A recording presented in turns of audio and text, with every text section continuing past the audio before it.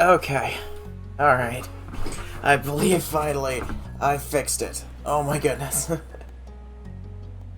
Hello if anyone is happening to watch this, and welcome on in. Oh my god, I just spent so long trying to fix this janky setup that I got going on. It took like so long for the game to even like load in, and I thought something was genuinely wrong with the game at first. But yes, welcome on in. Happy to have you. Oh, hey JB, welcome on in. Give me one quick second to grab something very important, because like I said in last stream, this entire stream is built for raising money for the Immune Deficiency Foundation. We are here helping out the lovely, people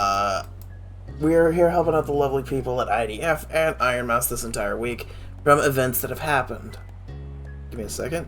Donate to...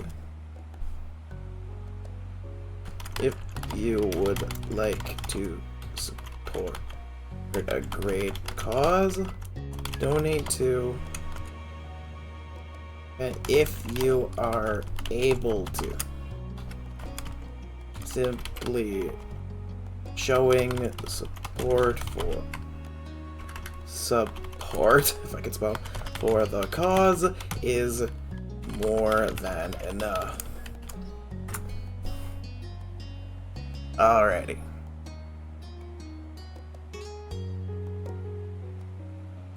Yes, lovely. Hey Shay, welcome on in. Welcome on into the insanity, the loveliness, the chaos. We're back with that game. That cutesy little game that JV decided to recommend to me. I will admit, I have not touched this game since the last time I streamed it. I have not gone on any future things with our boy Cove. Yeah. By the way, I would like to point out right now, currently I don't have the config menu showing up. If you see, I believe it's right here, yeah. If you see this little shell right here, this is legitimately all I could get of the screen that shows up when the game is fully loaded. But if I go to configuration, or if I go to load, then I actually can pull up, in the wavy browed bastard. Yeah, I can actually pull it up on here. So that's why it took me so long, because like I thought that, because legitimately this was the only thing that's showing on the main screen, I thought that I messed something up and I couldn't stream this game, and that I would have to refund JB his points, that kind of thing. But yes, I was able to get it loaded again. I don't know if I'm going to get in a Discord call. I'll get in a Discord call. Good evening. Hi. I hope we're all not suffering entirely. Sure. Yeah. Yeah. Yeah. Yes. Fair enough. Yes. I am. Yes, as far as you need to know, yes. Okay. If there's something not right, tell me after stream if you feel like it. Okay, you hear this? You hear the man, Amanda? Do you hear him? Speak. Do I need to mute myself and you guys for a second? No, we're fine. Yeah. Just know if I dip out, it's either one of two things. One we cannot talk about, one we can talk about. I'd have to I have to go do something. Fair enough. Well, I'll still be here. You'll get the lovely sound of Blender in a few seconds. So mute Amanda because Blender. Mute myself. Okay. Oh, you're mute. I was like, I will be talking a lot during this. If you would like me to, please be quiet. I can. No. It was like I'm playing a visual novel. I warned. I still need to get my hair to be like Cove's, but like reverse. I was like, I don't know if you need it to be like Cove's. It'd be cool, but like, I don't know if you need it like Cove's. Well, I meant the haircut because Alright. the Alright, reverse both- of that. Both the cats are being assholes and just fucking standing at the door, being like, "Hey, where's out? I see. Okay. Where's out?" I think I'm I think when we last left this off, we stopped being kids and we went into, like, high school? teenage. Oh fuck! You're playing that one? Yeah. Junior high, teenager, kind of. 8th grade at least. Okay, at what point do you call not kids anymore? Like that's In my opinion, you stop being a kid when you start going through puberty. which is the scientific way. Then you become a tween, a between stage. Then you become a teen when you stop going through puberty, and then you become an adult when you turn 18. In some countries, it's up or down, but like, yeah. That's my rules. Anyways, it was the first day of summer vacation. The sun was hot as ever, but you were inside and away from its harsh rays. To be more specific, you were more than likely in bed. It was hot, but you still had the blanket up over your head to block out the sun. You didn't want it intruding on your lazy morning. Unfortunately, you hadn't prepared for an intrusion. From beneath the blanket, you heard the door creak open. Oh, it's my sister. She looks nice. There it You're still sleeping? Wow. Get up. I start to fake snore. You did get out of the bed and say me some obnoxiously loud and totally phony sleeping sounds. It was pretty annoying, but she had bothered you first. Not funny. Get up now. I will come over there. So much for a lazy morning. Your special boy is at the door, like he always is now. He brought some happy summer gift from Mr. Holden. Mom wants you to take it from him, say thanks or whatever. You did not like the way she called him your special boy, but you knew by now that saying so wouldn't stop her. Yeah, so calm down already. He's just back in the door. I need to turn the voice volume up a bit. Did you find a cheese for me? I'll be right back. Be right there. Elizabeth said nothing and left, having done what was instructed of her. You rolled out of bed, stretching your arms up high and yawning. Time to get ready. You sat yourself in front of the mirror in the far corner of your room. Oh, wow. How tall am I? I mean, in my teen years, I was, like, really tall. Even by most people's standards. I am very tall. You're just a tall motherfucker in general. You could relate to Cove in how it felt being unusually big. He was one of the rare fellow 13... Oh, hey, I got it right. Rare fellow 13-year-olds whose height was a match for your own. I liked being tall, especially now. It suited you well in your mind. Then you put the finishing touches on your outfit while ruminating on the situation. Careless as they had been, Elizabeth's words piqued your curiosity.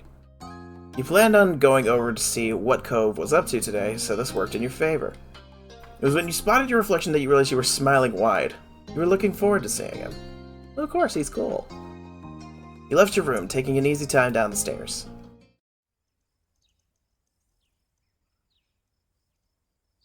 Step 2, second chance. Ooh.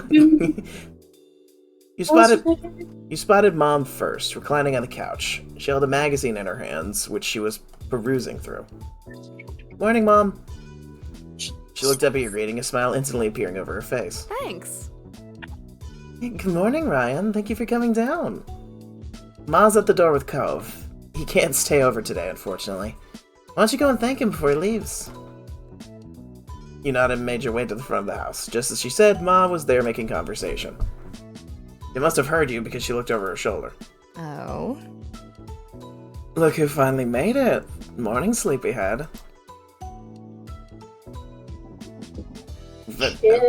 Ma reached forward and you knew she was about to pat you on the head. She was taller than average for an adult woman, so you were still little in her eyes despite being big for your own age.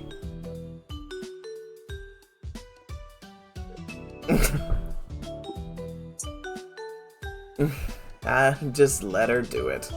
I was a mama's boy growing up, I'll admit.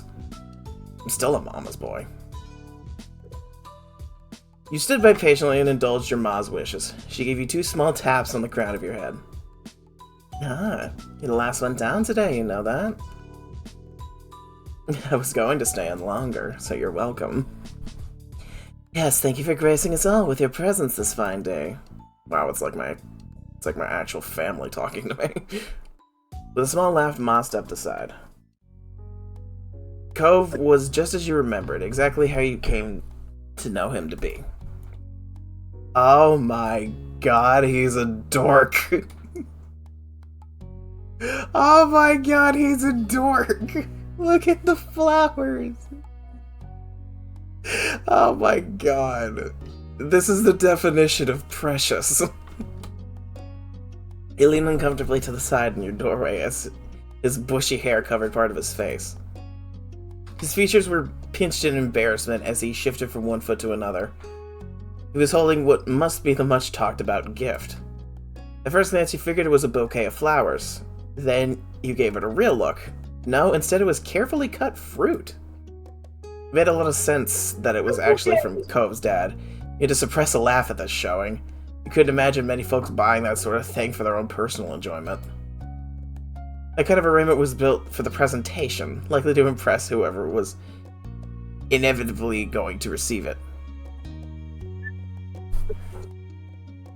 Sorry, what did you say? Get up, Jack! Little 13-year-old Cove. Yeah, he's a freaking dork. Look at him. He's such... This is precious energy, and I love it.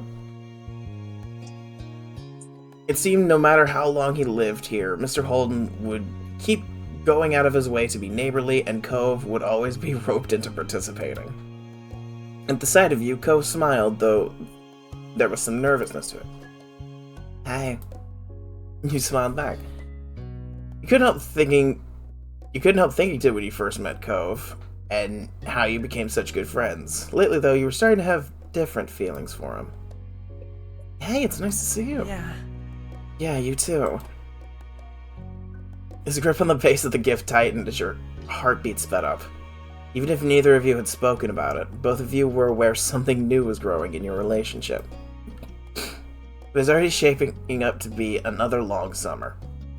The best part was that the two of you had plenty of time to spend together and explore what was developing. His awkwardness over the task started to creep back in, so Cove nudged the gift closer to you.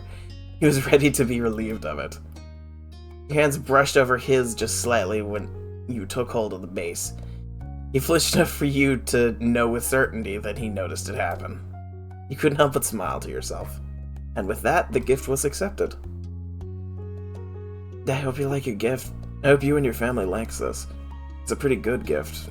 I think so, anyways. He smiled earnestly. Dad spent a lot of time picking out the best size and design. There were so many options to choose from.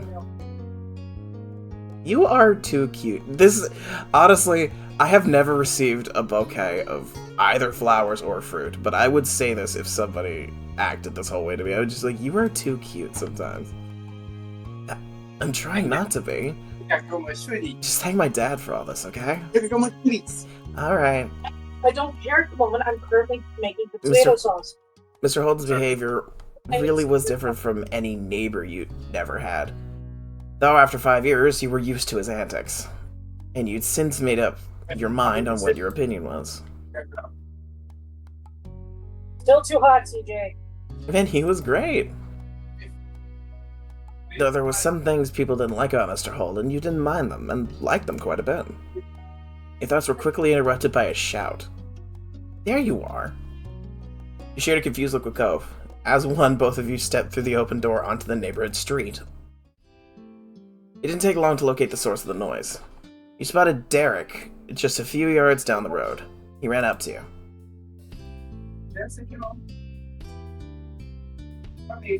Who was Derek again? Oh god, I forget who Derek was. Pain in the ass. You hadn't expected to see Derek today, though you never really knew when he'd appear. After stopping a couple steps away, Derek hunched over to catch his breath. Oh, he is cool too. Then he looked up with a wide grin. Hey. Hey, my guys. Oh, you are very short. Well, to be fair, Cove is freakishly tall, so you're probably like average 13-year-old height. I was just at your house, Cove, but nobody was there. Should have figured you'd be at Ryan's place. You ever spend time in your own home, or are you always just there? Derek laughed at his own joke. He didn't notice that it embarrassed Cove, or the embarrassment was what he was actually laughing at. Derek turned to you. He was going to say more when his eyes widened and he gasped. What's that? You followed his gaze, unsure. Then you realized what he meant. You were still holding Mr. Holden's gift. The fucking Derek got his own DLC. People are into what they're into. They think he's cute. They think he's cute. There's probably more people that are cute. Whatever. It's kind of like a bouquet of flowers, but made out of fruit. Nice. Nice. Can I have some? But it's a gift for my family. Derek patted out the words, not hiding his disappointment. Oh, okay. Then he nodded his head as if to clear it. Anyway, that's right. I came here because I needed to say something big. He paused, possibly for effect. There's some other kid here in Sunset Bird. Cove was as surprised as you were by the news. Such a reaction made sense. No one around your age had moved here since Cove did 5 years ago. Were they with your family? Maybe they were cutting through. The new kid was all by himself, just walking. Did you talk to him? Nope. Nope. I came to report the sighting right away. The kid had green hair, glasses, was pretty small, and seemed really upset about something. Hope he didn't leave. You blinked, until you looked over to your longtime neighbor. That sounds a lot like you, Cove. When we first got here, anyway. It kinda does, doesn't it? It's weird. He sounded almost fond, a small smile playing on his lips. Derek snickered good-naturedly. I can see that really well, now that you say so. But what do you say? Let's go find Cove's look-alike. We should all meet him. Sure. I'll do it. Sure, I want to see who this person is. Derek grinned, then he pointed down the street the way he came. Last I saw him, the mystery visitor was going this direction. Nothing else needed to be said. The three of you were off, with Derek leading the way. Derek brought you to the beach, and as a trio, you made your way down to the shore to the old playground. You walked the familiar path in a comfortable silence. When you were almost there, you spotted the kid in question. His bright colors almost shone like a beacon beneath the rays of the sun. He scuffled around, kicking up the sand as he paced. Bring water? It was true. He certainly seemed upset, but you didn't think he was sad, like you had originally pictured. No, with his erratic movements and scrunch-up expression, he came off angry. You started to have doubts about this expedition. Maybe it'd be better if you left him alone and let him sort himself out. Derek didn't feel the same. He waved wildly, calling out to the boy. Hey, guy, over here! Oh, jeez. What the... The kid whipped around, an impressive scowl carving deeper onto his face. His eyes were tired, but a strong hostile energy still radiated from him. What? Oh, what? What is it? What do you want? Sharp tone made Derek flinch. He shifted on his feet. What's your name? Jeremy. Was that it? No. No. I'm Derek, and that's Ryan and Cove. We were just walking around and saw you. We wanted to say hi. There aren't a lot of kids our age in this neighborhood. Yeah, so, you know, it's cool to see someone else here. Strangely, Jeremy grew furious at your response. If steam could erupt from a person's ears, it would have happened then. They did bring me somewhere, stupid. Of course. I knew it. What? My parents. My parents. They're the ones who brought me. I didn't walk to this town. Can you not figure that out on your own? Right. Right. My dad brings me to Sunset Bird too, when he has to come for work and all that stuff. It's not bad. Jeremy has the power of anime on his side. Not God, though. It's like he certainly has something on his side. That earned him a glare from Jeremy. Derek winced beneath it, glancing away. It was a struggle to remain friendly with this Jeremy guy. I mean, I wouldn't want to come here for a real vacation, probably either. That's an understatement. This doesn't count as a vacation. It's a waste of a time.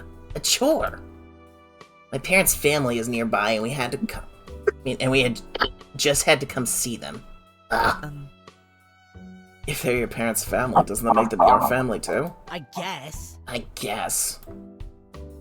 That's a pretty good reason to come by. Didn't you want to go somewhere else? No. Jeremy crossed his arms with a huff. He turned away. They should have gone by themselves since they cared so much and left me home. But I'm not allowed to be by myself. It makes no sense. They're the ones who don't know how to do anything. And I'm the kid?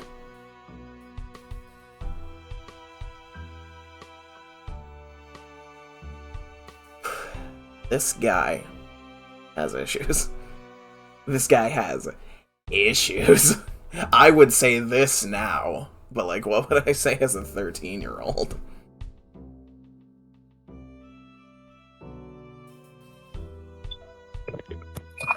I'll be right. Man, we just said hello. You don't have to keep complaining at us. Wow. Why did you decide to talk to me, huh? Did I ask for that? No. Did I want you to come over and start flapping your gums at me about dumb stuff? No. Now you're gonna whine that this isn't what you wanted? Too bad. It's not my job to care. You turned to Cove, lowering your voice. Two of you aren't that similar after all. Jeremy must have had good hearing, though, because he caught the private exchange and scoffed. Stupid. Of course we're not similar. My eyebrows aren't stupid. Oh, good lord, that is a response. As an adult, if this were legal, I would grab this child by the throat, by the shoulders, and frickin' what's it called? The hammer throw? I would hammer throw this child into the ocean. It is right there. It is right there. I'd hammer throw him back to his house. Cove's cheeks flushed crimson at the insult. He couldn't be sure if it was out of embarrassment or anger.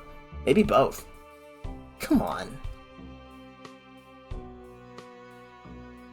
How can you say that when you've got a bowl cut? You're one to talk about stupid hair choices, kid. No, we're going in.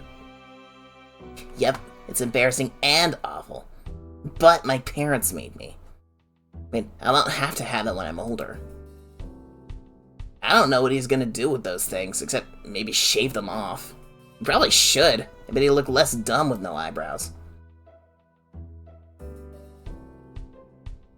Yeah, we're going in. When he fistballed, you made a quick step forward.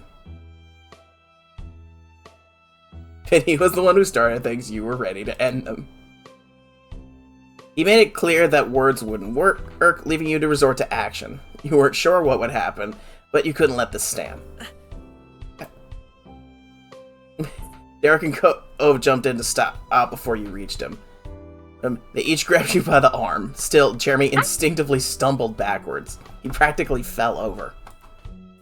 If that's all you can do about what I'm saying, it's just proving I'm right. You're brainless. God, you sound like a fucking JoJo's character. Maybe your parents brought you here because they don't love you. Oh, God! It's like, maybe they wanted to teach you a lesson, you fucking brat. You were annoyed the other two were against you on this and got in the way, though the reaction you had been able to get was still worth it. Wow, what is wrong with you? Instead of taking offense, Jeremy only parroted words and Like musings. lips? Wow, what is wrong with you? Is murder legal in this universe? No, Damn it. probably not. This is dumb. Jeremy stuck out his tongue and skulked away, throwing more sand everywhere as he went. You watched him go, hunched over, until he became a speck in your vision. Silence reigned in his wake. The three of you tried to process what just happened. I can't believe it. What a mean kid. Derek wasn't kidding. By the sounds of those earlier complaints, the new boy Jeremy was going to be in the area for at least a little while this summer. Derek sighed in dismay, plopping onto the ground. He followed, and Cove did too shortly after. There wasn't much else to do. This sucks. This sucks. Let's hope we could meet someone fun, hang out maybe. He shook his head. After a moment, he slowly turned to you with a hopeful expression. But, you know what would really improve the day? What?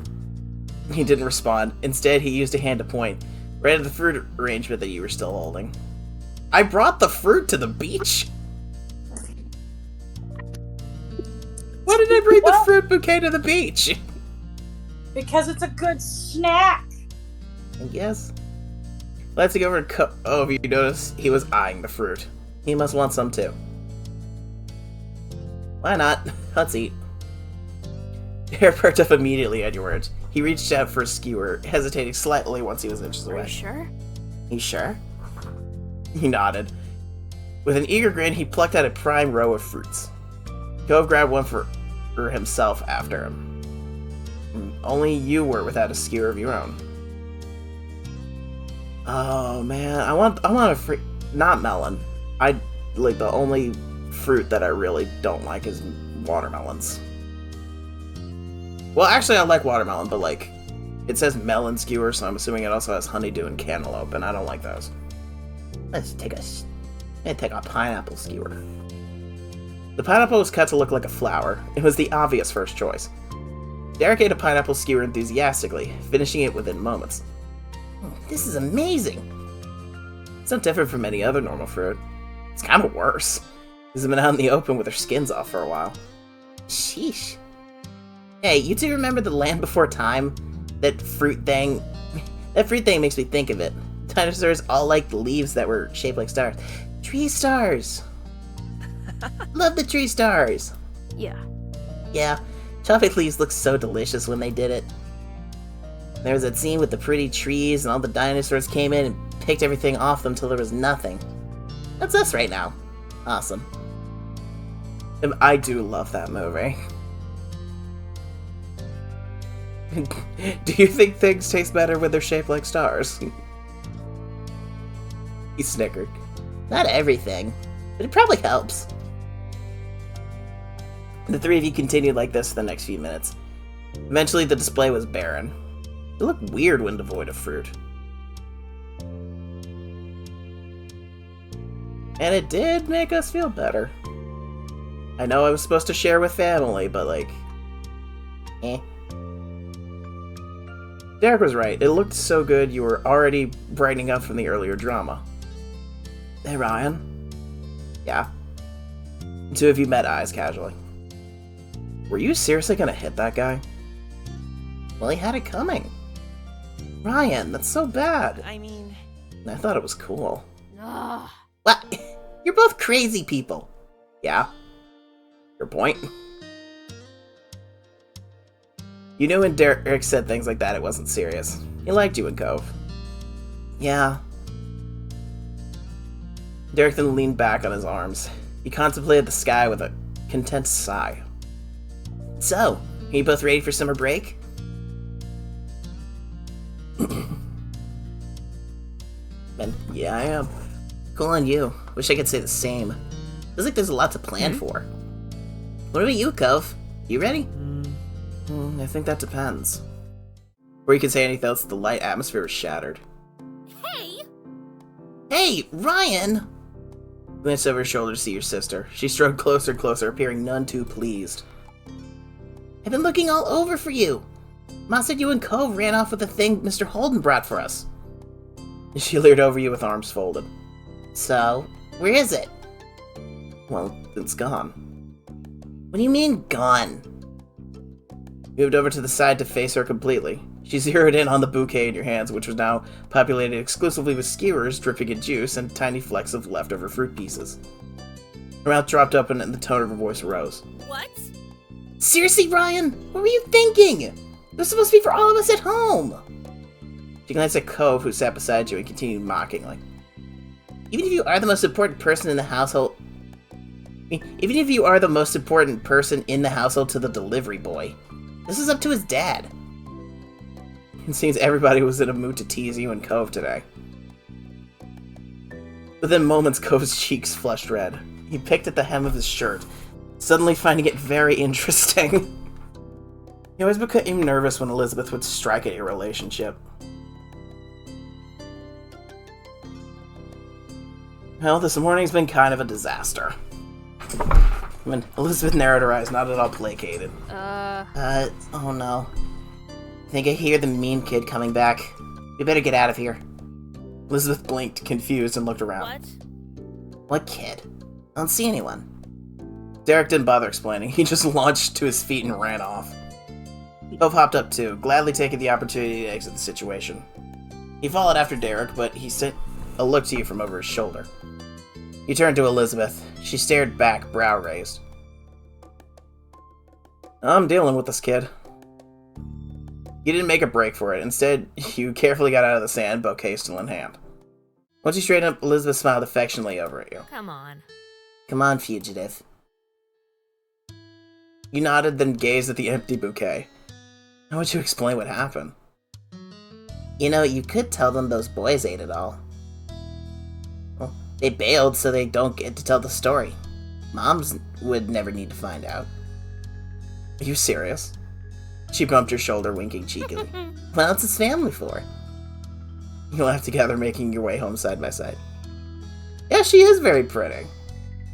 I do like her dress. When you and Elizabeth had returned earlier with the empty bouquet, Mom was bummed she didn't get anything. Ma consoled her with a promise to make her a fruit flower of her own later. Elizabeth said nothing about how it came to be empty, and the event was dropped without question. You think they were just happy you and your sister seemed to be in a good mood. After that, Derek had rejoined you in the living room. Sorry, You're fine. I had to go retrieve the cat, so Leaf almost bit me because she didn't want to go in. We're under heat advisory. The only reason he let you out was because there was a decent amount of shade in front of our porch. The cats are being brats because of the heat advisory. They're like, "We want doors!" Wait, Yeah. They're babies. You mean just 1 second? They're also subsequently kind of assholes.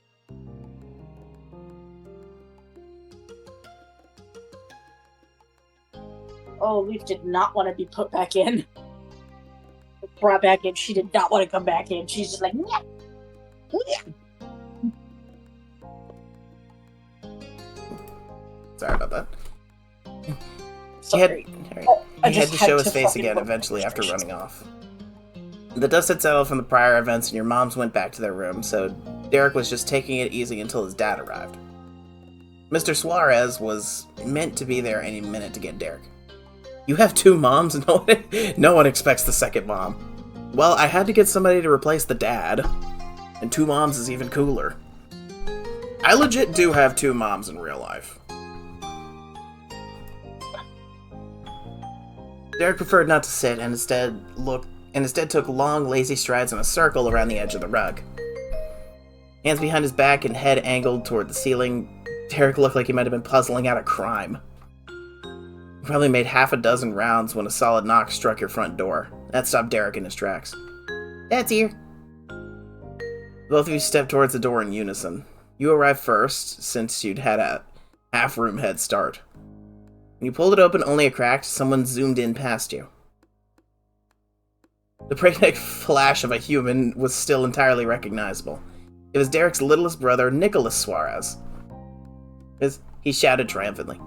IRL 2 moms? You know Cove IRL 2? I wish I knew somebody as cool as Cove. Also, one is a mom, one is a stepmother that used to be married to my father, isn't anymore. Still consider her mom because she's cool. So no, my 2 mothers are not in a lesbian relationship. My stepmother is married to somebody else. Derek, we're here. He was only 6, the tiniest kid around. Hot on his heels came the middle Suarez son, Jorge. I think that's Jorge. Nicolas, Nicholas, we have to stay in the car. We're going home. We're not here to play. He was 10, and his patience was being tested. Uh-oh. 10-year-olds. Children. No, specifically 10-year-olds. When their patience is tested, they just... Yeah. They do not have the patience of saints. Let's just put it like that. The youngest one frantically shook his head. It made his hair even messier than it already was. Nicholas's hair was as wild and free as he was. Hair clips and his parents' minivan couldn't contain the energy. Which might have been surprising considering he loved cars enough to wear a shirt covered in them. But you knew Nicholas loved Derek even more. Staying right where he was inside your house, at his even older brother's side, Nicholas gave Derek a hug. I came to get you. Derek bent down to scoop Nicholas into his arms in a fond squeeze, though he kept his face tilted up to make eye contact with Jorge. Hey. Hey, bros. Holy family.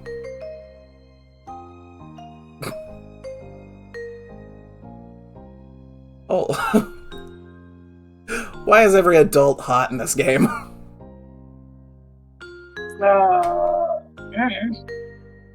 Are you seeing the mom? Are you seeing the dad? I don't see shit. Side by side, Mr. and Mrs. Suarez trailed in. The resemblance between their parents and their children was clear. Yo, Derek has siblings? Derek has siblings? And a hot mom and dad? Derek and Jorge were the splitting image of their father. Jorge was even sometimes called Junior, while Nicholas was a mommy's boy. Good evening. Oh, his voice. A good evening, Ryan. Hello. Hello. You'll have to forgive the three-ring circus visiting town. The voice just had to come. Then don't worry about that. You're welcome here. And as an adult Ryan, you're welcome in my bedroom. What? Hang on a fucking second, what? The frown that had been stuck on Jorge's face finally eased up a little. Oh, how kind. Bye. But we can't stay. Thank you for letting Derek visit, and tell your mothers I said hello. Okay. Come on, boys. All four of you now. I forgot my last name, and this is just insert name. Let's give the insert name family their house back. Coming. Yes, Mom. Yes, Mom. Hang on. Half of the group trotted forward with only a word. They went past Miss Suarez and out the door. She watched them go before surveying the situation with the most troublesome one. Nicholas was bouncing around Derek, as if he hadn't even heard his parent. Derek and his mom looked on with identical expressions of exhaustion-tinged affection. When an opportunity opened up between hops, Derek carefully took hold of Nicholas's small hand. Let's go to the car, Nico. You can sit next to me. I'm surprised by the hotness of Derek's parents, given how the other parents age. Well, I mean, our mothers didn't... Like, my player character's mothers didn't age that much. Let's go. Yeah, let's go to the car. Miss Suarez left it there, trusting her eldest, and went to join Mr. Suarez and Jorge. Nicholas gripped Derek's black wristband with his free hand, stretching it outwards in an eager attempt to lead his bigger brother along. Derek stumbled forward with a chuckle, mostly to protect his band from being pulled too far, rather than Nicholas actually having the strength to move him. But he made sure not to forget you. Derek said his goodbye from over his shoulder. Bye, guy. Good night. After their prompt entrance and equally quick exit, the whole Suarez family was on their way home. You, however, didn't have anywhere to go. It was late enough that the rest of the day would be spent inside your own house. That was a while ago now. Later that night, you found yourself seated near the kitchen counter. I'm gonna call Cove. I can already see the future. Your fingers drummed on the surface as you waited, your gaze trained on the phone. You were waiting on a call tonight, specifically from your cousin Leandra. You didn't want to miss it accidentally. Oh, okay. Your uncle, aunt, and Lee used to live many hours away. Your families only saw each other a few times a year on big occasions. A while back, though, they moved and were closer to you than ever before. You now hung out regularly. With school being out, you're positive she's going to want to come over a lot. The two of you were the same age and got along well. She used to be real fond of Elizabeth too, but now that your sister had become allergic to interacting with her own family, it tended to be just you and Lee who spent time together.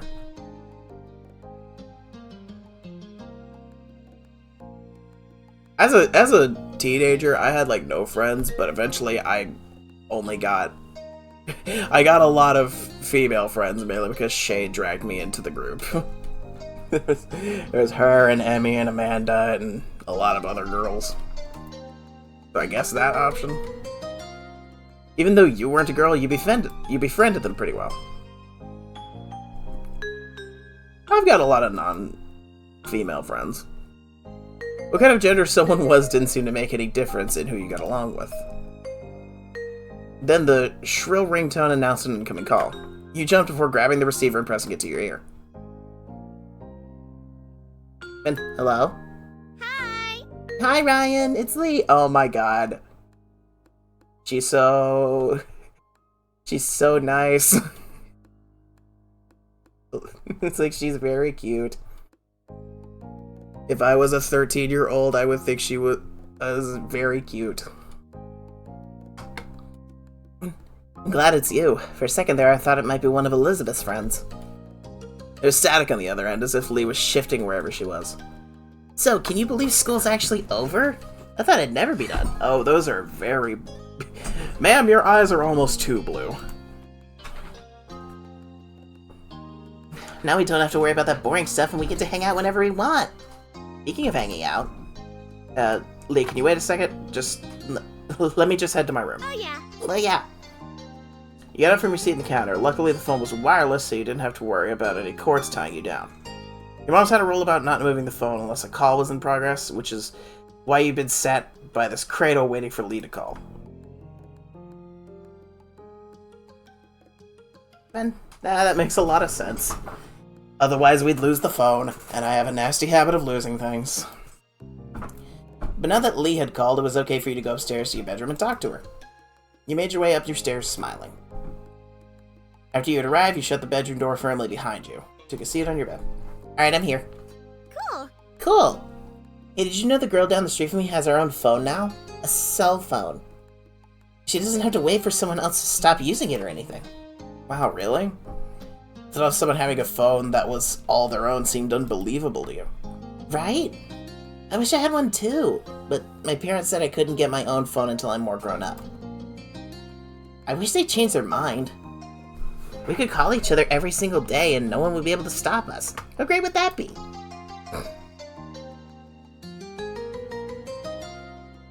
And that would be good. We could even stay up late talking about whatever we want. Lee sighed thoughtfully into the receiver. At least they said I could have it someday. I can't wait. She sighed dramatically. I bet I'm not gonna get one until I'm all the way in college. Squeezing the phone between her shoulder and ear, you puffed up your pillows and made yourself more comfy. It was strange to think of a time when normal school would be over, and you'd have to choose whether or not to go to college. School was such a big part of your life right now.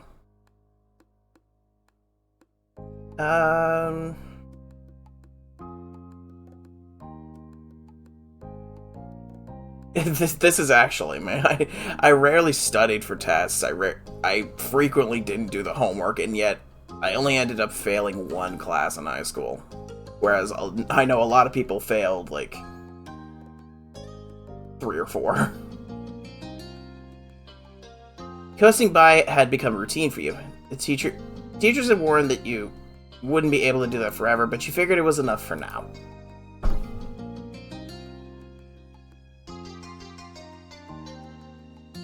Then I was confident that my grades would remain great because they did. You could definitely turn things around from here on. Yeah.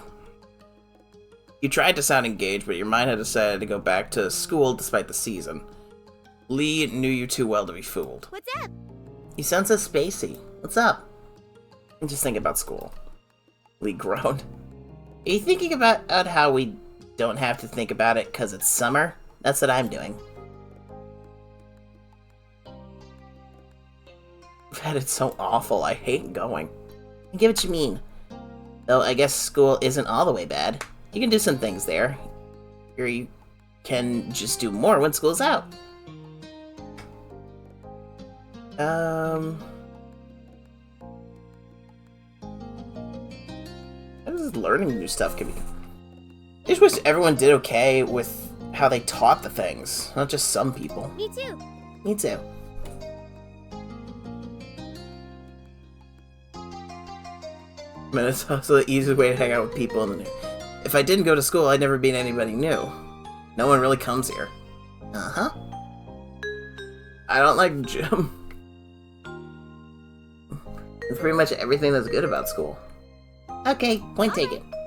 Now, I decree the topic of school is officially closed. We have to talk about the summer first before we start plotting the rest of our lives. We got some plans already. Ooh, tell me. I'm gonna visit my cousins.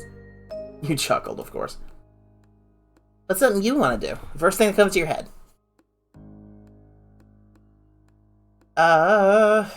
What would I definitely be doing? It's mostly video games. Probably I could have guessed that one. You lean back in your bed, settling in, as you continue chatting with your friend. Even though it hadn't been that long since you saw her, and you'd be seeing her soon, you found plenty to talk about.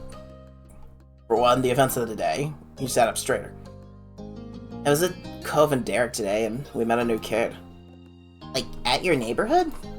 Mm-hmm. His parents were visiting family, so it sounds like he'll be around for a little while. I don't know how long. What was he like? It's mean. Kept snapping when all we were trying to do was talk to him.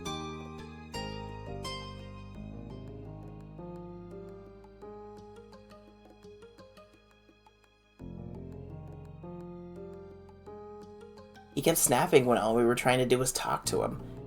He just kept being rude to everyone. Especially Cove.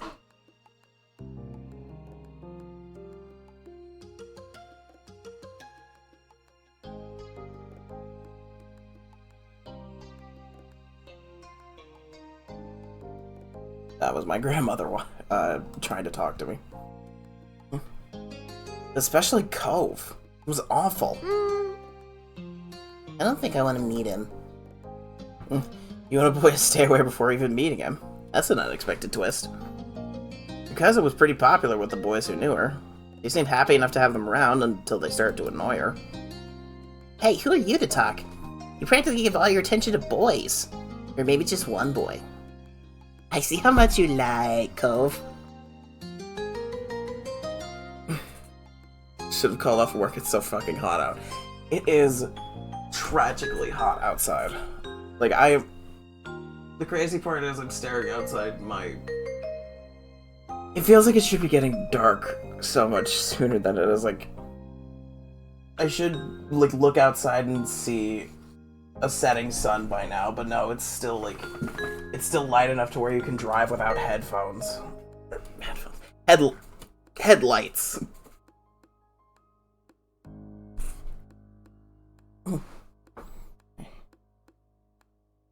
That's a special case. They laughed at your defensiveness, completely amused. Real feel of like 101, if I remember. Oh, Christ. I am sorry for you. Even though she couldn't see, you shook her head at her, grinning to yourself. There was a stomping noise approaching your room, heralding the arrival of your irritated older sister. She flung the door open, a frown etched on her face. The little adventure from earlier hadn't gotten you any goodwill this time, it seemed. Come on. And how long are you gonna hog the phone? Once you get your watch, you realize that your quick call had gone on much longer than anticipated. Elizabeth held out her hand, the other one lodged on her hip. She noticed the realization of it on your face. Hands up.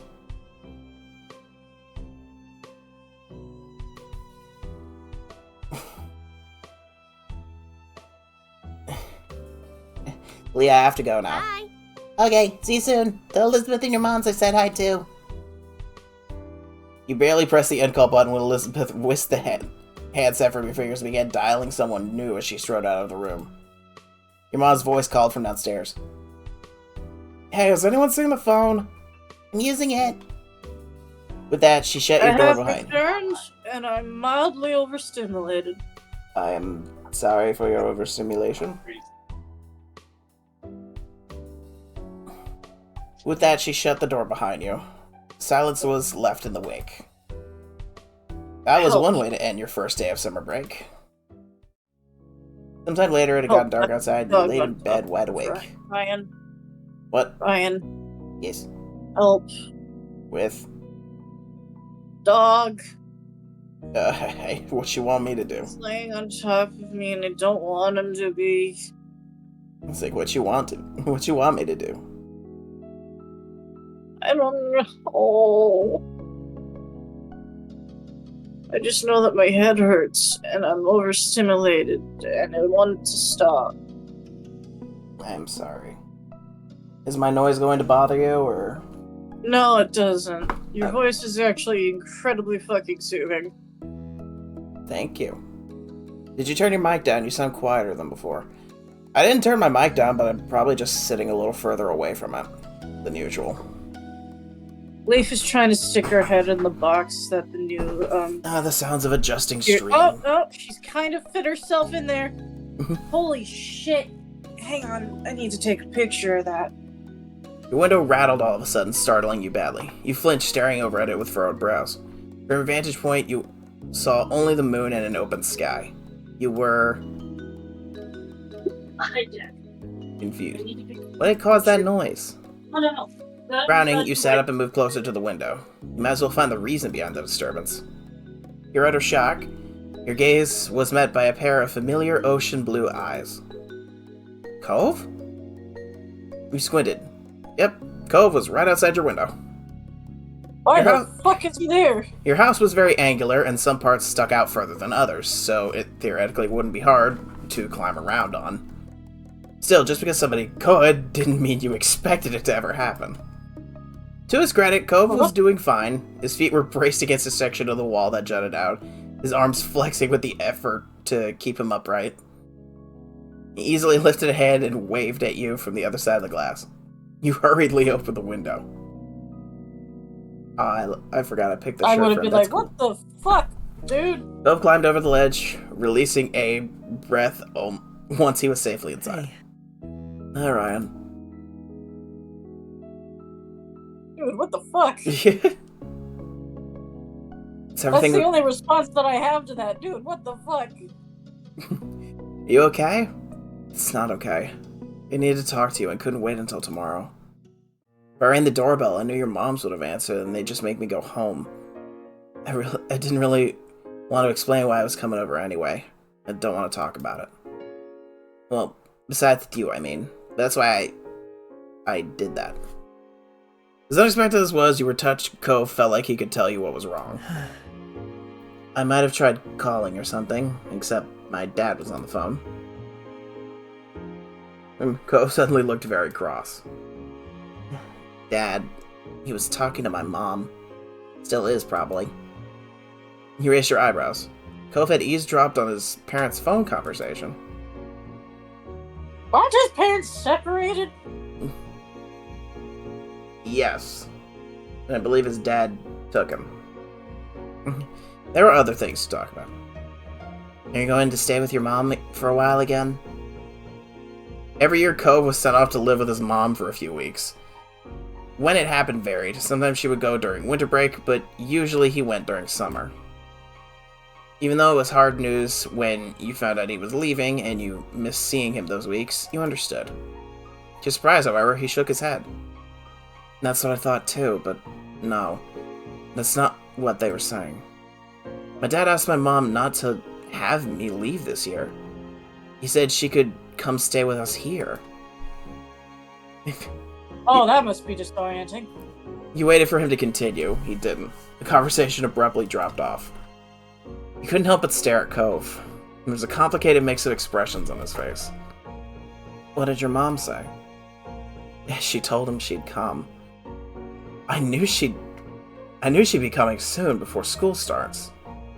Oh. You had heard Cove talk about his mom a lot over the years.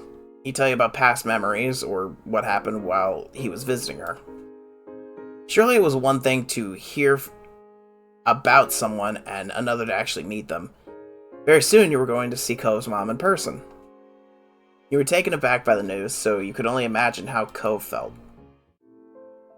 But you looked over at him. He was pacing across your room, his features painted with dread. I am going to, because I forgot to do this at the end of last stream, let me take the cursor off screen. This is probably very annoying to look at, because I am just kind of idly... It is, generally speaking, kind of annoying to idly look at that. wiggling it back and forth. Yeah. You looked over at him. He was pacing around your room, his features painted with dread. Before they'd barely stay in the same room long enough to have lunch. Now they're going to be all together again. 3 of us after all this time? Just for a few weeks. I know I should probably be happy they can talk to each other now.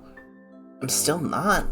I'm just confused and freaked out, and now I feel really bad for feeling this way. Ryan. Oh, Do not feel bad for feeling that way. That is actually perfectly fucking normal. do not cry my name like that, sir. My heart can only handle so much. I just played Date Everything. I'm still recovering from the water heater. And it's so... The fuck do you mean?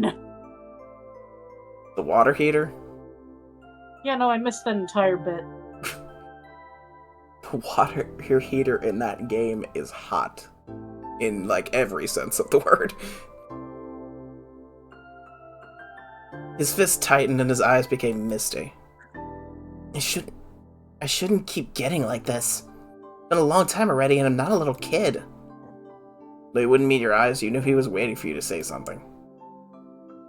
I just realized I think the game said something about him, like, breaking. Oh yeah, that's why he was wearing a cast for the first time. He got his cast removed, and that's his wicked scar.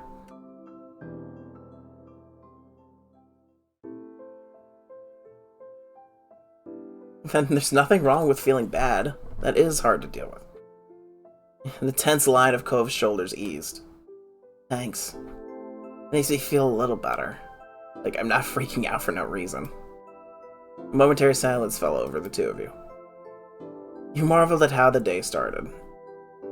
You had woken up eager for summer vacation, but now things seemed so crazy. The mini debacle with Mr. Holden's gift, the newest addition to the neighborhood being so rude. As if all that wasn't enough, now Cove's mom would be living with Cove and his dad again. Your whole life was kind of like that, it seemed. Complicated and hard and different. Or couldn't things just get better with time? 1 second.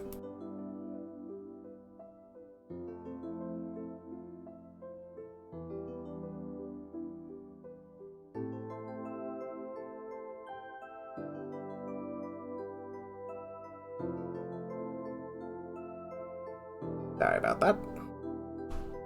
Ryan? The sound of your name said quietly pulled you from your thoughts. Both gazed at you concerned. Are you okay? Are you okay?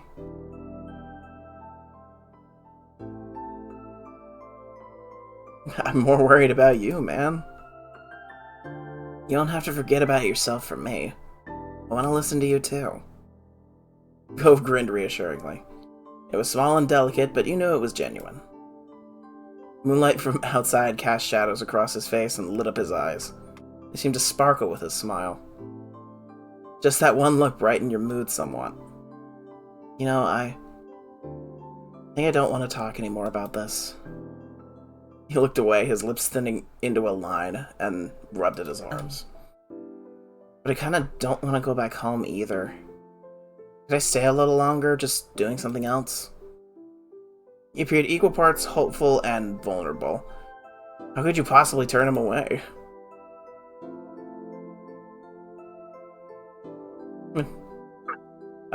Yeah, the best thing to do when someone is worried about something is to distract them from the worry. I've got a flashlight and some cards. Are you in?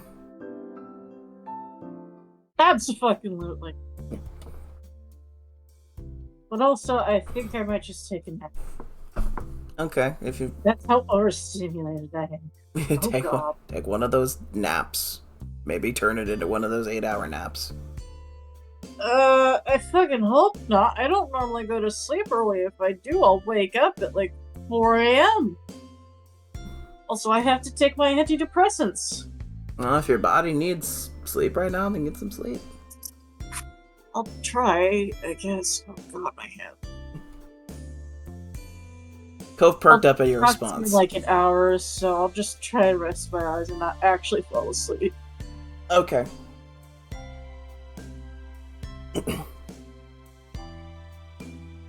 And then there was one. Cove perked up at your response, a smile appearing on his face. He immediately took a seat on your bed, not afraid to get comfortable in your room. You felt a little better at the sight somehow. You still had a lot of worries, but you were glad he was here. Not just tonight. You were glad he came into your life in the first place. That was a change you'd never want to undo. It felt totally natural to let him into your little world. That initial friendship had deepened so much over these past years, and you were certain there was room to get even closer. You joined Cove on your bed, taking a seat across from him. He smiled at you again, but you could tell this time it was half-hearted. He was still easy to read. Though he didn't want to talk about his mom and dad, he must be thinking about what happened and what's about to happen. The man needs a hug. Hug the boy. He's going through a lot and he needs emotional validation. You moved closer and wrapped your arms around him. It wasn't much, but you'd hope the contact helped even a little. Cove froze up, startled. After a moment, his arms came up and he returned your hug. The two of you remained like that for some time. He might have mumbled something to you, but it was too quiet to tell what it was. When you pulled back, his expression had softened into something more natural. The conversation was stilted and broken often by silence at first. Then both of you were able to get into your usual candor. As your secret hangout session stretched on, you thought that you truly wanted to keep having moments like this with him. You hoped a day would come. You hoped a day would never come when life decided that the two of you would have to part ways, and you knew Cove felt the same. Flashbang warning. You opened your tired eyes, groaning as they adjusted to the bright light that was streaming through your window and warming your peachy skin. With a loud yawn, you rolled away from the sunlight and blinked a couple of times, clearing to sleep from your eyes, before realizing with a start that it was actually morning. You couldn't even remember falling asleep. Cove had crept through your window during the night and the two of you spent time together, trying not to wake your parents. You might have fallen asleep when you were hanging out, but couldn't put a finger on exactly when. You wondered how late Cove had stayed before heading home. You rubbed your face and yawned again, contemplating whether you should get out of bed ready for the day or stay snuggled up, until your gaze landed on an instantly recognizable mop of pale green hair and you bolted upright and gasped in surprise. He never left! He was still here, in the morning!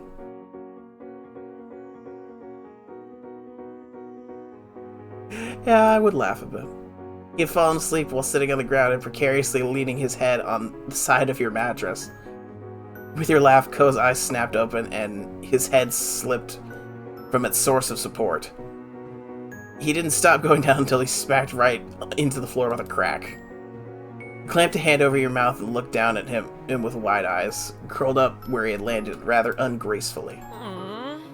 Ow. Are you okay?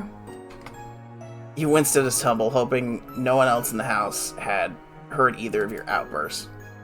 Yeah, I'm alright. Cove rubbed at his forehead a little bit, and you weren't sure that was entirely true. If either of your moms found out Cove had slept here last night, the two of you would be in big trouble. Cove blinked at you a couple times, his eyes growing in panic, as some thought that only he could hear. As some thought that only he could hear settled in his mind. Oh my god! Oh my god, I fell asleep! You weren't exactly sure what to do as you watched Cove pace your room, looking around frantically. Cove's hands flew to his face, letting out a sigh of relief when he found his glasses right away where they were supposed to be. Despite that, he hadn't calmed down completely. The atmosphere was still frazzled. But it's going to be alright. Mate, you just need to leave before anyone notices you're here. If they knew, we would have heard about it already.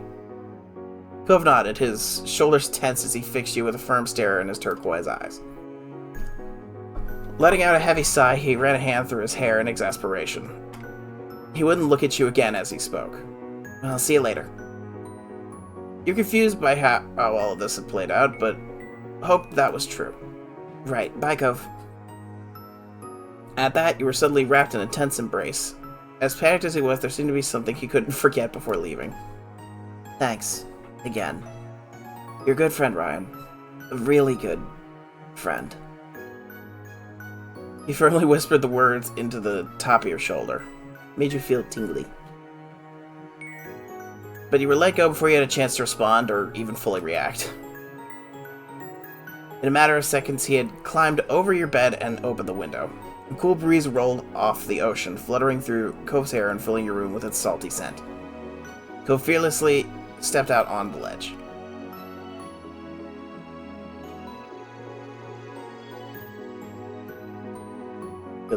Good luck.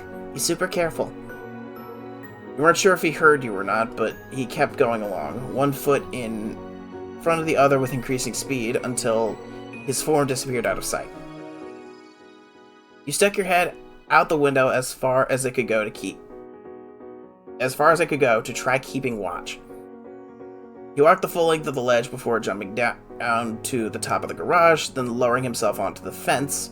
From there, he finally dropped to the ground. He threw out a thumbs up at his successful climb. He ran up towards his house without stopping, disappearing behind the side of another building. You had to admit that I was pretty impressed at how doable he made that look. Cove always seemed to have a way of seeming so smooth without even meaning to. With a little sigh, you reclosed your window. Deciding there was nothing more you could do, you hopped off your bed and got ready to head downstairs for the day. Check myself in the mirror. You certainly look like you had just woken up with your green... You certainly look like you had just woken up with your green hair sticking up all over the place. Taking a comb from your bedside table, you attempted to fix and smooth down some of the messy strands. I'm in chat now on break. Welcome back. We just spent the night with Cove, and I don't know how much of it you caught. You took the stairs, slowly attempting to mask your face into a look of innocence. You were sure that someone would have come into your room if they had heard anything strange, but you couldn't be too careful. You had to play it cool. We stepped into the living room. Elizabeth was there, tapping her finger on the counter. Morning, Elizabeth. She looked over at you immediately, her eyes squinting at the greeting. Why? Why are you being so weird? Hadn't even done anything! Big sister never missed a beat, unfortunately. You turned and offered a tight smile, and her lips pursed together even tighter. Ryan? Which night with Cove was this one? The window?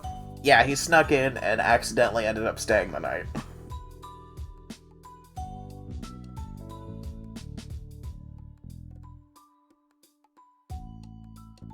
Man, I'm just gonna shrug it off. I'm not. You spoke so nonchalantly, you almost thought she believed you. But you knew better. Further suspicious squinting occurred as she waited for something. But ultimately she rolled her eyes and you weren't sure if you were in trouble or not. She didn't seem to care enough to dig any farther. Whatever. And then she walked straight out the front door, letting it slam shut behind her, and you let out a brief sigh. Elizabeth went out most days to hang out with her friends from school around town. Today you were extra glad for it, though you were also grateful she hadn't left the house any sooner and risked running into Cove. It's just so precious. It is the boy. We love him. It looked like you were getting away with that. Breakfast was eaten in peace and alone. Your moms were both out by the time you had gotten up. They left you a serving of food from the breakfast they made. Hash browns, an omelet, fruit salad, and there were a few sausage links.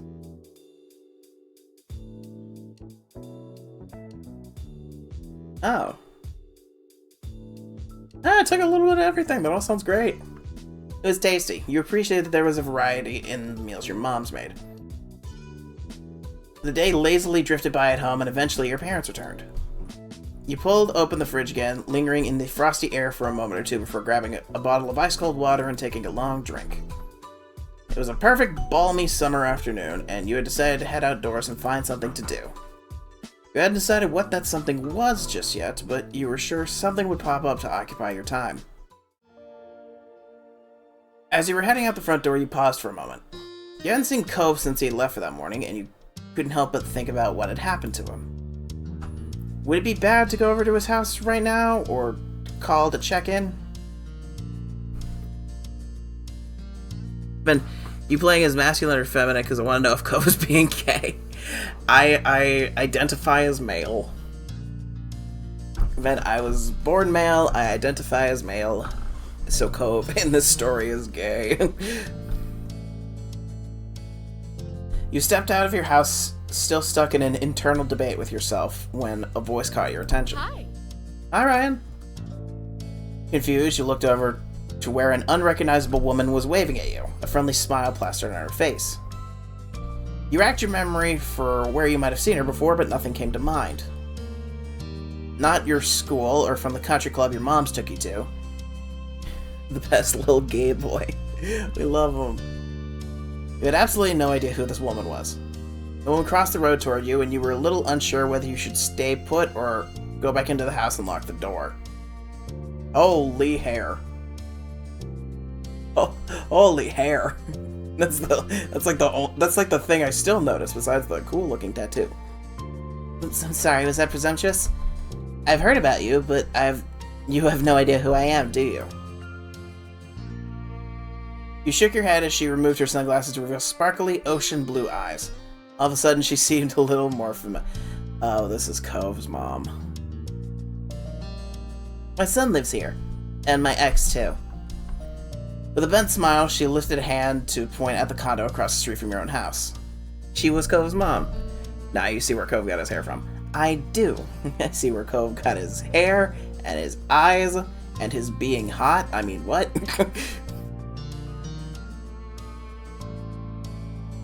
You didn't know why you hadn't realized sooner, now that you'd gotten a good look at her.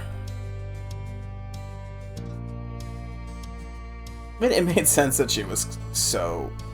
It made sense that she was Cove's mom. They had the same eyes and other physical traits in common. No matter your thoughts on her, you still felt taken aback that she had appeared here so suddenly. Cove mentioned she was coming, but you hadn't gotten the impression it would be the very next day. She extended a hand again, this time for you to take, and you studied the manicured fingers in front of your face and the assortment of bracelets that dangle from her wrist. I'm Kyra Priest. You can call me Kyra. I'm always polite. Legally speaking, Cove isn't allowed to be hot. Legally speaking, however, to 13-year-old my character in this game, Cove is hot. Cove is precious. Cove is precious to me, he's hot to my character. Reached out and shook her hand, and she took yours firmly, grinning wide. I'm Ryan, but you already knew that. I do. That I do. Cove mentioned you to me before. It's nice to officially meet you, Ryan. There we go, yeah. Cove talked to you about his mom. He hadn't mentioned how he said things to you about you to her. Man, it's nice to meet you too. She smiled at you fondly, her eyes crinkling at the corners. The sound of a door opening and closing caught both your attentions, as when you turned towards the sound... and when you turned towards the sound, it was to find Cove exiting his house, his eyes skimming the ground. Considering just how tall he had grown, you kind of figured his mom also would have been tall, but she was much more on the short side, for an adult anyway. Cove's height must have come from his father. My baby. There you are. Thought you were gonna keep me standing out here all day. You tried to catch Cove's eye as he walked towards you, but his gaze was firmly fixed on the sidewalk.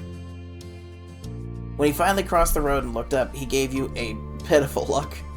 After the way he had acted last night, you knew he must be feeling pretty mixed up about this. I accidentally loaded that. Let's not do that. You tried to wordlessly express that you understood. Cove and I are headed into town to grab something to eat while the snore is at work. one of them anime worlds where brightly colored hair is genetic and clearly unremarkable. Or just everyone has dyed their hair. That could be an option too. We are at a beach town, like, everybody's a lot more free here. Kyra beamed at Cove and ruffled his hair, which only seemed to upset him more. He assumed the snorer she was talking about was Mr. Holden. Hey, you should come with us, Ryan. I'd love to get to know you better. Yeah, you should come. There was a pleading in his tone that you couldn't miss. Of course, we'll run it by your parents first. Responsibility and all that. The family hair dye. Any whoosies. It'll give me an excuse to meet them, which I need to do at some point. It's important to be neighborly if I'm going to be roosting on this street for the time being. Any whoosies, let's go. Kyra walked ahead towards your house, and you hung back with Cove, who crinkled his nose as he watched her. Sorry. I'm sorry about her, but I really do want you to come. I don't want it to be just the two of us. Not right now. Leaning closer and whispered while checking around for anyone who might hear. What happened? Did your dad know you were gone? Cove shook his head and sighed heavily. Dad was so focused on Mom showing up that he didn't even notice. I thought when I heard them on the phone last night that it was something they were planning for the future. This morning, Dad said it was supposed to be a surprise, and I guess I was surprised. She's gonna be here all summer. Oh. You were surprised to hear that, too? Cove sighed again, even heavier. Okay, let's not deal with you. Do not feel. No, sir. No. We don't do that here, sir. Not a fan. Also, JB, I know you're in chat and like half paying attention. You are a mod, so you can do that to them too if I miss it. Cove sighed again, even heavier. I'll go with you if you really want me to. He smiled, his shoulders relaxing a little in relief. Thanks. That'd be cool. Two of you head over to where Cove's mom had just knocked on your front door and stood behind her. Mom answered the door after a minute, her eyebrows lifting in surprise at the group she found in front of her. You realize that, like you, she would have no idea that it was Cove's mom who was hanging with you. However, after blinking at the woman a couple times and looking between her and Cove, the realization seemed to strike on her. Hello there, I'm Pamela. I see. I see you've met my kid Ryan, and I'm guessing you've already known Cove for a while. Kyra laughed, and you and Cove exchanged looks at your parents' weird sense of humor. I'm Kyra Priest, Cove's mom. It's so nice to meet you. A head of purple-brown hair caught your eye as Ma popped up behind Mom, squeezing herself in beside her. We have company. We have company. I was wondering what all the commotion was. She grinned excitedly at Kyra. The two of them introduced themselves and shook hands. Hi, Ryan. Cove. Cove smiled at Ma shyly, and she gestured a hand towards the living room. There's no use hanging around in the doorway. Why don't you come in? I'd love to, but I promised to take my son out to eat, and I wouldn't want to hold you up with the surprise visit. No, I understand. You're welcome to stop by any time. Of course. I'll take you up on that offer when I can. Count on it. And would you mind too much if Ryan went with Cove and I? My treat. He won't be driving, just a quick walk down the road. Sure, that sounds nice. Have fun. And I hope you all have fun. You gave your moms a look and they smiled at you fondly. And you could tell Cove really needed this. You could tell that Cove really needed the support, and you were ready to be there for him. Marvelous. Expect us back in an hour or two. We look forward to seeing you again. Take care. Your parents waved goodbye to the three of you as you backed up onto the street. I got hiccups. Excuse me. Oh, that came out of nowhere. Your parents waved goodbye to the three of you as you backed up onto the street. There was the sound of the front door closing behind you.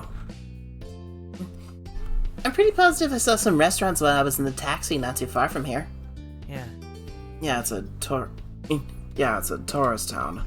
There's a lot of them around. It's kind of strange to see Cove give someone this much attitude.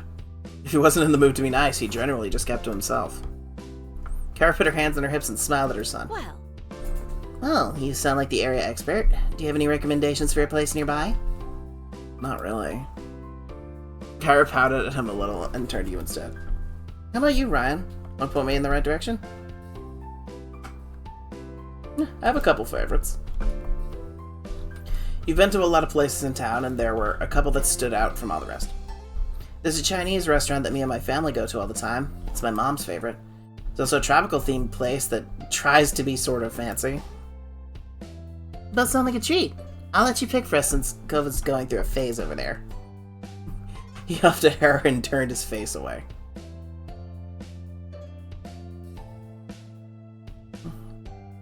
I want Cove to decide. It's okay, Cove. Tell us what you want more.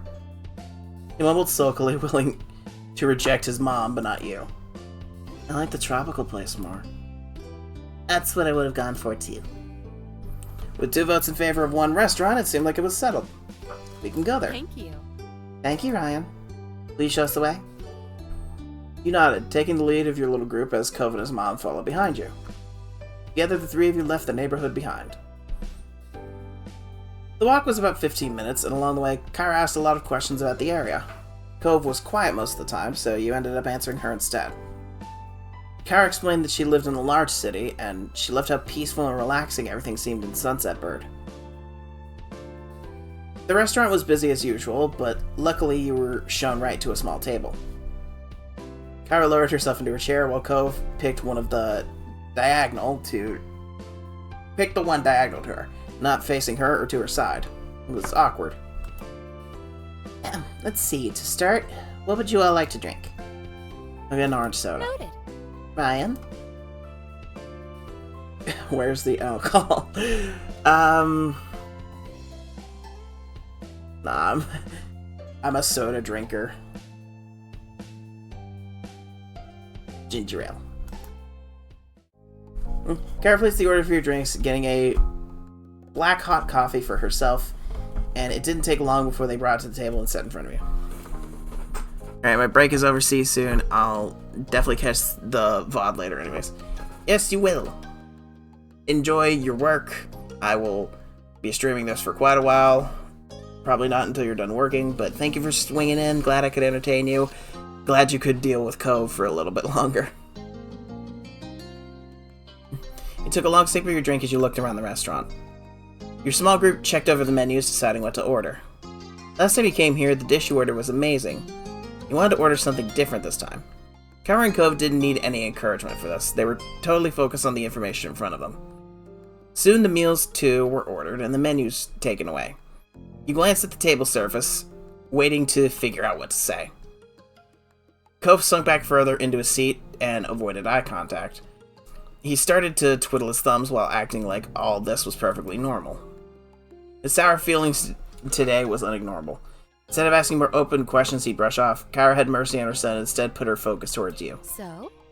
So, Ryan, what's a few things that you're into? There's gotta be something you do for fun, especially now that you're not buried in school assignments.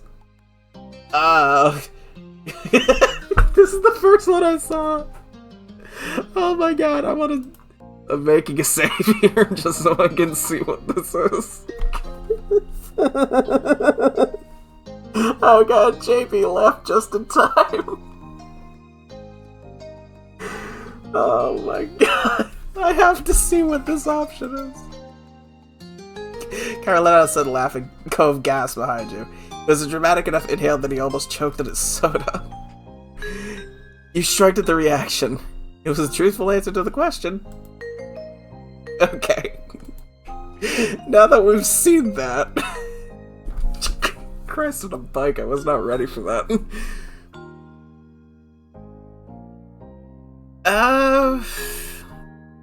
For me, I spend most of my time on art.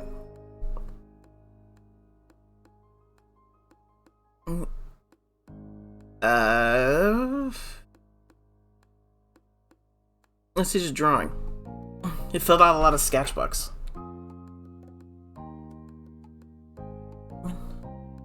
I enjoy painting from time to time too, but I can't say I'm any good at it. And games are fun. I like Board game? That's great. We shall play a game together soon. So I'm just picking everything I'm into, basically. I mean, video games, card games, reading, manga. I haven't heard that style. Please tell me this isn't all just me flirting with his mother. Comic books. And just like Cove's daddy back in the day.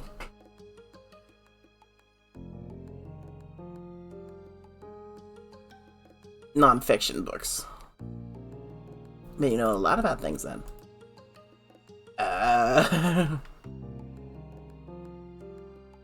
And I like to watch... Oh, I love stand-up comedy. I mean, I'm not a big movies or TVs person. You know the beach and swim a lot? Must be a strong swimmer since you live so close to the ocean. I find the water a little scary, but I still like to dip my toes sometimes. Also just walk along the shore. It's a nice way to relax. I hope to be able to spend some time on the shore while I'm here myself. I mean, I find seashells. And oh wait, I can still eventually choose the Cove option. Fellow writer. Writing is a form of expression. I'm not really into sports. Let's have friends and family to spend time with. Now we're back to an organized menu, sort of.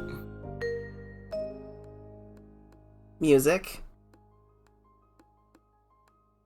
I mean, I listen to a lot of it. An MP3 player at home that my mom helped me put some music on, and I've seen some concerts. Awesome!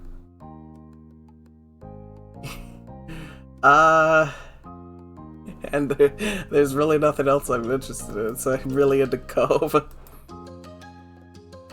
It was a truthful answer to the question. Ian! Cove whispered at you disapprovingly, obscuring part of his face with a hand, but Kara only waved him off and encouraged you to go on. And we spend time together when we can. I like it. And, well, we have something in common. Kara smiled at Cove, who didn't look too impressed by either of you at that moment. Thanks. Thanks. I'm happy to learn more about you. There's so much I hadn't heard. Both left the details out. So what exactly did Cove say about me? Kara laughed, holding a hand in front of her mouth. I can't tell you that. I didn't come all this way to embarrass my son. Too much. Kids are delicate at this stage. She laughed again, and you glanced at Cove to see his reaction. He was trying not to pay attention, but you could tell he wasn't comfortable. Hoping it would clear some of the tension in the air, you decided to ask Kyra a few questions of your own. Cove hadn't told you much about this woman, and you were curious to know about her, and you were curious to know more about this woman who was such a big part of his life. What exactly do you do for work? I'm a travel writer for magazines and things. I keep people in the loop on what's worth seeing. It's good work. Wow. Where did you live normally? Nevada. Have you ever been there? Oh, it's a beautiful place. Check it out if you can.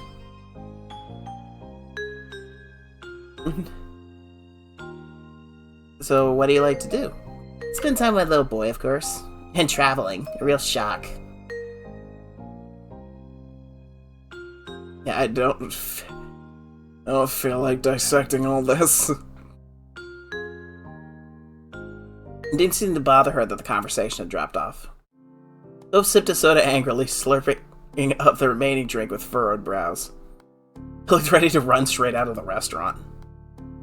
You weren't sure if coming along had ended up making the lunch better or worse.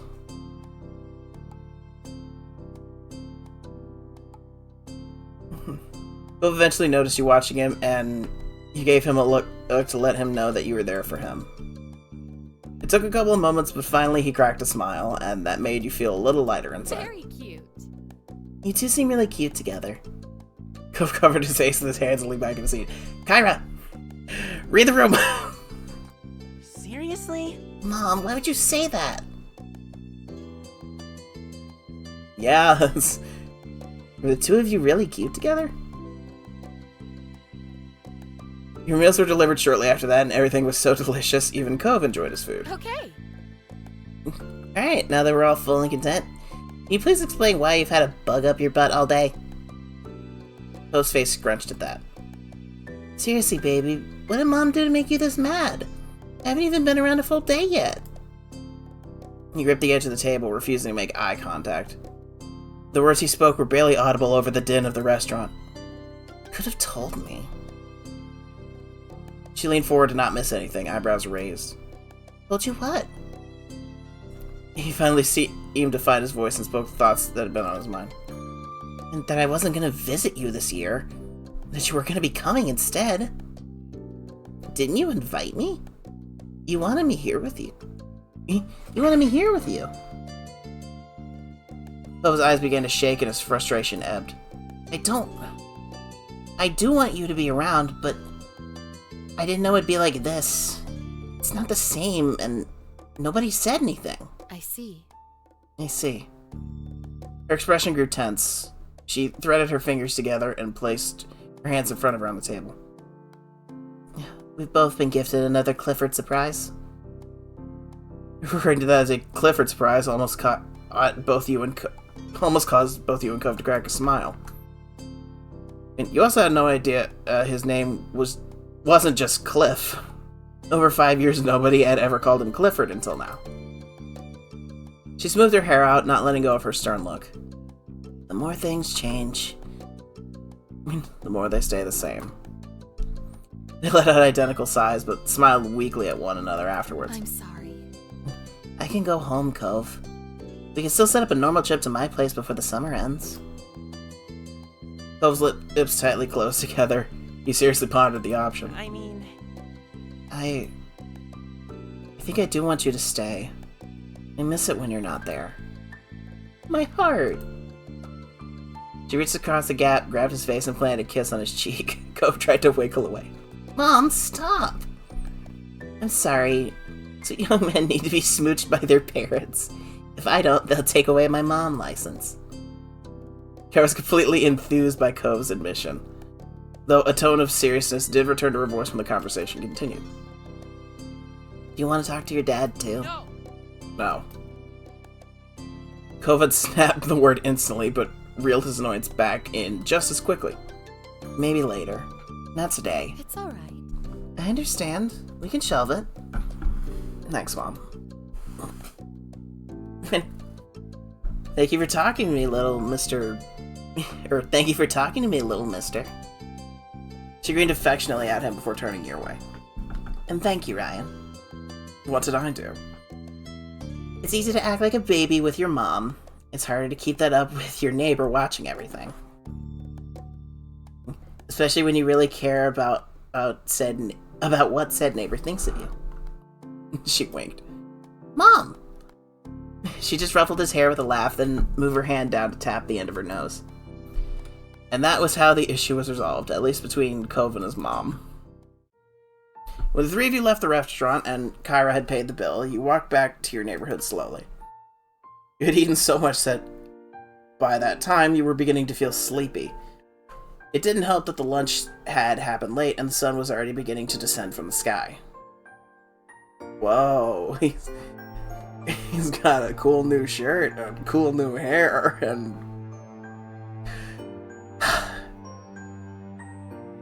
I'm here for Cove. I'm here for Cove. It's hard though. But eventually you reached your street. Someone was there to greet your group upon arrival. Welcome back, family. And Ryan too. Huh. And Cliff. And Dad. The two walked past them into the condo without sparing another word. Despite the summer heat, their shoulders were cold. Uh-oh. I'm in trouble. Well, he rubbed the back of his neck with a crooked smile, but his eyes were soft as he looked on after them. He's so much like his mom, don't you think? He gave a vague nod, not sure what he was expecting you to do. He nodded back far more energetically. Okay. Have a good night, Ryan. You too, Mr. Alden. With that, Cove's dad disappeared to join the others inside. It was your turn to go home now. Summer hadn't started off at all, yet you imagine it would have. Summer hadn't started off at all how you imagined it would have. Though it turned out to set the tone well. Having Kyra in your neighborhood was a new experience for not only you and Cove, but also both your families, and a dull moment was rarely had. Oh, much like I did before, I'm not doing the DLC stuff. It was like we're exclusively doing the main game stuff.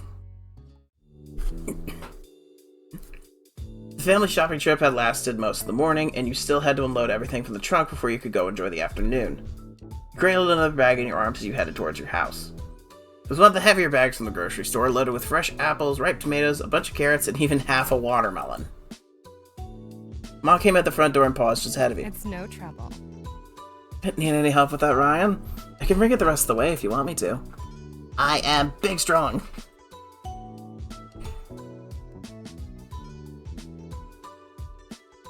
It's like, I am big strong. I've got it. Even if it was large, it wasn't really any problem for you. Ma gave you an encouraging grin and rustled her fingers through your green hair. You set the next bag on the counter. Your older sister began to root around inside for the contents with a sigh. How much is left? Still a few more bags. With a huff and a puff, Elizabeth continued putting away the groceries, and you retreated out of the kitchen before you could become the target of her bad mood. Be careful. Careful, Ryan. You hadn't been looking where you're going and bumped right into Mom, almost stepping on her toes to boot. Sorry. But I can give you a pass this time, but be sure to watch where you're going. If you run into the wrong person, you might get your license revoked. She grinned at the bad joke as you continued through the door. Outside, Ma had begun organizing what remained and putting back any loose objects that had fallen out during the trip. We stepped up to the truck beside her. She took in a big breath of air, her dress gently swaying around in the breeze. That's a shame. It's a shame we spent the morning cooped up in that shopping center. It's a beautiful day, don't you think? You tilted your head to the sky, gazing at the clear blue expanse. Days like today are my favorite. Ma smiled at you, her amber eyes glinting with affection. You and your sister are a lot alike in that way. Me too. You gave her a familiar look, but eventually you turned back to help her with the last of the bags. God, I am having trouble reading today. Oh, hi, Cove. You noticed Mom wave over at Cove, who had just exited his front door, his surfboard propped up under one arm. Let me see. Surfboard and wetsuit. And where might you be off to on this beautiful day? Forgot how cool wetsuits look. Mainly because I don't live anywhere where wetsuits would be worn on the regular. Cove instantly startled, not having realized your family was also out here. Even though your mom was the one who called out, you were the one he looked at. He tried to settle down again. He jogged across the pavement to properly say hello to you and your parents. It was decidedly awkward since Cove had trouble figuring out how close to stand to you. The addition of his unwieldy surfboard made the whole thing seem even clumsier. Careful with that thing, you'll put someone's eye out. Mom chuckled and got a whispered reproach from Ma for it. Pam, please, go easy on him. Cove wins. Sorry, Mrs. Insert Name. And don't mind her, honey. It's a beautiful day for surfing. I haven't been out on the waves in a long time. I'm jealous. Yeah, I'm hoping to get a few good waves before it gets dark. Hi, Cove. He had relaxed a lot when Ma spoke to him, but the rigidity came back as soon as you said something. Hi, Ryan. Once again, acid reflux. Oh. Acid reflux. Frickin' why? Cove managed to grin, and it almost felt like you had butterflies in your stomach. Do you want to come hang out there later? You noticed the flush of red on his cheeks, but that might have just been from the heat. Sure, I'll meet you there when we're done. Cool. When he spoke again, he tried to contain some of the excitement that was clearly ready to burst. It'll be fun. You're not done unloading, right? Can I help? No, this is our job. You go enjoy the beach. Ryan can catch up as soon as he's finished here. Alright, I'll see you. Yeah, bye for now. Cove headed down to the beach with more skips in his step than normal. It was really cute. You smiled softly to yourself at the thought that you'd be joining him soon. He sure seemed to perk up after you agreed to meet him there. Hello? Are we back? Hello, are we back? Jesus freaking Christ. It's always... man. I hope that's the only time it goes out tonight. I do not need another repeat of Faith. Come on, man. 1 second.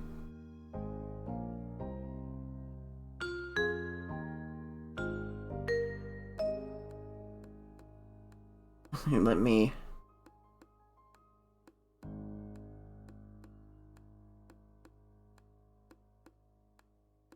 Okay. Hopefully this is working.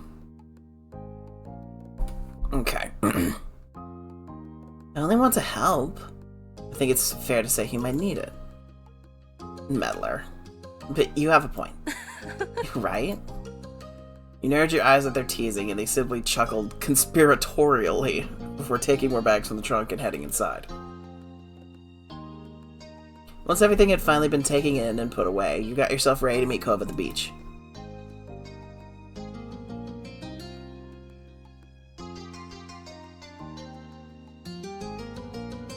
I don't know how to surf. It's like, I'm gonna be honest, I do not know how to surf. You said the same thing to your parents, and while Ma laughed a little, Mom gave you a smile. Well... You just have to go out there and see what happens. Cove must be so excited to invite you there that he forgot you don't surf. Or he's hoping you'll go to watch him so he can show off. Oh yes, I used to do that. I know, hon. I experienced Ryan's situations firsthand. I was stuck on the shore too. You noticed what I was doing. Yes, after the very first time. It's not a subtle move. Oh, embarrassing. I was still impressed. Aww. Thank you. Wow, Ma. Hey. Hey, what are you still doing here? Go on, have your fun. You're only young once, but don't do anything I wouldn't have. Okay. It's like, I don't know what you wouldn't do, so... And your parents prodding, you hurried to leave the house and head down to the beach. When you arrived at the shore, you were greeted by the crash of waves and the soft calls of seagulls. You took in a lungful of the ocean air and felt your peachy skin warm in the sun. You noticed a small setup nearby with a towel, some sunscreen, and a bottle of water. It must be Cove's. You spotted Cove himself nearby. He hadn't gone out to sea yet. He was just sitting in the sand at the water's edge, his board propped up beside him. You strolled up beside him. Hey, I'm here. Ryan. You're cuter with glasses. Or maybe it's just because I have glasses. He looked up at you with a smile and quickly hopped to his feet. I was wondering if you were still coming. And stay inside all day? I don't think so. You were able to make him laugh with that. Then he cast his eyes outward toward the waves. What am I supposed to do while you surf? Oh. You look pretty embarrassed to have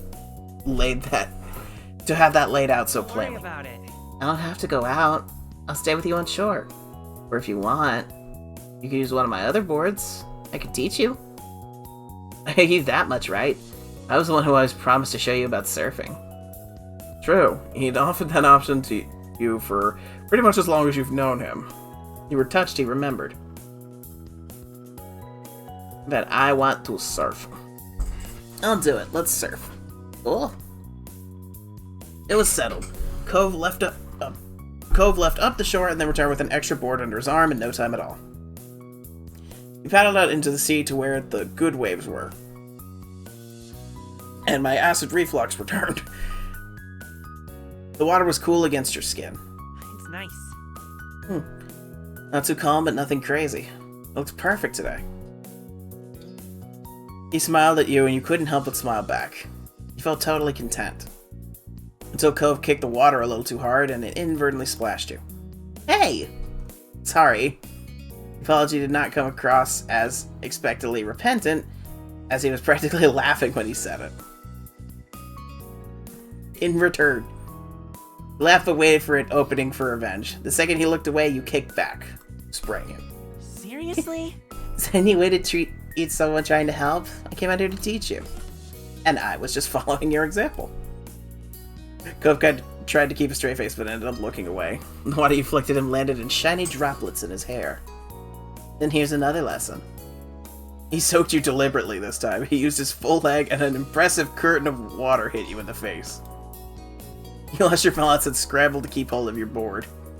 You just managed to stay on, but it was close. Cove winced. You okay? That wasn't what I was trying to do. I'm fine, but we should do the real teaching.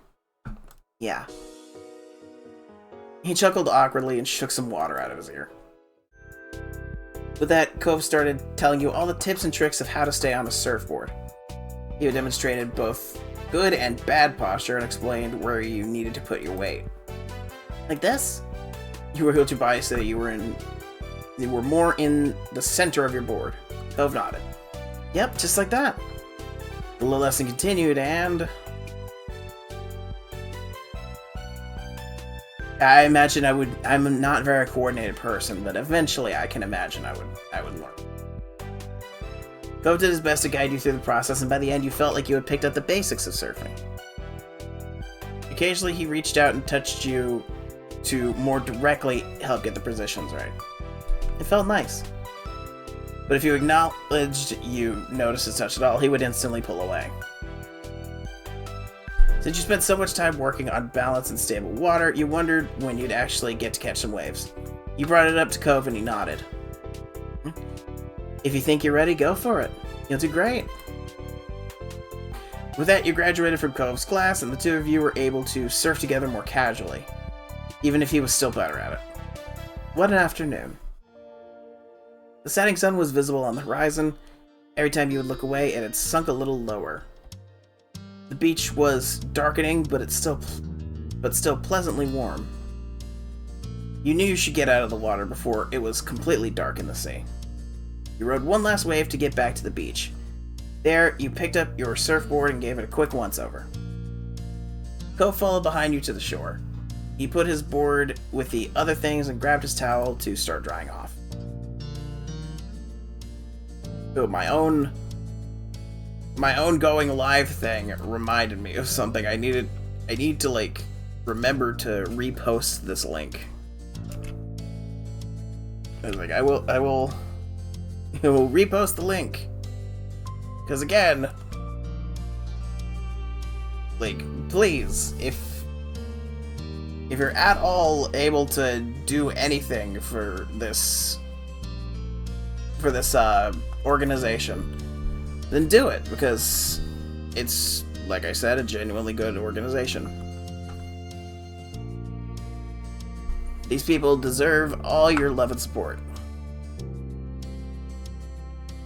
Cove followed behind you to the shore. He put his board with the other things and grabbed his towel to start drying off. As he ruffled his hair with the towel, you watched the sunset together.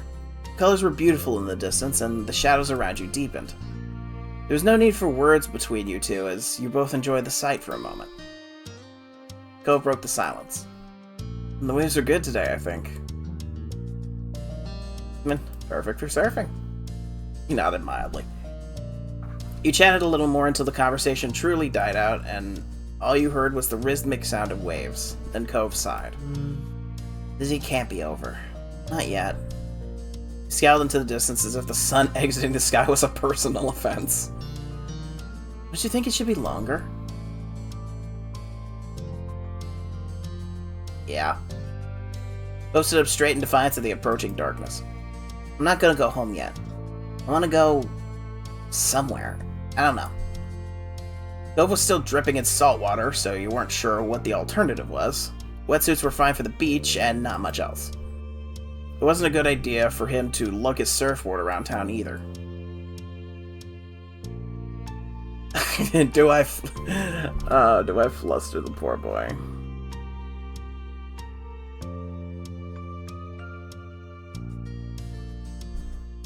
It will sure be welcome anywhere, soaking wet like this. Cove finally took note of his current state and laughed. He shrugged. He then looked down at the shore with wide, shining eyes. There's at least one place that's always okay to hang out in, no matter what time it is. The park. He nodded. The park was virtually always empty. Even Elizabeth only went over there nowadays if she was looking for you. How times have changed. She used to be so protective of the place. In fact, the only person that there was a chance of running into might be that Jeremy kid again. He brought up the idea to Cove and he cringed, but I'm still going. The sun is still there, a little. I'm staying out as long as it is. Oh yeah. I'm a beat up that Jeremy kid, I swear. I swear to God. Cove took a minute to put his stuff in order. He made sure to get it all, though didn't take much care to shake the sand off. You dealt with your own things. Since I have less to deal with than him, I will just put the stuff together. The two of you finished at about the same time. As a final touch, Cove plucked his glasses off the beach and put them back on his face. He looked more like himself now. He led the way down the beach to the park. Hey!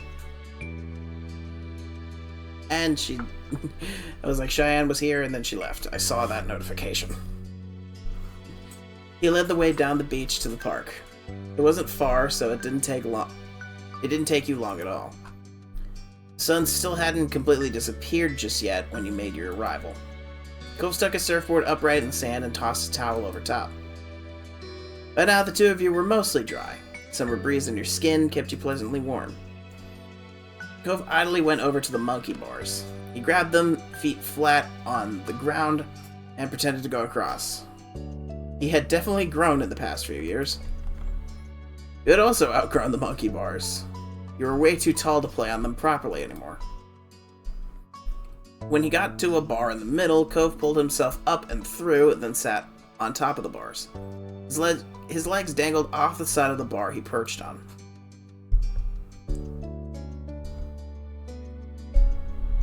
I'm nowhere near that athletic, but I like being on the swing.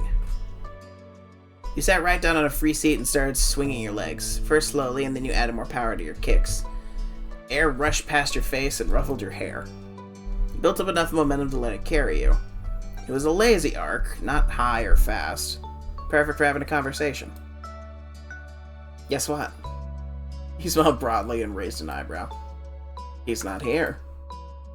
Right, it was true. There wasn't a single sign of Jeremy. Looks like it was just going to be the two of you tonight. Cove hung his head and groaned dramatically. Your eyes widened when he whipped his head back up. No way. Can't believe how dumb my parents are for forcing me to come to this stupid place. You were taken aback and blinked for a second before you realized he was quoting Jeremy. Don't scare me like that. One Jeremy is enough. Cove chuckled back at you, a mischievous glint in his eye. He looked around. The old park, the streets you knew like the back of your hand, and the beach. These were your stomping grounds. You wondered how Cove actually felt. How much was his joke just a joke, and how much was sincere or dislike of this place. Moving in had never been his choice.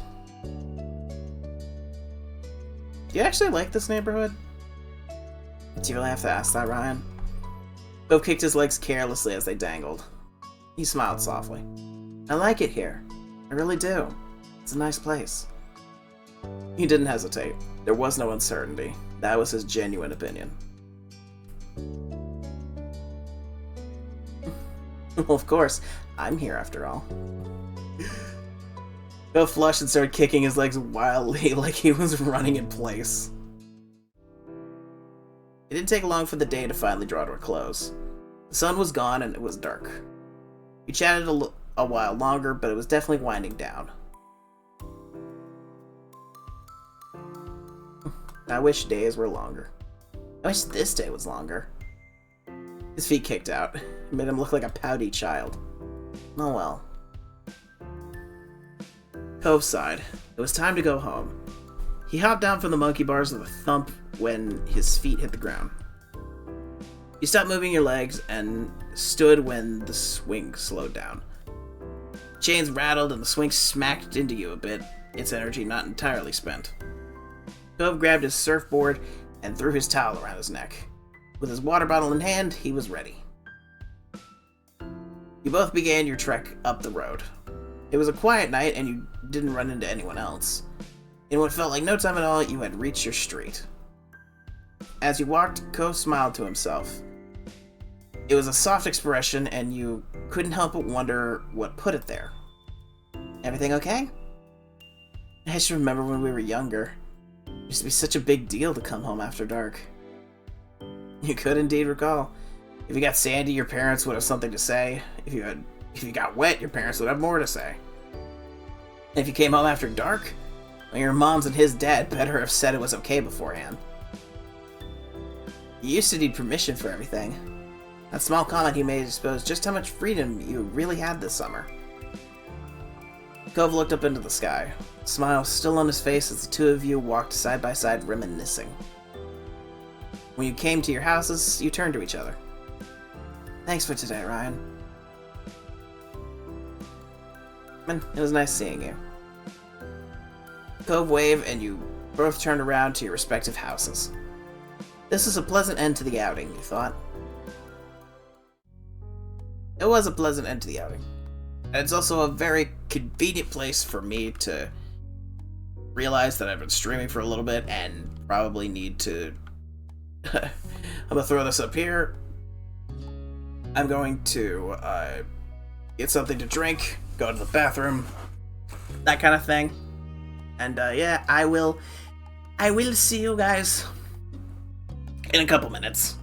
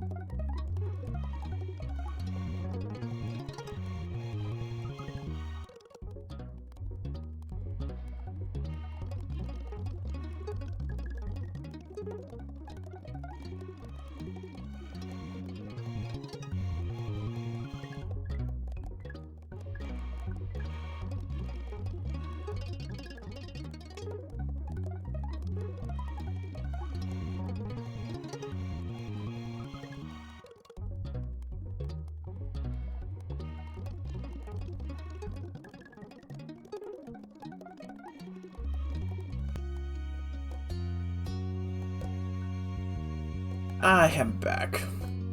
Break took a bit longer than expected. It actually went to go and get food. And that's why I'm slightly breathless. To run and go make my stuff. Okay.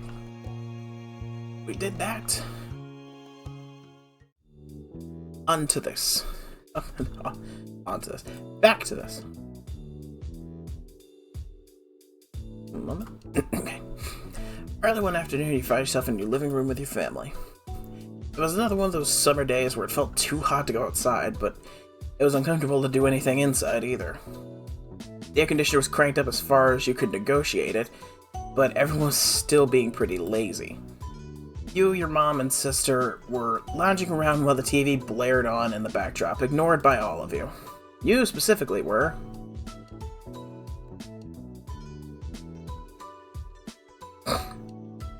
more than likely spread out on the carpet. You stare up at the ceiling, your eyes unfocused and mind clear of all thoughts. Elizabeth broke the silence with a loud groan. You glanced over. She was lying on her back over the couch, massaging her calf with one hand. Ugh. Ugh, I feel terrible. I'm dying in this house and my legs hurt. Mom looked up from the magazine she's barely been flipping through and frowned, concerned. Could you have strained it somehow? Elizabeth flailed briefly, then flopped onto her side with a heavy sigh. I don't know. It just hurts. Sweetie. Sweetheart. Ma got up from her seat and at the kitchen table and walked over to your sister. She did a light pat on Elizabeth's shoulder sympathetically. I'm sorry you have to deal with that. Maybe it's growing pains. You could be taller by next fall. I have to cough.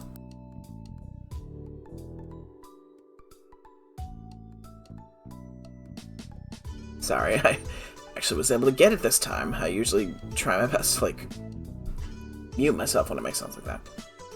Elizabeth scoffed. She didn't look impressed by Ma's assessment. I'd rather be my height forever than deal with this. Mom walked over too, leaning against the back of the couch. Kids, they grow up fast. Soon, Elizabeth will have a home of her own. Maybe with a nice husband and some kids if she feels like it. She sniffled loudly and wiped her eye, but you could tell that it was just a bit. You tilted your head. Even though you knew Elizabeth liked guys, it was hard to imagine her with a boyfriend or husband. She only seemed invested in hanging out with her group of friends, not chasing after boys. Ma must agree with you, but because she shook her head. No. Let's not exaggerate. She's still practically a child. But if you ever do pursue romance, Elizabeth, you can come talk to me about it. Definitely. We're always wanting to lend an ear. Elizabeth's features contorted in disgust. No. No way! I'm not talking to my moms about that. Mom's jaw dropped as she gasped in an exaggerated display of shock. Her hand came up to rest against her chest. Ma only grinned. She didn't look offended by Elizabeth's quick response at all. It really would be so bad to come to us. It really wouldn't be so bad to come to us. I know what it's like to have a crush on a pretty boy or two. I don't, but I can listen anyway. Mom snorted at her own joke while Mom burst into giggles. They were having a little bit too much fun at Elizabeth's expense. Elizabeth certainly wasn't feeling the amusement because she rolled her eyes and sat up. Thanks. I'm going back to my room. I'd rather melt alone, thanks. She strode off towards the staircase. Hello? I'm less overstimulated. That's good. It is. I was like, do you feel better after your nap or just less overstimulated? Still tired, and technically I didn't sleep. Not just resting your eyes? Yeah, pretty much. Okay. Well, at least you rested somewhat. She strode off towards the staircase, taking the steps two at a time. Your mom stared after her, then turned to each other with raised eyebrows. Oops. Looks like we scared her off with all that romance Well. talk. Oh well, we'll get her next time. You watched them titter with some surprise. Obviously your moms liked women, but you had no idea that Ma liked guys too. Today was the first time you heard her say something like that. Ma, I thought you only liked ladies. You like guys too? Ma turned to you, happy to bring you into things now that you've spoken up. She smiled and nodded. That's right. I like both. But I like your mom most out of everyone. She's special. Ma's smile turned all soft in the corners like it usually did when she looked at her. She pinched Mom's cheek lightly. Ma reached over to cup a hand over Ma's. Even when Ma stopped pulling her cheek, their hands remained clasped together. You're fantastic. Thanks, Lonnie. I think most women have charm, but no one can hold a candle to you. Aww. Oh, Pamela. Ma beamed and kissed Mom on the cheek she'd been pinching before. I was like, where's the pretend to vomit option? Because that's what I do when everybody's being cutesy.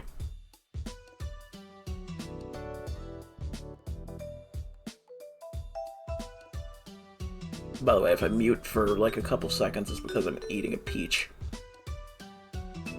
Okay. I don't like the chewing sound appearing on stream. Parents were embarrassing. You slouched down as if that would hide you from sight. Why were parents like that? Ma looked back at you, letting Mom's hand go with a brief squeeze. She settled down next to you and Mom followed soon after. You know, I'm also here to listen to you whenever you're ready. That offer isn't just for Elizabeth. In fact, I think that talk might be needed sooner for you. After all, you already have someone, isn't that right? Mom shook her head and elbowed Ma, but it was futile. Meddler. Ma!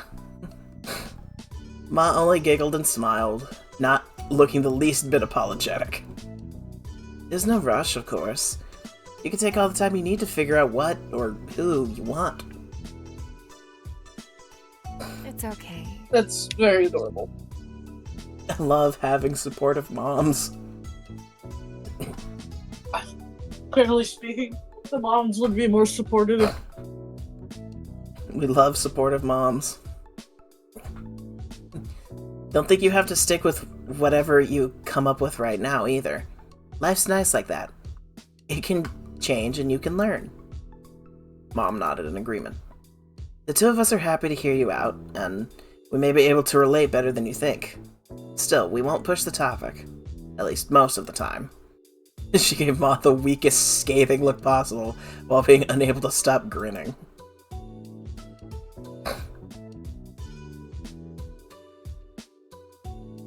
You weren't sure what to say to that. Mom let out another exaggerated sniffle. It didn't take a genius to realize it was fake. First Elizabeth and now you, Ryan. You have to grow up. Yes, children tend to do that from time to time. Your parents quickly grew absorbed in their conversation about rearing kids. You took that as your cue to leave, getting up so you could spend some time alone in your room, too. They let you go without problems, so you made your way up the stairs. You let out a sigh once you stepped into your room. It was just as sweltering in there as it was in the living room, possibly even a little warmer. You couldn't even open your window since it was hotter outside, and you just let the AC out. You dragged your feet as you crossed the room. You checked your current sweltering condition in the mirror as you passed by it. You thought back to the conversation you had downstairs about growing up and all that. After a moment, you stepped a bit closer to the mirror. You stared into it, then turned away from the surface to look down at yourself. You were definitely growing, alright. It was weird thinking about how you were now in comparison to what you'd been when you were younger.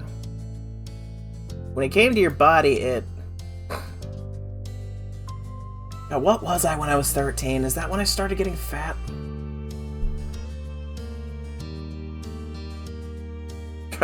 I'm genuinely trying to remember.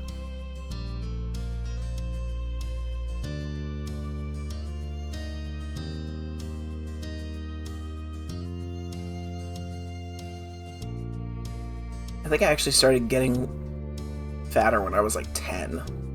Because that's when I fell off the medication that they gave me. It's chubby. You shifted to the side, your head still facing forward, and continuing the self-evaluation from this viewpoint. At birth, you were assigned male, and...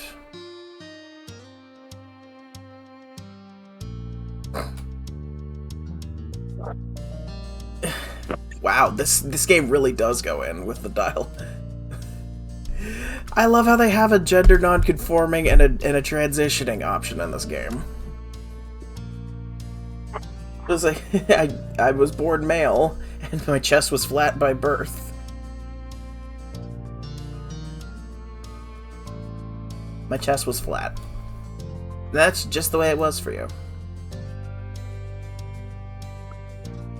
You took a step backwards, finished with your impromptu inspection. You locked eyes with your reflection, cocking your head to the side. All things considered,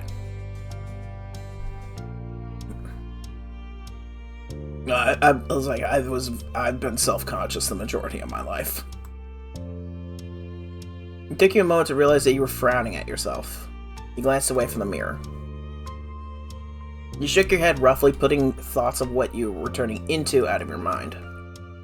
This wasn't the time to focus on such things. You had to find something to do in this heat. You shuffled over to your bed, collapsing onto the mattress. Your brows scrunched up in thought. Time passed slowly, and to your annoyance, possible ideas of what to do were few and far between. You weren't sure how long it had been, but eventually you heard your mom call you from downstairs. Ryan! The call for you!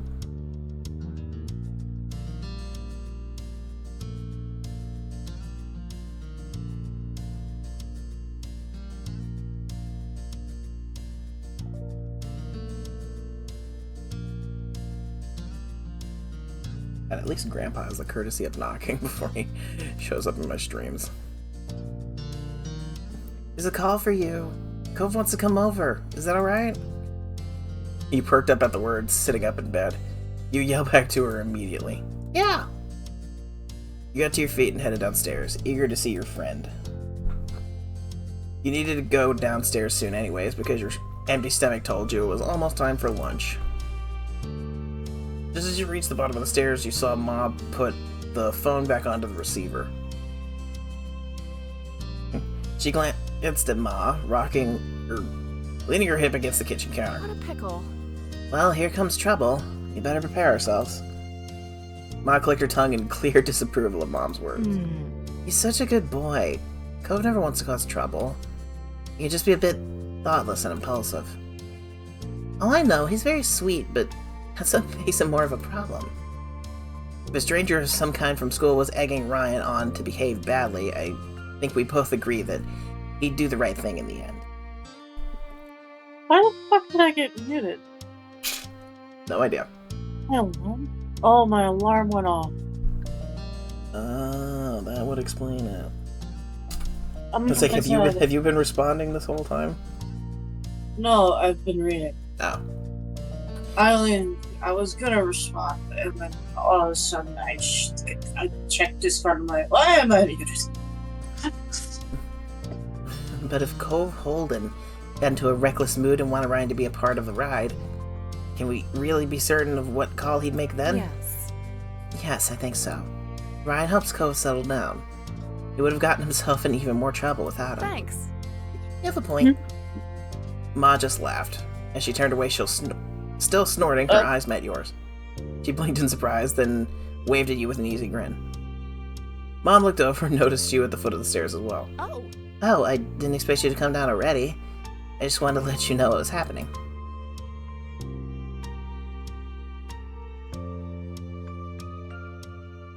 I'll call out Mom.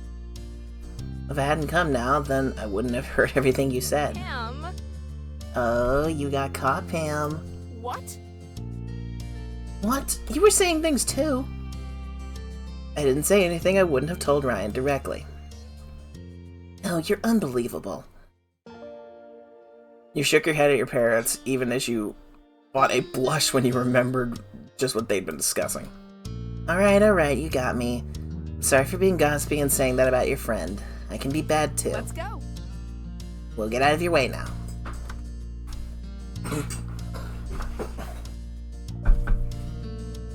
God, I hate the fact that me adjusting myself in my chair always shows up on stream. It's like, I don't want to have a frickin'... I don't want to just have this thing frickin' popping up on stream all the time. It'd probably get annoying. Mom sighed in mock defeat and made her way down the hall. Ma followed after her with a hushed giggle. Now you were alone in the living room, tasked with waiting for Cove. And that was just fine with you. If it hadn't been so hot outside, you would have visited him at his house a long time ago. We've never seen the inside.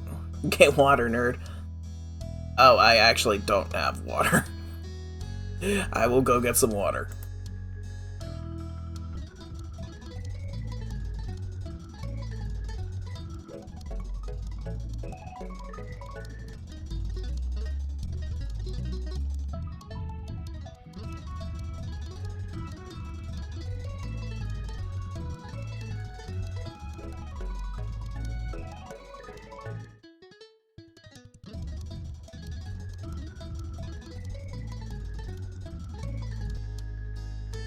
I'm back with hydration, which I can properly intake.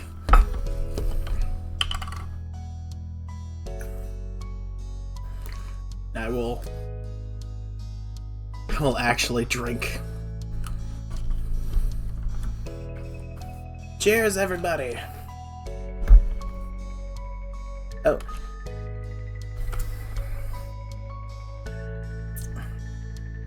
In a second, once again, I will be posting that again. I am going to be bad about that. I realize now I could probably just be pitting the same message over and over again, and that would be smart. Okay. We were waiting for Cove. You took a seat at the kitchen counter and settled in for the wait. As expected, there was a knock on the door a few minutes later. When you got up and answered it, your neighbor was standing there on the other side. He came in once you stepped aside to let him pass, giving a little wave. You greeted him as you typically did.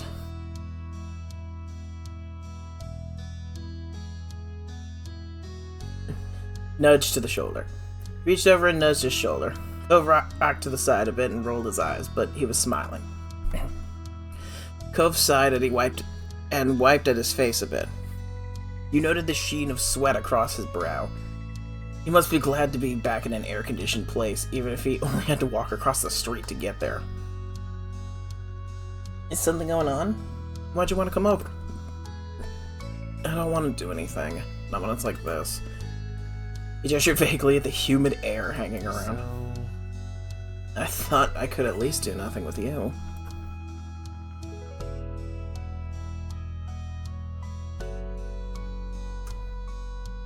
That makes sense.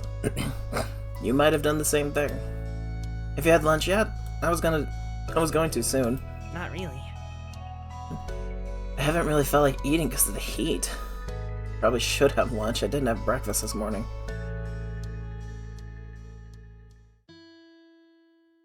You urged Cove in the direction of the kitchen. He stumbled after you. Ah, okay. As you headed into the kitchen, you crossed your arms as you glanced around, wondering what you could scrounge up for a meal. I don't want to eat anything that's warmed up. There's something cold or not cooked. Yeah. After a bit of back and forth, you two concluded that you should raid the fridge and cabinet in order to make sandwiches. With that settled, you had planned to decide on the outside layers first. There's a wide variety to choose from since everyone at your house had their own favorites. White bread, wheat bread, sourdough, mixed grains, gluten-free, and pita pockets. I mean, could you take the grain one for me? Sure. Reach out for the mixed grains and... a lettuce wrap? Cinnamon swirl bread. Heck yeah.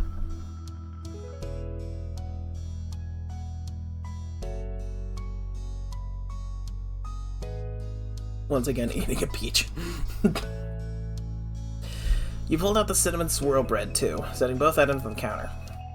Then you decided what main direction the sandwich would go in. Oh, it's definitely a sweet sandwich. Little sweet would be perfect in the sweltering heat. As for the specific ingredients, there's a lot here. There's a lot here. Peanut butter.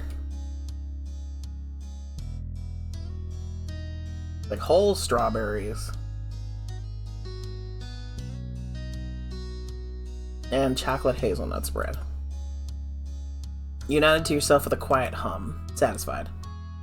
The two of you bustled around in the kitchen, opening and closing things in order to collect everything you needed for your individual sandwiches.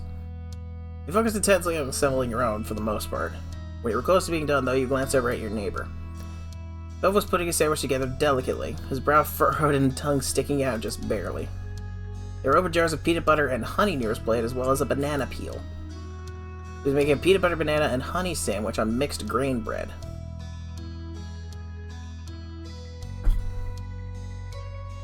I mean, the mixed grain bread would throw me off. I'd probably just want that on, like, white bread. But, hey. Maybe you'd have one yourself at a different time.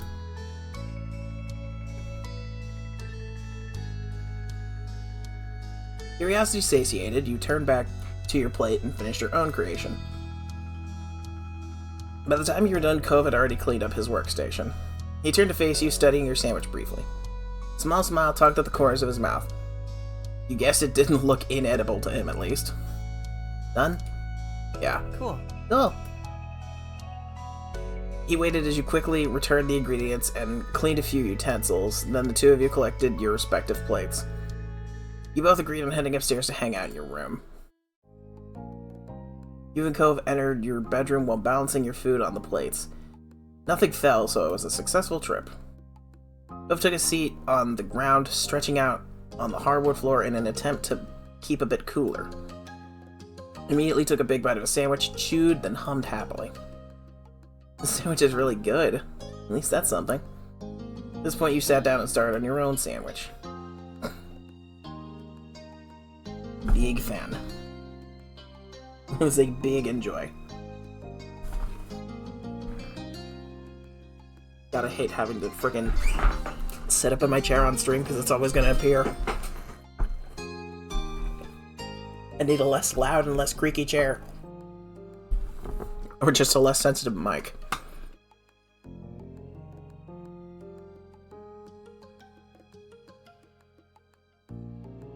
Obviously, you were a pro at making sandwiches.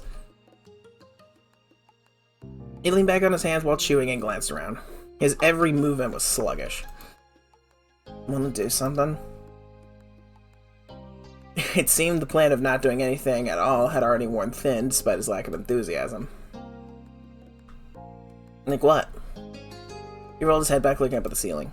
What about Hangman?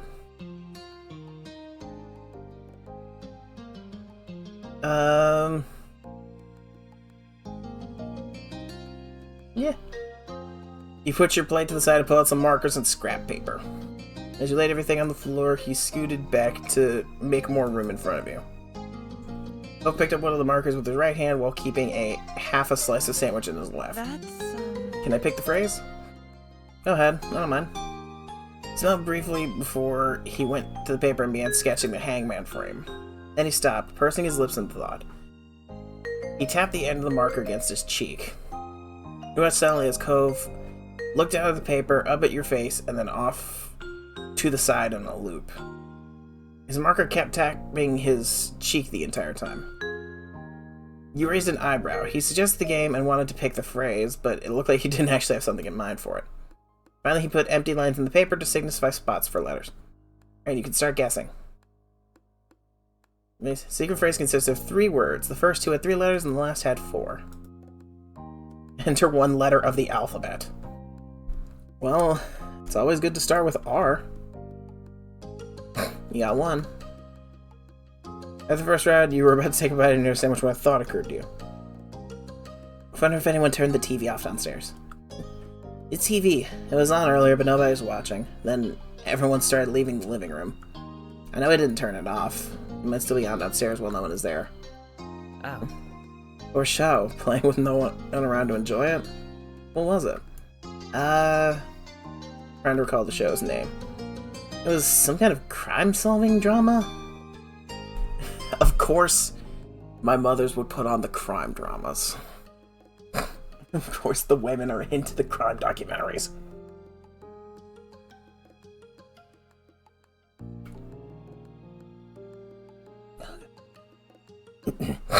Excuse me. Cove nodded sheepily, his eyes closed, then opened again with some effort. Can you give any specifics? Maybe I can guess it. Well... Remember, there was a woman with long blonde hair, I think? She was the one solving crimes, like, as a detective or something. There's scenes in the police station because someone got arrested. You laughed in silence, the both of you thoughtful. Then Cove chuckled. It wasn't that funny, but you joined in the laughter anyways. I don't know what that is. Me neither, and I just saw it.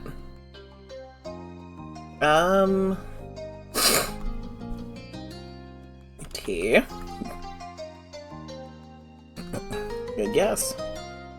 Another run came and went, and Cove grumbled as he readjusted himself. His features were twisted in a grimace. I feel so sticky. Ugh. I'm gonna be stuck to this floor forever now.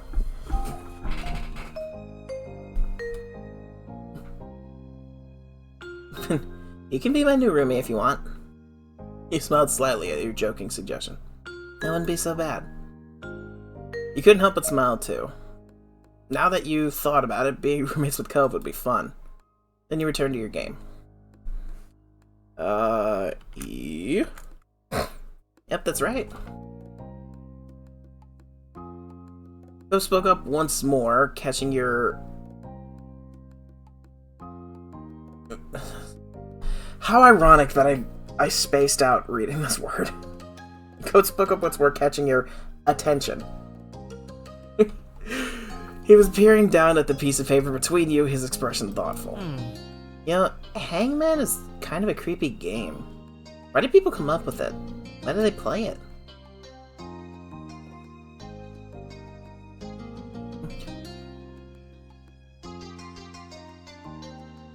I'll have to look it up later.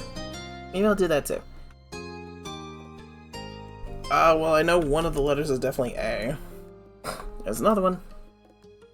At this point, Cove had finished his sandwich. Yours was almost gone too, but now you were getting thirsty. You brought it up to your neighbor. Should we go downstairs to get some drinks? I was thinking that too, but I don't really want to get up. Me neither. You looked over at him, narrowing your eyes with false suspicion. And hey, what happened to not being able to get up ever again because you were stuck to the floor? It's still true. I mean, we're not actually going, are we? I only thought about it. Rose tries and dropped the issue, defeated. Cove grinned a little at your disappointment over his victory. Oh. You're really close. Let me guess. Oh. Cove. Cove. You're definitely gonna get it. Cove. Oh my god, that's so it's so cheesy. Are you kidding me? That's so cute. You are cute. That was the Cove that phrase that's been so long settling on. You stared at it. A few correct letters in, you had a feeling you knew what the phrase was. Still, you felt butterflies in your stomach at seeing it clear as day on the paper. You took in the words for a moment longer, then you looked at the Cove. He had trouble meeting your shocked gaze, a smile settling awkwardly on his lips. His next words left him in a tumble. I mean... It was all I could think of at the time.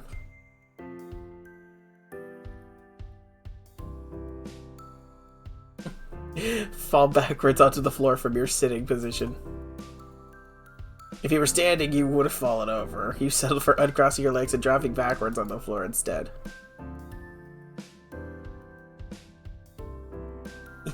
Small squeak.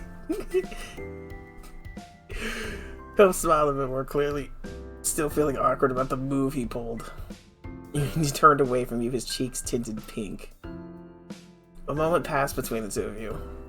Now would be the perfect time to change the subject, but you didn't. He didn't either. Things started feeling a bit more personal all of a sudden.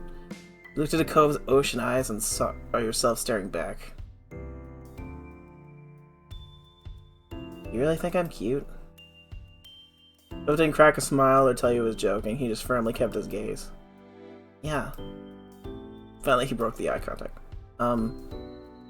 I've heard at some point you're supposed to start liking types of people. Guys or girls or whatever. I don't know. I haven't really noticed that yet. Nothing's changed. Not in a big way. Not for everybody. Maybe I have to grow up more. But at least with... You waited, but he trailed off. He wasn't going to keep talking. You frowned, a little disappointed. You wished that he had continued with what he was saying. I did not mean to... Okay.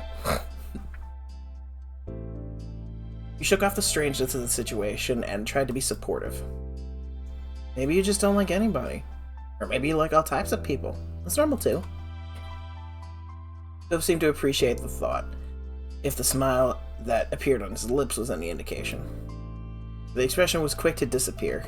He peered over at you looking nervous. Okay, what about you?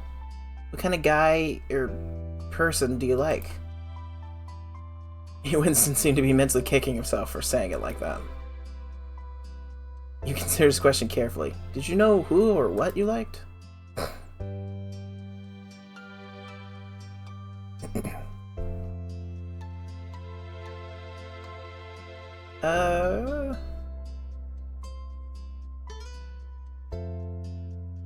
A physical attraction in a general way.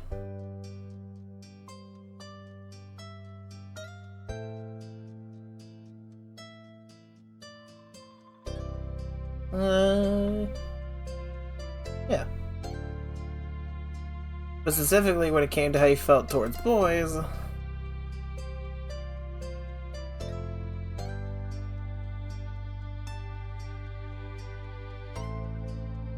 And, yeah.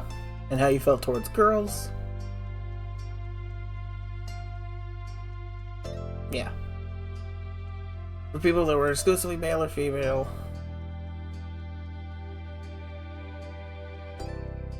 I'm pansexual. I'm into everybody.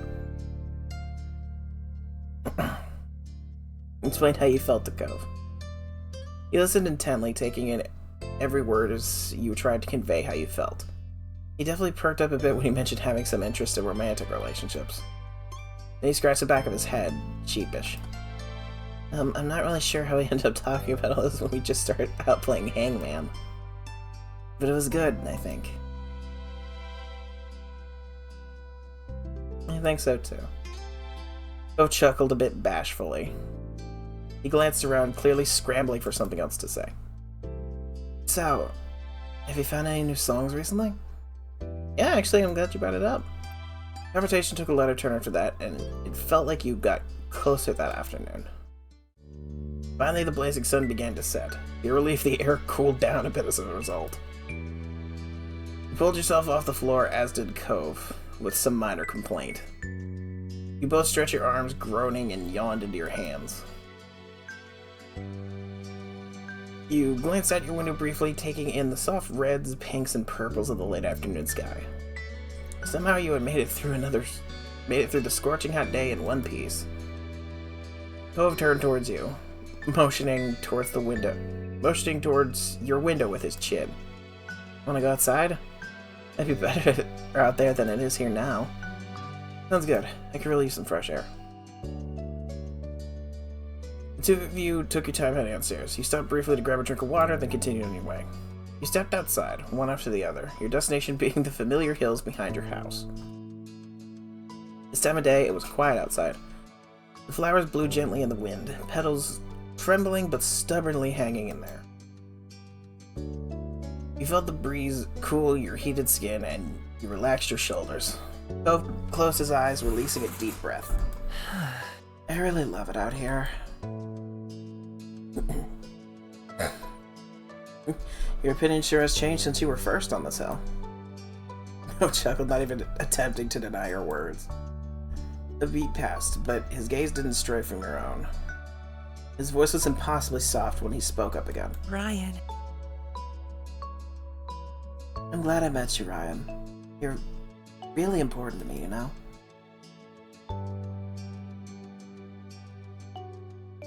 You're special to me, Cove. Your voice came out equally delicate. From the way his features brightened, though, you knew he heard you. Then Cove reached over and held your hand without another word. We love Game Boys. Even as the sun disappeared completely and the sky darkened, you and Cove remained side by side for as long as you possibly could.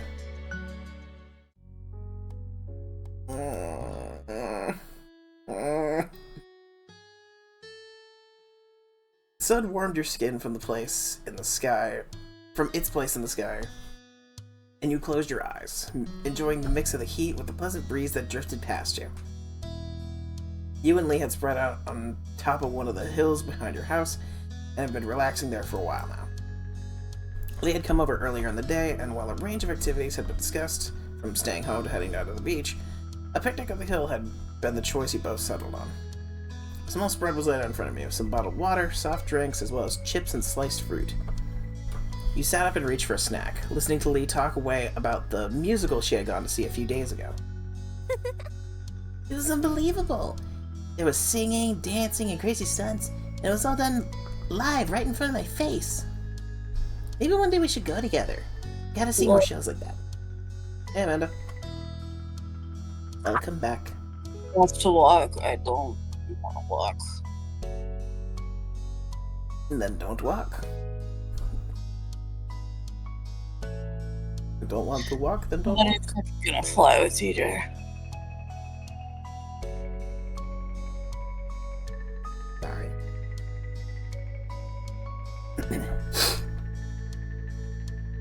You smiled at Lee's enthusiasm, knowing how much she enjoyed singing and performing. And she was good at it, too. You had gotten the chance to hear her sing a couple of tunes, and you knew she put a lot of effort into it.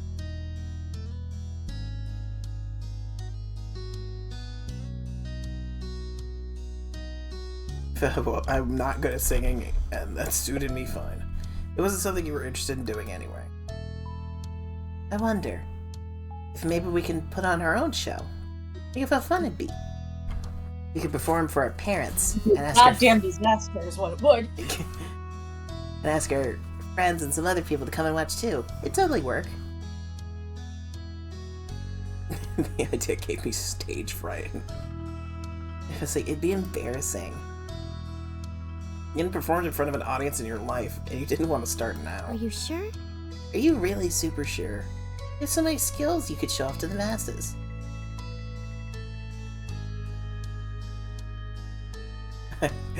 I have been convinced, unconvincingly. You could see that Lee was pretty excited about the idea, so with a small nod of her head, you agreed to go along with it. I'm gonna sing. What about you? I know singing isn't your thing.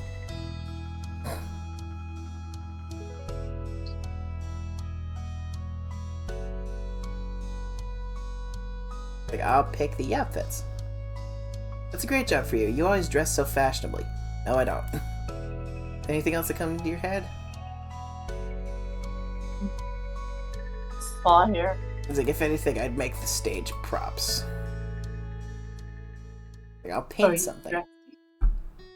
Instead of your painting kit back home, you could definitely use that to make something for the show. You just hope there'd be a large enough piece of paper or cardboard for a backdrop. The two of you ran back to your house to grab the supplies you needed, dodging your mom's amused questions before heading back out to the blanket to get started. You spread a large sheet of paper out in front of you and began imagining a backdrop of your scene for the show. Lee and you discussed the plans in detail, settling on a song first and then practicing out parts of the show. The afternoon quickly passed, the sun dropping lower and lower in the sky, and after having thoroughly worked out how the show was going to go, we decided to take a break. Oh, you know, we should have invited Cove to watch us practice the show. He could tell us if it was bad before he put on the real thing. I was like, that's smart. We should ask him to come watch us later. Okay. It's too bad Derek isn't in the neighborhood today. I like him. He's a good person. I knew you'd think so. But, speaking of boys we like, what's the relationship status between you and Cove? Lee!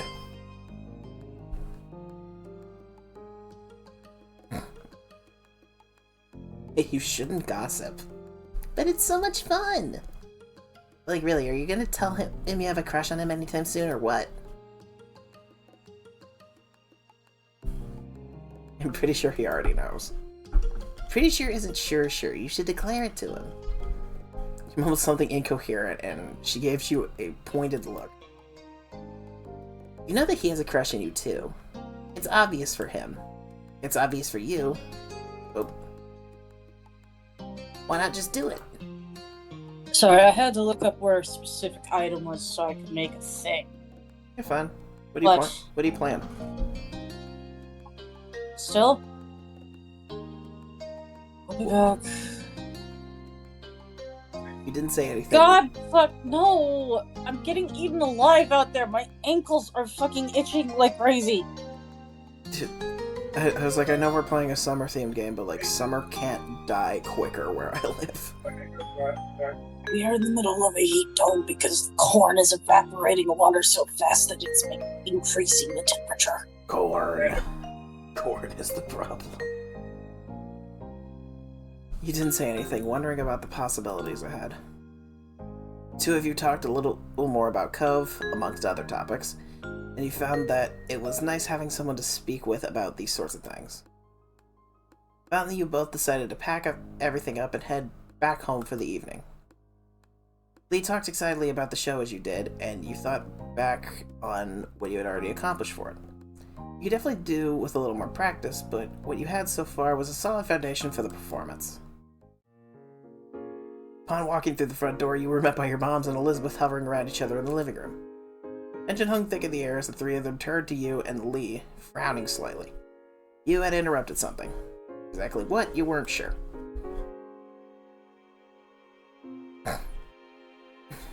Between them, but said nothing. Oh. Hi, Ryan. Hello, Lee. Welcome back. The room fell quiet again, with no one quite knowing what to say. You felt incredibly awkward, but the silence didn't last long. You don't have to stop just because these two are here. There's no reason to try keeping it a secret. Elizabeth was mad, her arms folded defensively over her chest, but your mom's nodded in agreement with her. Well... Elizabeth was asking about her parents. Her biological ones. The world spun around you at the news. You couldn't understand. Why was this happening now? When you glanced at Lee, she shuffled her feet uncomfortably, as though she didn't know if she should be there or not anymore. You didn't know either. Your moms had always been open and honest about the fact that neither of them had given birth to you or your sister, but the details hadn't been fully explained before. It made sense that Elizabeth didn't know a lot about her biological parents and wanted to know more. You just had never thought you'd accidentally stumble into it. Elizabeth looked at your parents expectantly. She wasn't going to let the unintentional interruption derail things. We don't want to keep that information from either of you. It's your right to know your past, but we did want to wait until you asked us to hear yourselves. Well, it's happening now, so... Your mom shared a nervous glance, and Ma took in a quick breath before speaking again. I adopted you from the Philippines when you were just a baby. Elizabeth dropped her arms, her eyebrows shooting upwards in surprise. Wait, I wasn't born here? No. No, you weren't.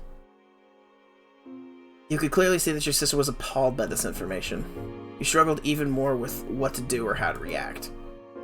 Am I gonna have to pass some tests to even be a citizen? No. No, you were adopted into the country. We took care of things. You're already a citizen. You don't have to worry about it. I followed all the laws when it came to bringing a child into the U.S. Nothing can be held against you. Elizabeth sighed, placated with the information but still far from happy. Who were my parents? As people. Why'd they put me up for adoption in the first place? Ma softly put her hands over Elizabeth's shoulder, trying to provide some support before she gave her the answer. I'm so sorry. I'm so sorry, sweetie. Your parents were reported to have died. They didn't go into details on the specifics of how, but you were an orphan. I wish we had better news for you, Elizabeth.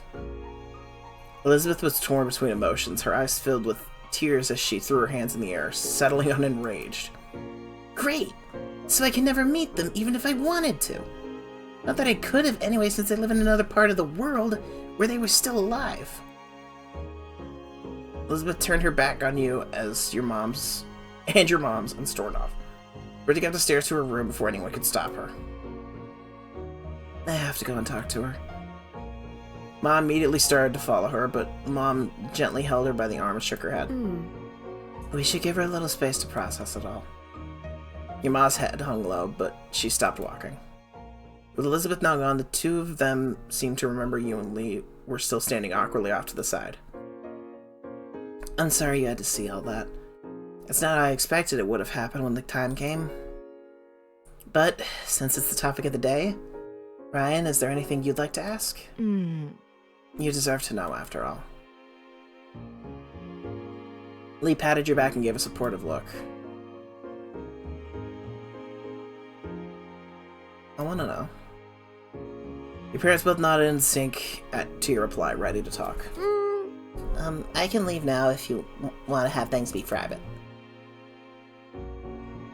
Yeah, I was like, she doesn't need to. She's heard enough. Lee smiled in understanding before heading down the hall, going to wait in another room until it was over.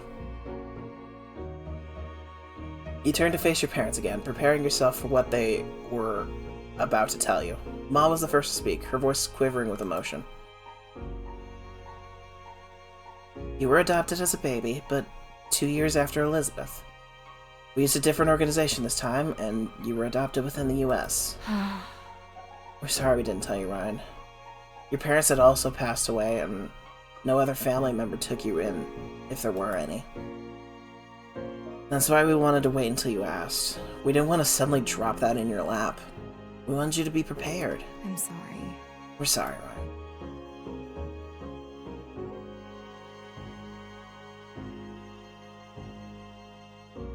It's not your fault. You didn't kill them, right? But your parents didn't seem any less grim. Thank you for listening, Ryan. If there's anything else you want to know, all you have to do is ask. We'll do our best to answer any questions you Are have. you okay? How are you feeling now? Are you going to be okay?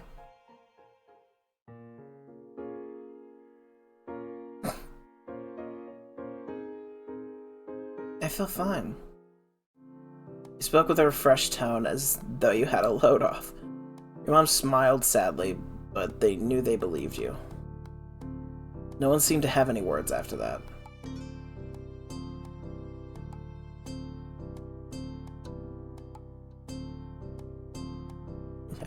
You were worried about Elizabeth. Even though she had been so angry when talking to your moms about everything, you could see she was clearly sad. You headed over to the stairs and up to her room. I was like, yeah, let's get Lee just in case. We want to talk to Elizabeth. Do you want to come? Sure thing. I hope everything's alright with her. You gave her a small smile, and the two of you headed down the hallway towards Elizabeth's room. Waiting in front of your sister's door, you raised a hand to knock on it. There was no answer for a good minute or two, and when you jiggled the handle, you found it was locked. Raising your hand again, you knocked louder this time, thinking she must have her headphones on, and so she couldn't hear you.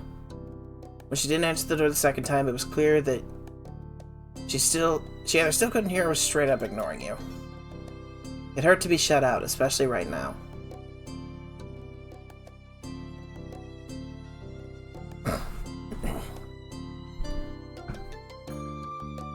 It was like, if this were me as a kid and this all was just dropped on me, I probably would just retreat into my room. More than anything in that moment, you wanted to see Cove. No one could be there for you the way he could. I'm gonna go out, just for a little while. I'll be back before it's really late.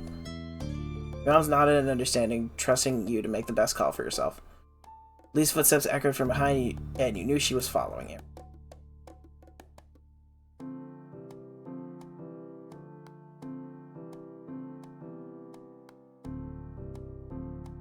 Oh, God. Can you stay, Lee? I want to go by myself. Oh, okay. I'll wait for you here, but I really hope you'll be alright, Ryan. I will, don't worry. Once outside, you strode across the street purposefully, Cove's house set in your sights. As you raised a hand to knock on the door, it took only a few moments for Mr. Holden to answer it, giving you a broad smile. Hi, Ryan. Looking for Cove, I bet? Yeah, that's right. Cliff turned and whistled down the hall in the direction of Cove's room. Hey, sport! You have a guest! After calling his son, he turned back to you and dipped his head. No worries. He'll be here any second. As promised, it didn't take long before footsteps echoed down the hall, and Cove's head of green hair appeared before you all. He looked past his dad to see you standing there, and smiled, pleased at your visit. Hey, Ryan. Hi, Cove. Can we hang out now? He gave you a placid smile, one you were all too familiar with. Sure. You kids take care, alright? I'll be around if you need anything. Mr. Holden shuffled back into the house and closed the front door, giving you some privacy. Cove tilted his head at you, his bangs falling into his face as he did so. What's up?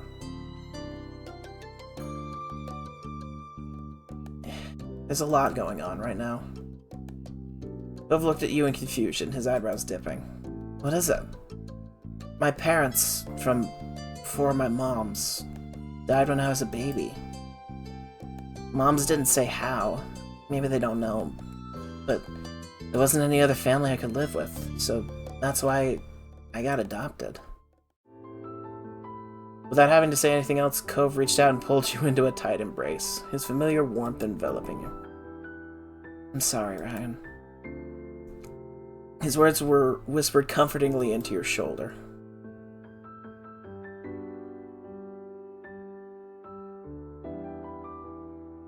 Yeah. You pressed your face into the crook of his neck, unable to stop the tears. The hold he had on you tightened. Can we talk somewhere else? Felt uncomfortable huddling around the entrance of Cove's house. That feeling didn't seem to be a problem, though. Yeah. Cove took you by the arm and encouraged you along with him. You followed without protest. You headed towards the hills where you and Lee had spent the majority of your day. Things seemed so different then, only a couple hours ago, and you wondered how everything had changed so drastically. You took a seat in the grass beside Cove, who bent his legs and rested his arms on them before he turned to you again. Can you explain everything to me? You nodded softly before taking a heavy breath and launching into the story. Cove sat quietly and accidentally right-clicked, and listened attentively, nodding every now and then, or taking in a sharp inhale. It took a long time for you to relay the details. Dozens of stars were pinpointed in the sky as the night wore on. Silence settled between you as Cove sat quietly for a moment, contemplating everything you had said.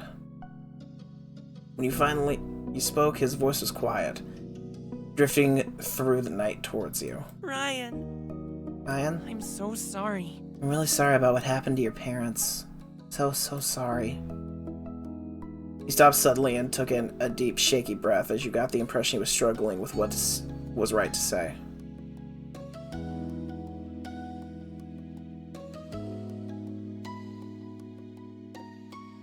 I feel bad that I don't feel worse about it. I never knew them after all. They're strangers, even if they did have me. Ryan. And you're not doing anything wrong. You know that, right? I think that you can be as sad as you want, for as long as you need. Or you can even feel okay about it whenever you want, too. He sighed and ran a hand through his hair as he looked out over the ocean. It's okay. I guess what I'm trying to say is, whatever you feel about it is how you feel about it. You don't have to force yourself to be different.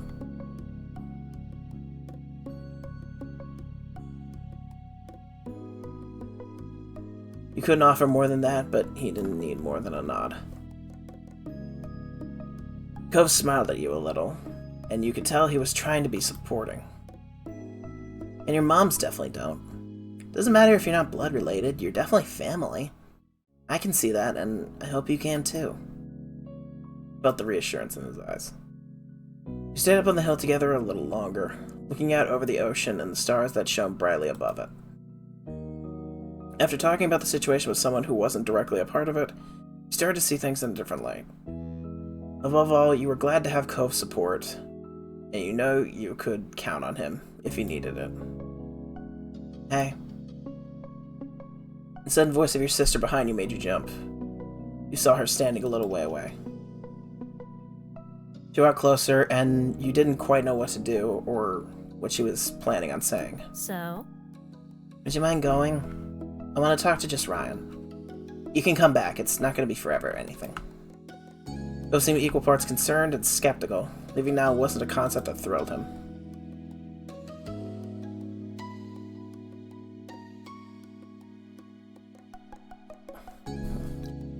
If she wanted to talk to you in private, it was obviously about something important. You waited until the two of you were alone before fixing her with an inquisitive look. Elizabeth folded her arms, looking you over. Did Moms tell you about your parents, too? My birth parents also died. Elizabeth broke eye contact after that. Sorry. Sorry. Why did you want to talk to me? I went to see you and you didn't even answer. Elizabeth raised an eyebrow at the news. What? I didn't hear anything. Shutting everything out with loud music was very typical of your sister. You didn't feel much less confused, though. Why did you stop doing that, then? She shook her head as if the answer should be obvious. I was worried about you. I was the one who brought it up, but I made you deal with whatever was left when I was gone. She sighed, glancing upwards for a moment before settling on you once more. I wanted to ask you what happened without everyone breathing down our necks.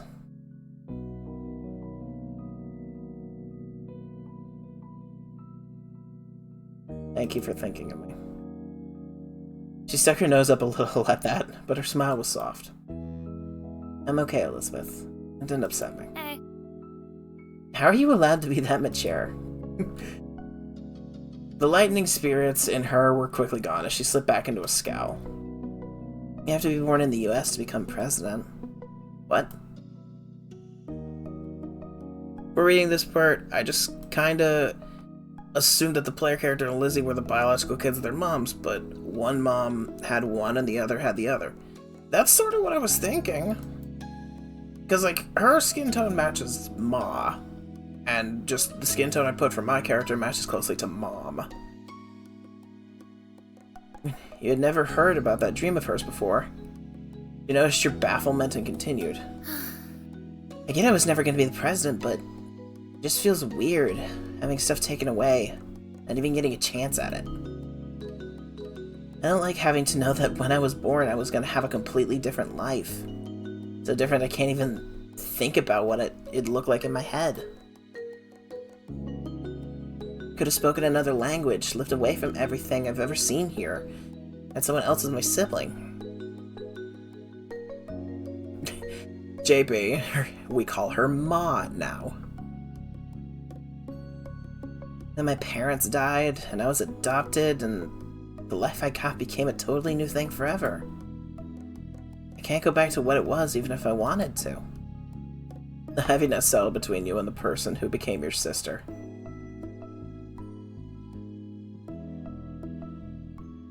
It was like I would know exactly how that felt if we're both adopted. It was a confusing feeling to have lived one way for as long as you can remember, but not having it be what was originally yours. Elizabeth watched you seriously. You're still trying to make sense of this to you and herself. JB, I have no water bottle to spray you, but I will get one. I don't know why today was the day. Nothing came up to make me ask the question. It was just something I've had in my head for a while. When it was just me and Mom's in the living room, I just kind of said it, finally, and there you go. She shifted one foot to another, relaxing her stance just a bit. She also spoke more gently. Learning about them and what happened doesn't change how I feel about our family, Ryan. She smirked, fixing you with sharp eyes. I already figured a long time ago that Moms weren't our biological parents. That wasn't news.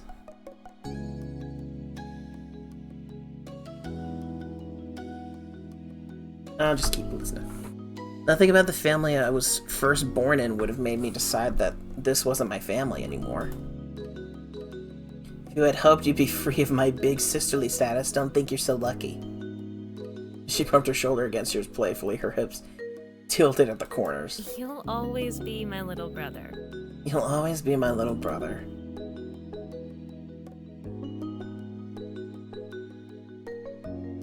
Sibling hug. We love them. It took a few seconds, but she gave her a quick squeeze. But she gave you a quick squeeze in return. That I had a spray bottle emote. I can make one. I have like 5 emote slots available, including an animated one. I could commission somebody to make a real quick spray emote.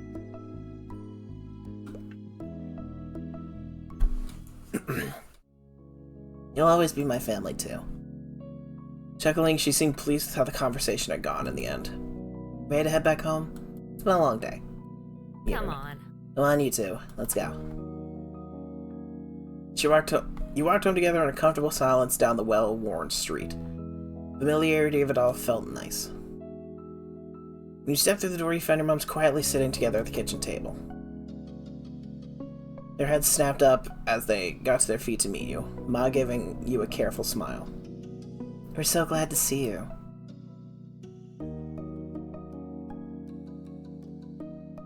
Everything's alright. That's wonderful, sweetheart. Really wonderful. I have emote slots too. Need an emote for loving getting sprayed. We don't need Jew Bear Masochist, okay? Calm yourself. Mom came over and wrapped her arms around you and Elizabeth, giving you a tight hug. It didn't take long for Mom to join in, putting her arms around both of you. Love you. We really couldn't have asked for better, kiddos. We love you. More than we could ever say. Moms.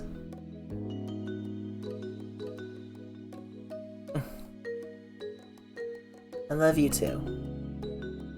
We let them hug you for as long as they needed, and it was a nice moment shared between you. They both pulled back eventually and grinned at you two, and you knew then that you all had each other, and you always would. Hey, I hope you're alright. How dare you? Lee came up towards you, a soft smile plastered on her face. And are you okay, Elizabeth? Elizabeth rolled her eyes and huffed a breath, and you knew she wasn't used to showing her vulnerable side. Fine. I'm doing fine. Lee nodded, though you could tell she didn't quite believe her. Well now, since we're all here, how about we do something together as a family? Sounds like an excellent idea. We should have some fun before the night's over. Totally! I love the sound of that. Okay. Cove looked a little bashful, likely over being included as a part of the family, but he tried not to pay much attention to it. Why not? You had the smile that threatened to tilt your lips, knowing that Elizabeth must have been in a good mood if she hadn't even teased Cove for being part of it. And no matter what she could have said about it, you wanted him to be here. He was someone who was really important to you. Who's got a suggestion? It should be something we can do here in the house with everybody in the same room. You suddenly remember the show you and Lee had been working on earlier. Maybe we can do our show. A show? It's the first time I'm hearing of it. I'm intrigued. Wonderful. It would be amazing if you put it on for us to watch. Oh yeah, I need to see what you've cooked up. That'd be cool. You smiled at Lee, who returned her gesture while bouncing on her heels in excitement. Take some seats and we'll get everything together. Miles collected the chairs from around the dining table and set them in a row in the living room where there was enough space for the show. When they did that, you and Lee quickly gathered the supplies you needed and rehashed the plan one last time. You listened through the song you had chosen one last time. The backdrop you had prepared earlier was also ready to go, now that it was needed. Finally, you changed into the outfits you had picked out. When the two of you returned to the living room, everyone was sitting and chatting amongst themselves while they waited. The group quieted down when you and Lee stood in front of them on your makeshift stage. Lee was buzzing quietly with excitement beside you.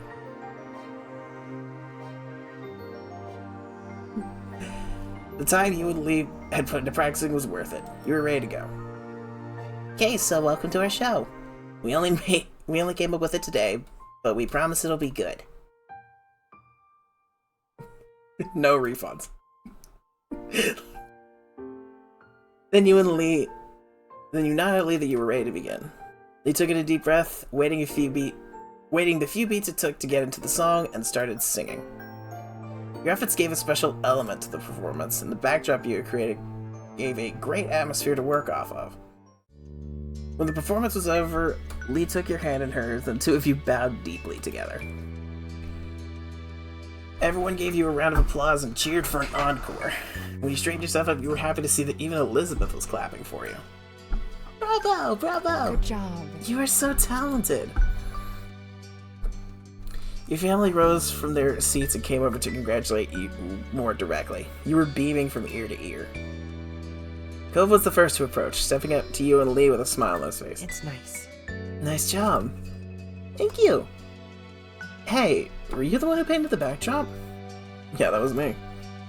Cove smiled, content over his guess being correct. Not bad. I thought so. It was good. Couldn't help but feel flattered when that he could recognize your talent so easily. Parents gushed about how great everything was and thanked you for sharing it with them. Elizabeth was complimentary in her own way, although she did describe the show as cute, which you knew she meant as kind of kiddie. You laughed it off, however, and you were just happy that everyone had a nice time. In that moment, you couldn't have been more pleased to be a part of the family you had. I'm going to be sappy. They're part of the family. The family.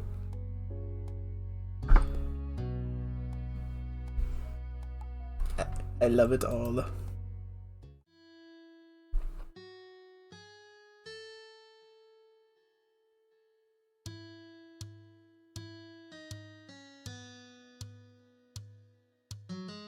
Excuse me, I was trying not to chew. Sunlight shone through the windows as you sat in your living room, your home phone pressed to your ear. Cove was on the other end. Been shaping up to be an ordinary day, like any other, until Cove had called unexpectedly. He sounded unusually nervous greeting you. You listened silently as he kept talking, his words stilted. So, I was wondering, do you want to come over to my house for dinner tonight? The question came out strangely, almost like he'd rehearsed it a few times beforehand. Your eyes widened a little. You hadn't expected this to be the reason behind the call. I'll go. That's, It was... Huh? Oh. It seemed that Cove still had more to say, and you just interrupted him. Oops. Cool. Well... He stumbled for a bit, trying to gather his thoughts again. Feeling close to redeeming more Cove. JB, we need to... You're the reason I'm gonna up the price. I swear to God. He stumbled for a bit, trying to gather his thoughts again. My mom and dad, they really want you to be here. If your parents don't have a problem with it. They asked me to ask you. Please don't. We'll see.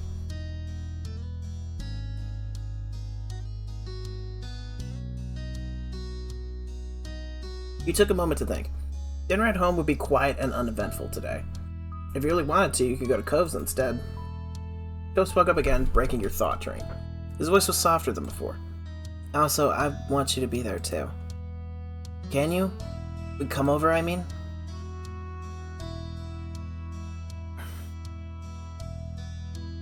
But I'll have to... I'm not actually close, I'm just feeling close. It's like, we gotta... You got a problem. We gotta talk about it. I'll have to ask my mom to get back to you. Okay, tell me when you can. You sounded noticeably relieved by your response. Was you coming over for a dinner today that serious? He spoke to you for a little while longer to explain what time to come over and other details, then hung up. And that was that. For now, anyway. He called Ma right afterward, and she picked up on the third ring. It wasn't a long conversation. When you asked to go to the Holden house for dinner, she was more than happy to give permission for it. No problems there. Ma wasn't one to complain about you spending time with Cove. Cove got a quick call from you afterward, so he knew for sure that you would attend the dinner. Then you said your goodbyes and went on with the afternoon. Soon enough, the sun dipped out of the sky and evening came. It was time for you to head to Cove's house. After letting Elizabeth know you were leaving, she didn't look away from the TV, just grunted. You made the small journey across the street. You knocked a couple times on the heavy door to their condo. As you waited for an answer, you found yourself contemplating being a guest while both of Cove's parents were there. It made me curious. I wonder why they decided to invite you out of the blue. Maybe you'd find out later tonight. You didn't get much. I'm used to having way more channel points, either because the big redeem is higher, or because the subathons and lurking. I don't know if you could say subathons. I'm too small for a subathon. You didn't get too much time with your thoughts, though. The door opened soon enough. Cove's mom, Cairo, stood in the frame, smiling warmly at you. Come on. Hey, Ryan. Welcome. Please, come on in. She opened the door wider and moved to make room. You stepped inside, allowing her to shut it behind you. Thanks so much for coming over. I know it was kind of last second. Thank you for having me. Of course. Of course. Just make yourself at home. It's not my home, but I've been given permission to say that. Hey, Ryan. Welcome to our humble abode. You jerked your head toward the sound of Mr. Holden's voice. He waved at you briefly from the kitchen with his back turned and a large spoon in hand. I hope you're hungry, because I'm whipping up a lot of tasty stuff. If true to his word, you heard something sizzling on the stove. You closed your eyes and inhaled. It smelled spicy and savory. With Mr. Holden busy and Cove nowhere to be seen, it was just you and Kyra. She gave you a wry smile. He sure is. Well, I've been barred from cooking the entire time I'm staying here. Can you believe that? She nudged you with an elbow. Mr. Holden scoffed good-naturedly, then spoke from over his shoulder. You're on vacation, Kyra.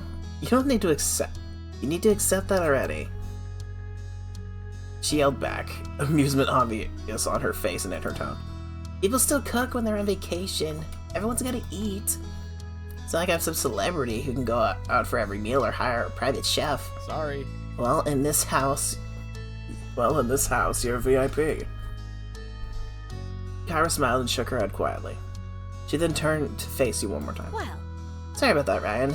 Here I was trying to strike up a conversation with you, and Cliff just had to butt in. I don't butt in. She eyed him, chuckling in disbelief. He wasn't exactly disproving her point with that. Kyra leaned over to whisper to you. It's okay. He likes to be included. But since Clifford insisted on cooking all by himself, he'll have to wait. The two of us can chat. Her next question continued to be said in a hushed tone just to be safe. So, how are you doing?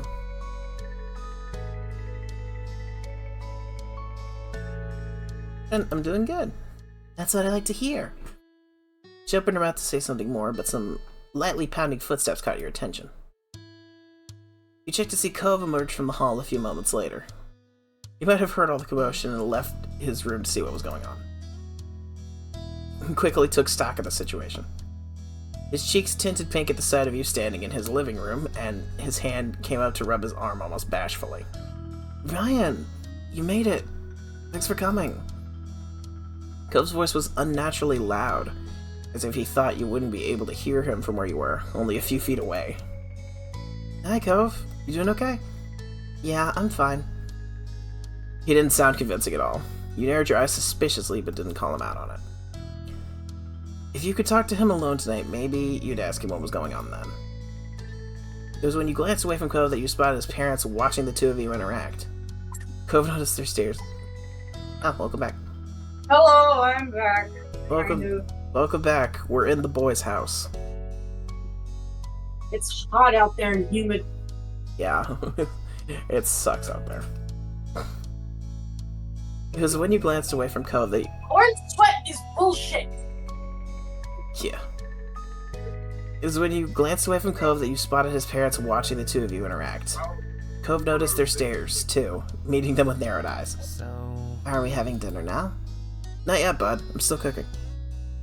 When does your family and Cove's just become one family? Because y'all might as well be already.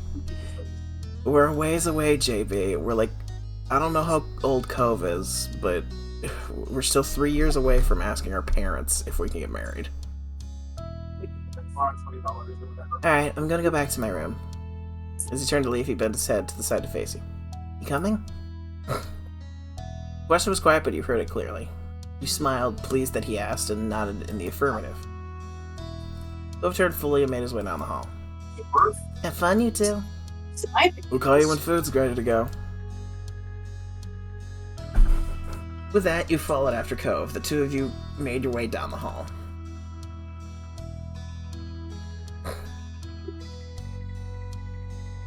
Man.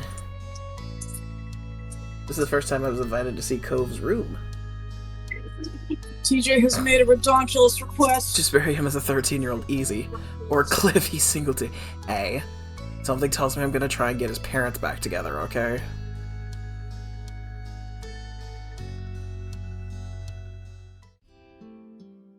There was a mat on the floor in front of the door. As you stepped over the threshold into his room, you felt the crunch of Oh, you know sand what beneath game you your should feet. play, Ryan? What? The Demons made me do it. I will look into that game. I've never even heard of it. It's made by Ukrainian developers. They've been making what bombs are dropping around. Yeah, I'll check it out after this. There was a mat. I think it's on Steam. Okay. There was a mat on the floor in front of the door. As you stepped over the threshold into his room, you felt the crunch of sand beneath your feet. Cliff has to be the neighborhood hot single dad. Well, then I can't get with him because he wouldn't be the neighborhood hot single dad. You glanced down. Sand was clustered around the entrance. You even spotted smaller amounts of it dusting the rest of the room's floor. If you hadn't anticipated it, you weren't surprised at the sight. Of course, Beach Boy Cove Holden would get his room all sandy. So this is my room. Cove was a bit shy when he said that, fidgeting with the hem of his shirt under one hand and vaguely gesturing to the space with the other. There's stuff you can sit on if you want. You looked over the desk chair as an option. You turned back, Cove was already sitting on the edge of the large bed. And trying to make your own beach with all this sand? You totally pull off being his side piece. His first love is the sea. But it'd be cool if I could, though. You couldn't help recalling a long time ago Cove explaining his childhood dream home would be something located right on the shore of a beach. Maybe that idle thought still held an appeal for him. It made you smile to think about. Yeah, we're sitting on the bed. Sitting on the bed beside the boy. I would have redeemed a thing, but I don't got enough points to redeem a game. That's fine. I wouldn't have played. I wouldn't have played it at least until next week, anyways, because like the rest of my schedule is set in stone this week. It was like, I was like, tomorrow's the IDF support stream, which, by the way, I need to repin the message. Oh, Immune Deficiency Fund? Yep, I'm part of a big group of people in charge of basically doing a large-scale takeover fundraiser collective of streams, yada yada. And it's all hosted by the lovely Ilara. Does she have immunodeficiency? She doesn't, but she is close friends with a couple of the people in the shoujo. Or the people that formerly were in the shoujo. Because from what I'm hearing, literally all their talent has left. Understandable. Amelie was not having that shit, I guess. I was like, no one was having that.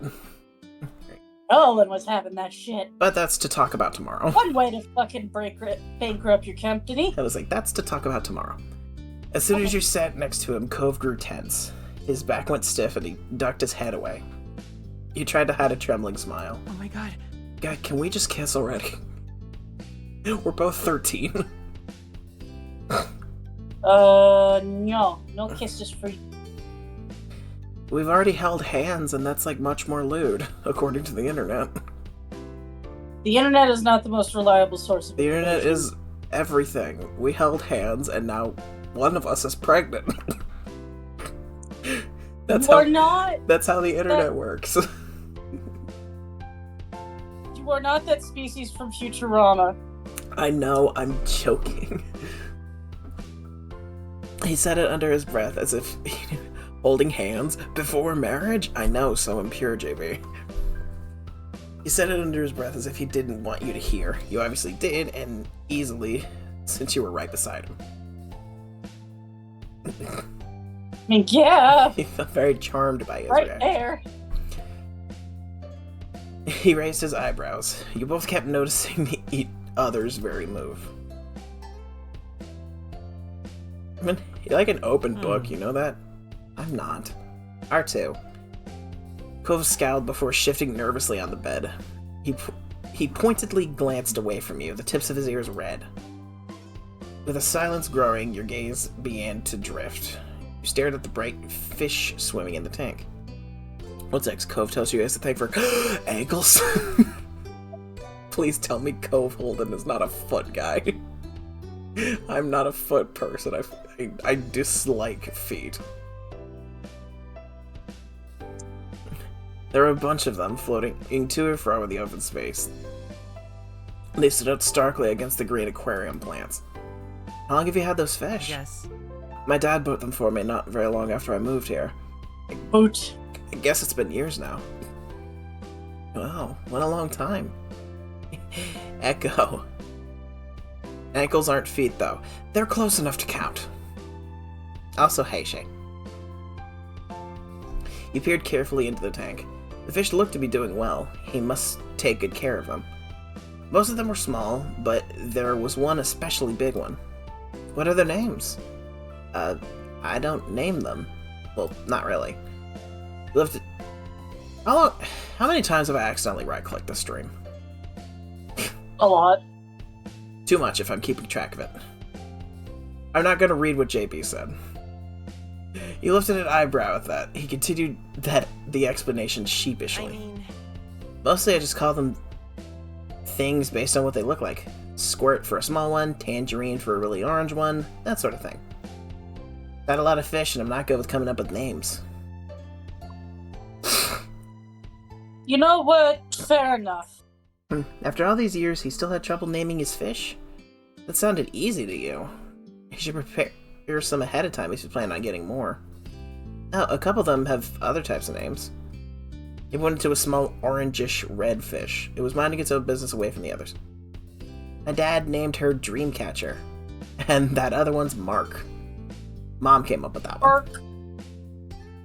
Mark. Cove smiled to himself, his eyes reflecting the glow from the tank.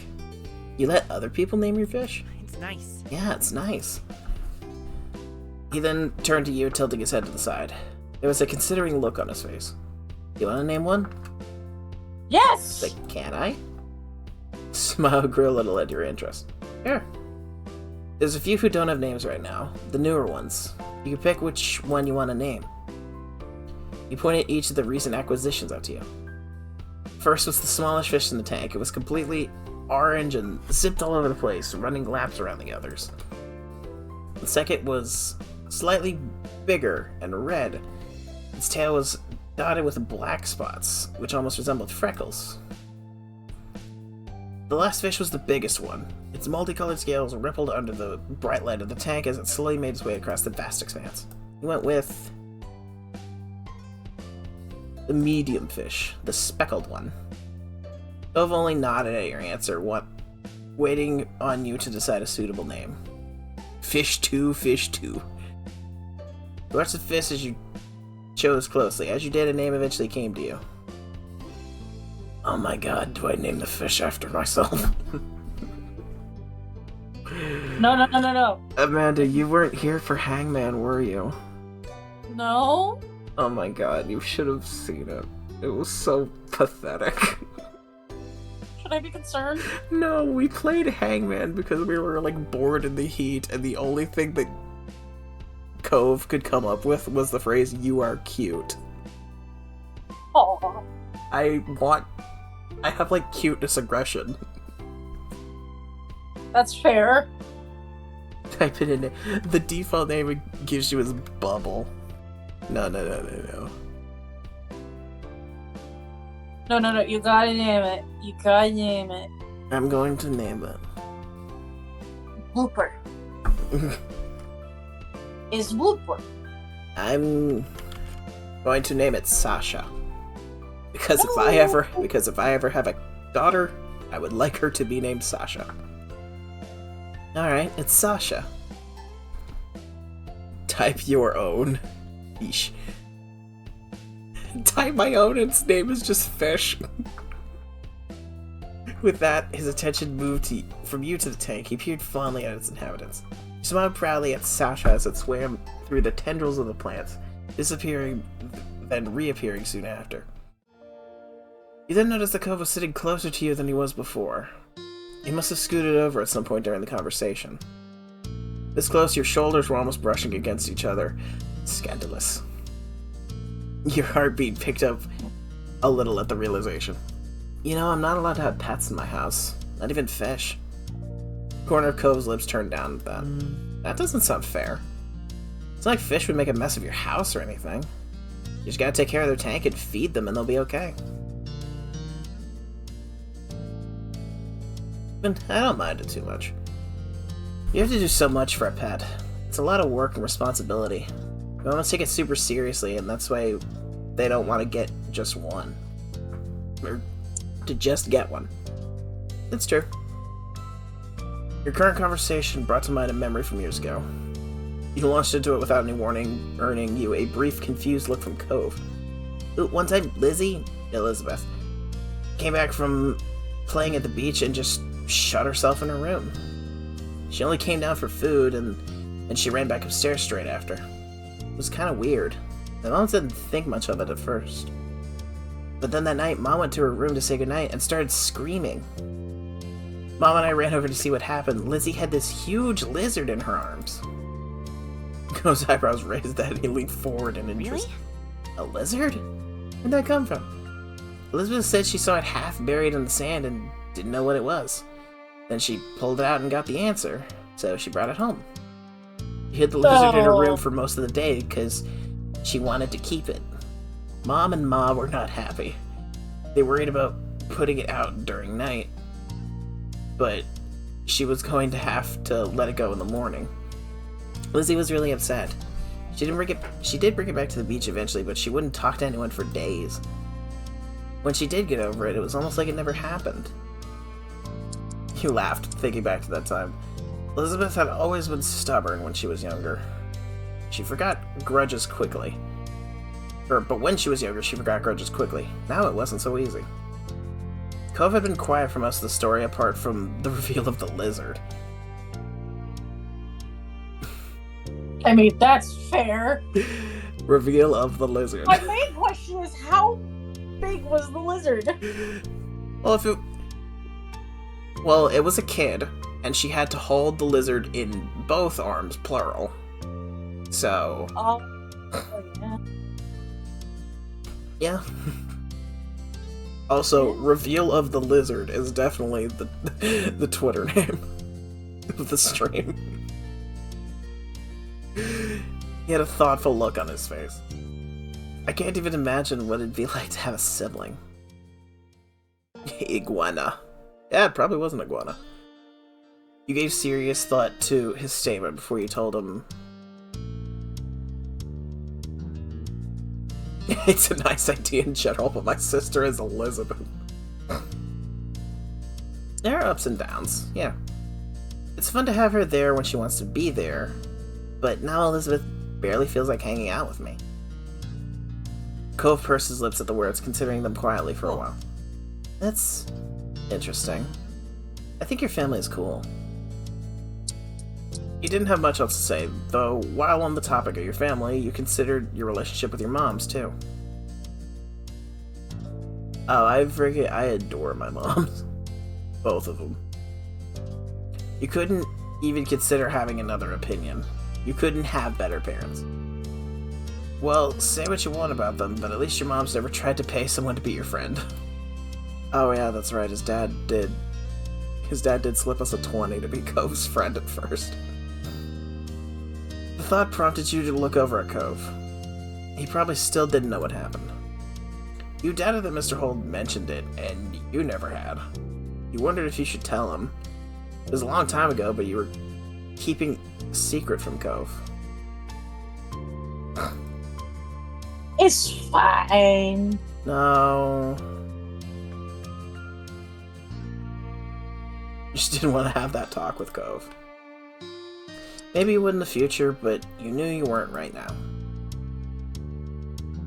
Time passed and you didn't really notice. Two of you were busy making plans for the rest of the summer and chatting about your respective days. Eventually, you heard a muffled holler from a different part of the house. You and Cove raised your heads in unison. Oh. It's time for dinner. Cove watched the firmly shut door... God, I'm gonna speak that sentence again, less like a robot. Cove watched the firmly shut door he had been locked behind for most of the night, but he didn't make a move to get up from the bed. You couldn't see his face, so you didn't know what expression he was wearing. I'm glad you came. I'm glad you came. That's a good song. Cove peeked back at you from the side.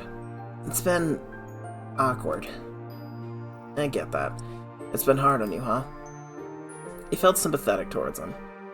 You didn't know what he was going through, but you cared about him. Cove said nothing else and remained sat where he was. Holy shit, I made a motorcycle! Congratulations. Yeah! Context, one of the recipes that you can fucking make with alchemy is a goddamn motorcycle that's shaped like a fucking knack dragon. I'm playing Fantasy Life I. Something about the fact that you described that as a recipe. It is a recipe! I was expecting food. I was expecting food in the shape of a motorcycle. Honestly, that'd be even better. But now would be as good a time as any to ask him why his parents so suddenly wanted you to come over. That's an excellent question. Why did they want you to suddenly come over? It's kind of fucking suspicious. That or Cove wanted me to come over. It hasn't been awkward for just me. Sometimes it gets like this when no one else is around. But now you're here. Huh. I hadn't considered that, but it sort of made sense in a way. There was another shout from outside, too muffled to actually know the words, but you could imagine what they were. Let's go. Cove finally got up, lumbering away with his shoulders sagged. You followed after him. Together, the two of you made your way back to the living room.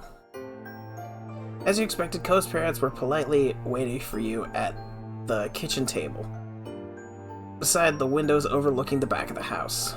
Food had been prepared and set. Miss Holden beamed at you and Cove. Beamed as you and Cove took your places. Why am I playing a visual novel? I can't read. His mom is so pretty. Kyra is very pretty, as is Cliff. Both of them, he is a pretty man and she is a handsome woman.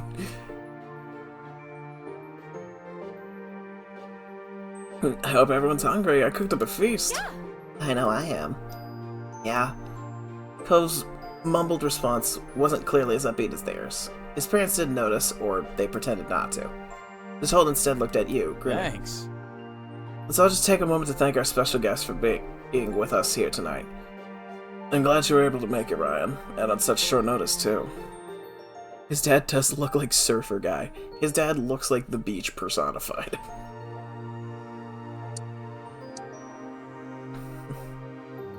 Yeah, thank you for having me. I'm happy to be here. All right. Oh, that's it. Everyone, please dig in. You can help yourselves to the food. Upon his encouragement, you took over the meal spread. You looked over the meal spread in front of you. There's a large garden salad in the center, surrounded by a variety of Mexican dishes. There are also a lot of sides and optional sauces to add.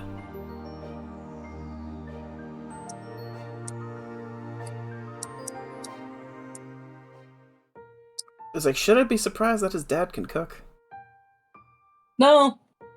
Yeah. He has to be somehow. His mom looks like the flora on the beach. That is I guess it is just the coverall she's wearing, but yeah.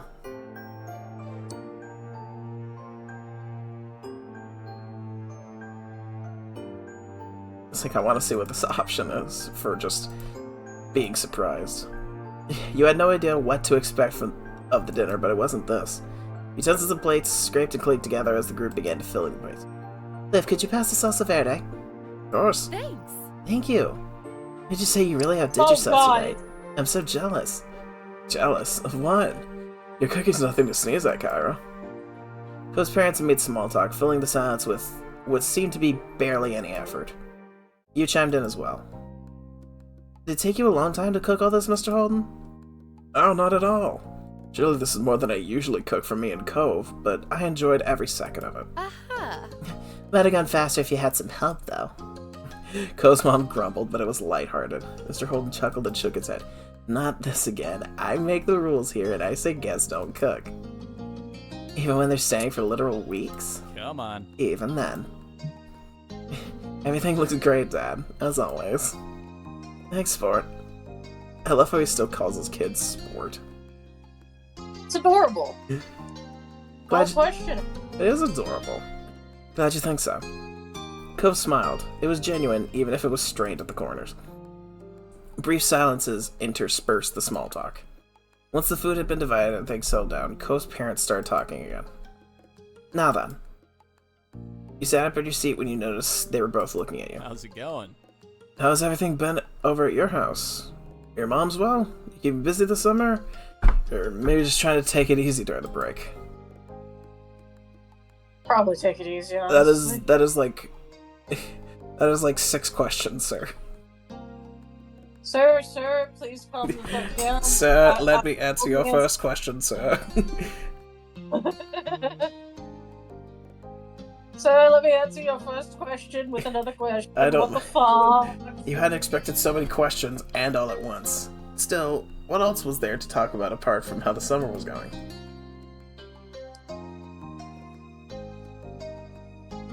I mean, he's interested in...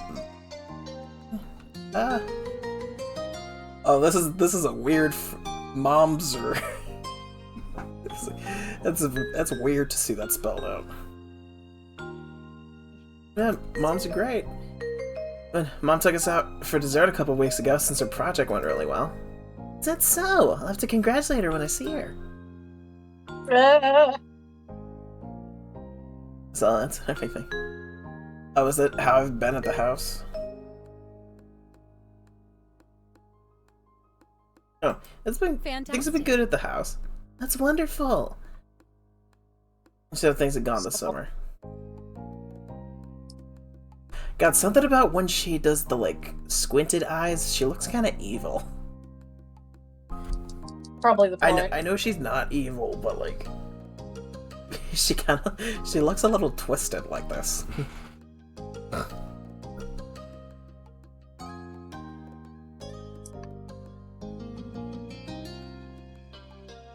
But I'm not sure where to start. There's so much that's happened.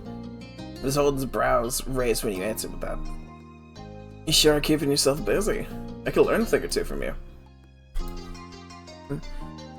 Kara nodded along. You could tell she was actually listening to the words you were saying. She was trying to include you, not humor you. Did you know, Cliff, Ryan is really into music? Mr. Holden's face lit up, and he stopped eating so he could lean forward, his arms braced against the table. Nice work. Oh, that's right. Very cool.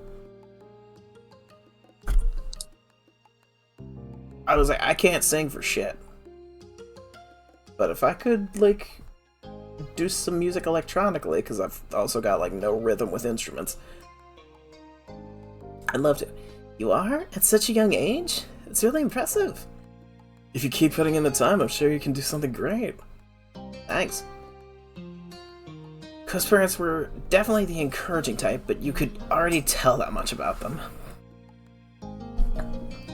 There was a lull in conversation as everyone focused their attention on their respective plates.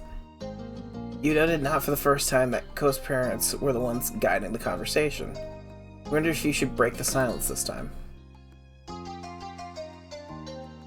I guess I'll talk with them. I also like other things. Want to tell us Yeah. one? Absolutely.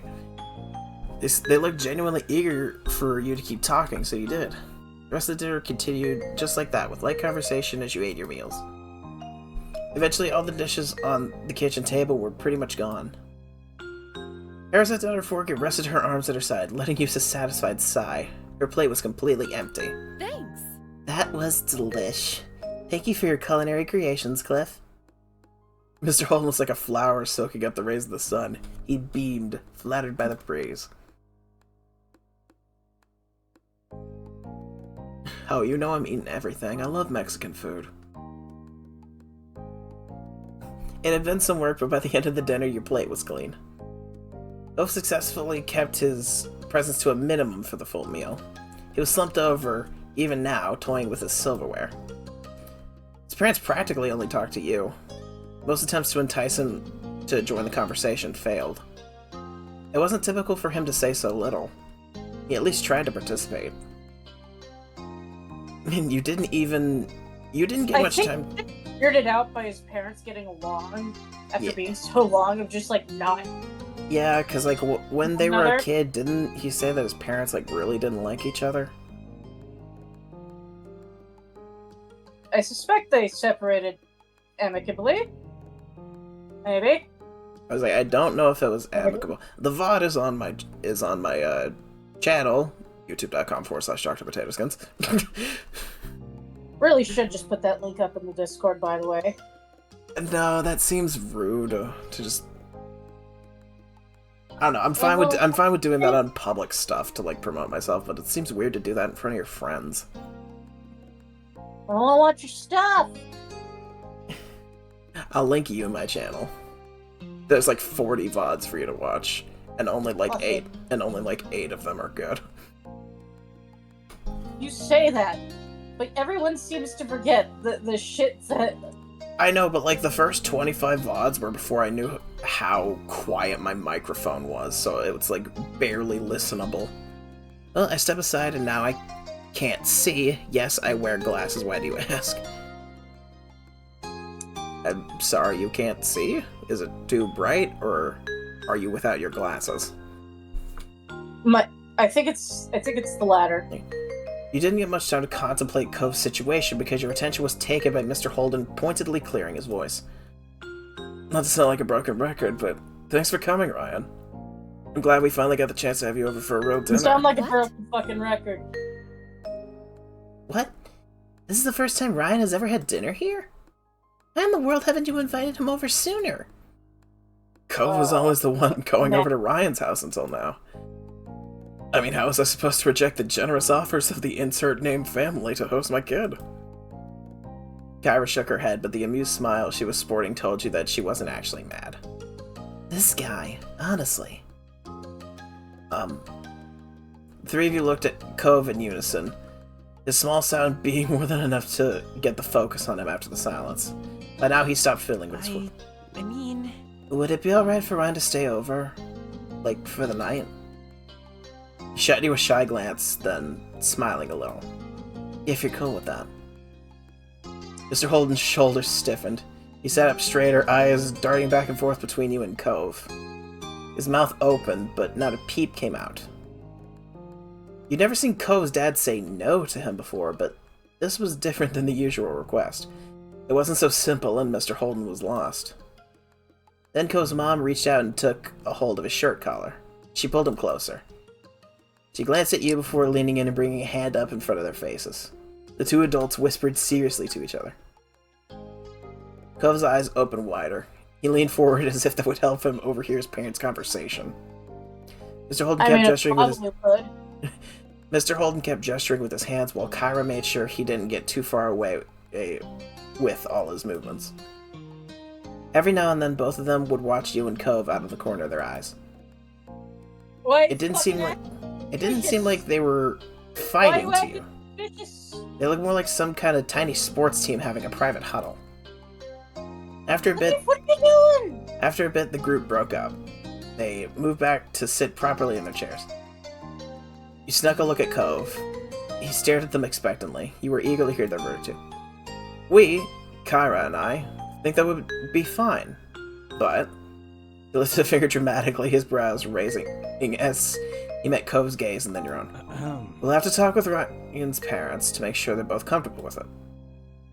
If they are, we can arrange for a sleepover to happen on a different night when everyone is more prepared. If Ryan's folks don't like the idea, there's nothing we can do. He finished his mini-speech with a wide shrug using his full arms. He also checked out Kyra from the corner of her eye and gave her a crooked smile. She nodded approvingly and grinned back. You thought you saw her give him a thumbs up, but her hand was partially blocked by the table. They both They looked so pleased with themselves over the answer, but they just passed the actual decision on whether it was alright or not to someone else, namely your parents. If this was a sports game, they would have punted the ball away. Cove hung his head, deflated. He had been hoping you could stay over today, not some hypothetical time in the future.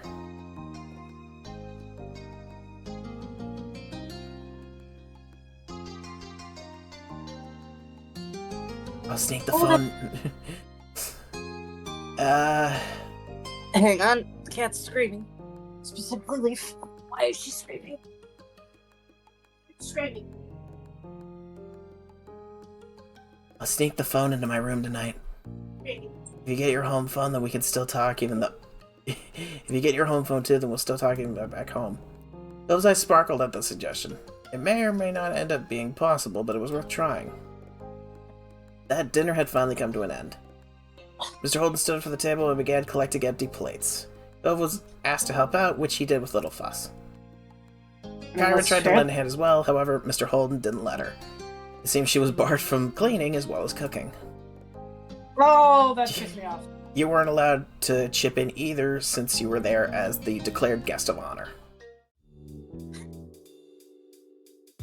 Although the meal was over, the night wasn't. It looked like you weren't going home just yet after all. You were asked to wait on the couch. While Cove and his dad were cleaning up the mess, Kyra disappeared down the hall after shooting you a wink. It was a bit strange, sitting by yourself while everyone else had something to do. Luckily, you weren't alone for too long. After a couple minutes, Cove's mom's returned with a deck of cards in hand. She strolled into the room confidently while shuffling. So, who's up for a few rounds? Cove and his dad had to wait while I got acid reflux again. Cove and his dad looked over their shoulders at the question. They were mutually intrigued by the cards in her hand. She muted their expressions and stepped further into the living room. Ignoring the couches, she sat cross-legged on the floor by the coffee table. She turned to you and gestured at the space beside her, smiling invitingly. You accepted and followed her lead. The living room carpet was soft, though the hardwood floor underneath could definitely still be felt. Kyra did an overhand shuffle while she waited for the others to finish their tasks. A smile had yet to leave her lips. Great. This is going to be good. Oh, John Constantine, you son of a bitch!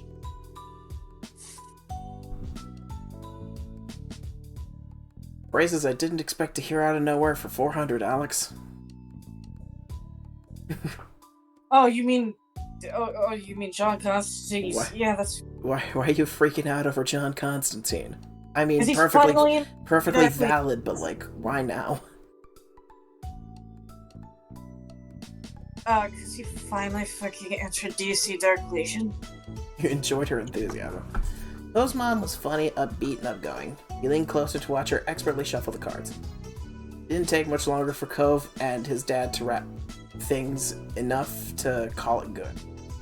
Cove's dad appeared first, followed closely behind by Cove. Mr. Holden rubbed his hands together in anticipation. Alright, I'm ready. As he took his seat across from you on the floor, you noticed that Cove hadn't joined him. He went straight down the hall instead, without even a word. You stared on confused as he disappeared through his bedroom door. Cove's parents didn't look concerned at the stun. Kyra nonchalantly split the deck of cards into two and riffled the halves together while offering an explanation of sorts. It's so hot and humid, the shoddy AC in the server room made it rain an inch of water onto the floor and trip into the vestibule below. Oh god. I'm sorry, server room? Like, computers? Yeah, I assume so. Like, please protect yourself. Electronics and water don't go hand in hand. Generally speaking, no. Cove doesn't keep his wallet with him when at home. He puts it away. What? Cove quickly returned to the living room, a black wallet in his hand. He took a place at the foot of the table with the rest of you. You blinked as Cove unzipped his wallet. You want to use real money on card games with family? While you sat there, your hands idle in your lap, the three shot looks at one another and sized each other up. Yeah. That's right, $5 per round per person. Winner takes all. Go big or go home. Oh, are you planning on kicking Ryan to the curb? Or do you intend on donating to the Guest of Honor's pot, Mr. High Roller? Mr. Holden narrowed his eyes and leaned back against the side of the couch, completely at ease. No worries. If Ryan wants to play, I'll fund his way in. And don't you worry about it. He rested an arm across the top of a knee that he propped up. Poe's dad was acting slick in a way you'd never seen before.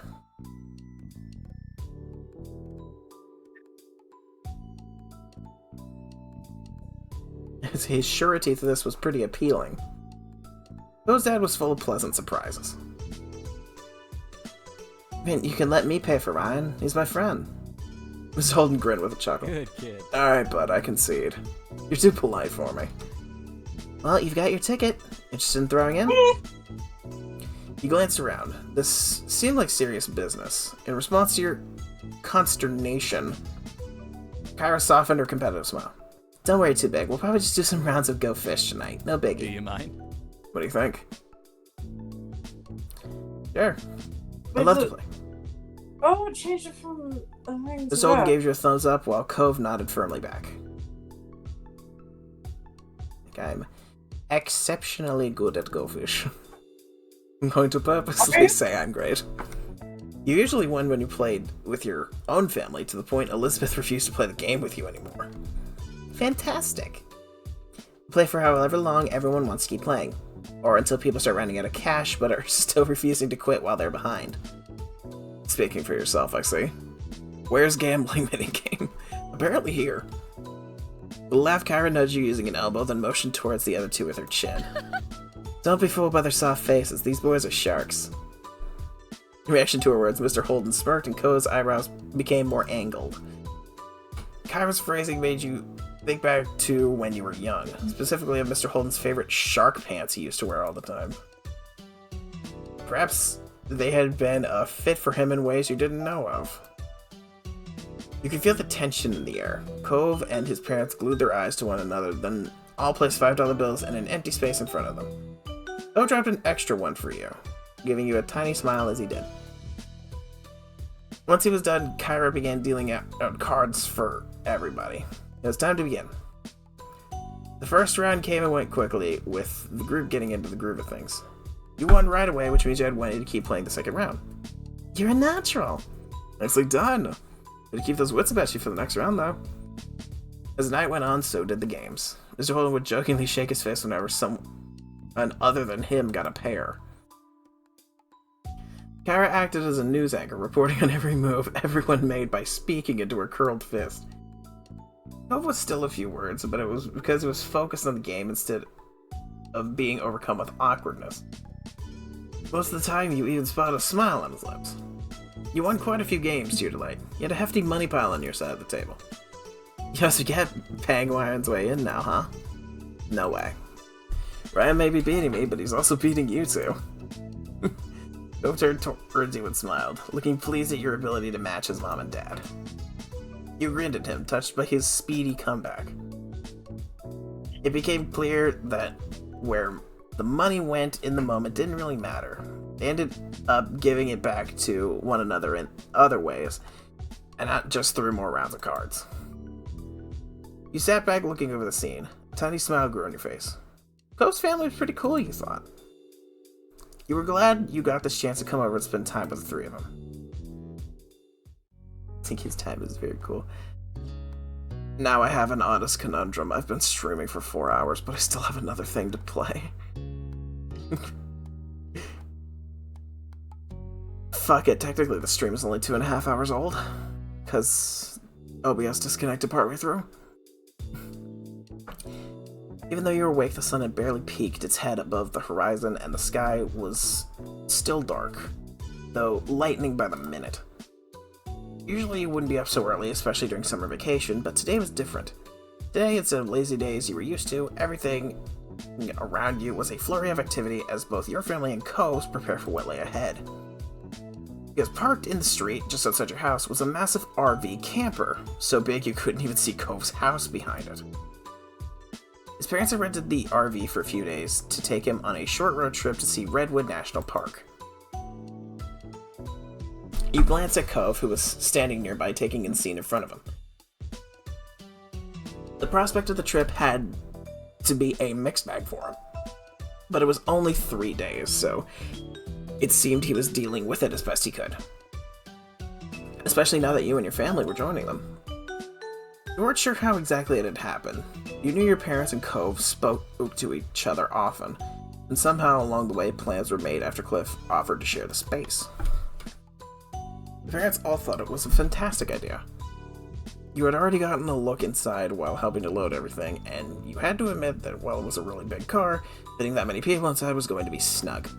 Let's go. Mivitaluza, kiddo. Mom bustled past with a cooler in one hand and a large bottle of water under the other. She was upbeat for this early in the morning. Ma, however, seemed to be on the other side of the wavelength.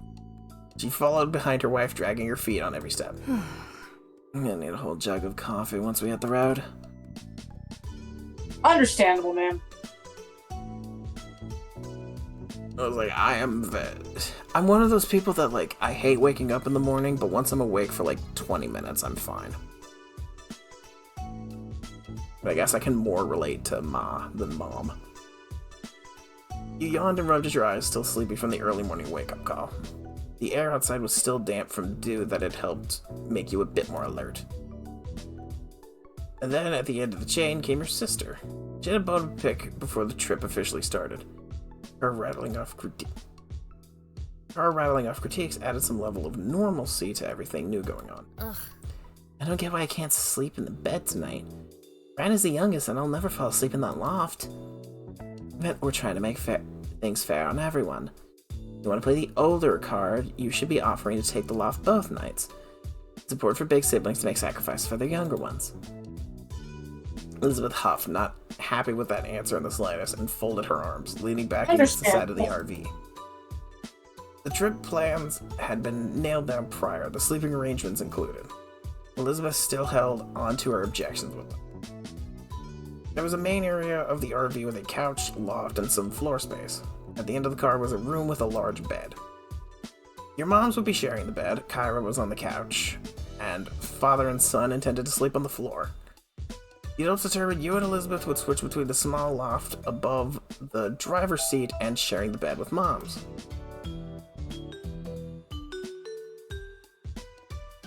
I was like, sharing a bed with your parents at 13 would be awkward, but at the same time, eh.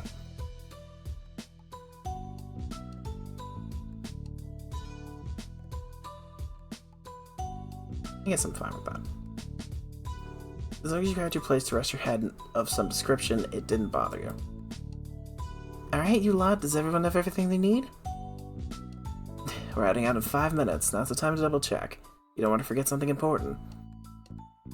At the word, Elizabeth yelped and dashed back in their house, her bedhead hair bouncing behind her as she went. Ma came over and gave you a smile, setting her hands on her hips. How about you, Ryan? You have all your clothes packed, toiletries, deodorant, floss, anything else you can think of? I guess I had to run back in. I'm usually very forgetful.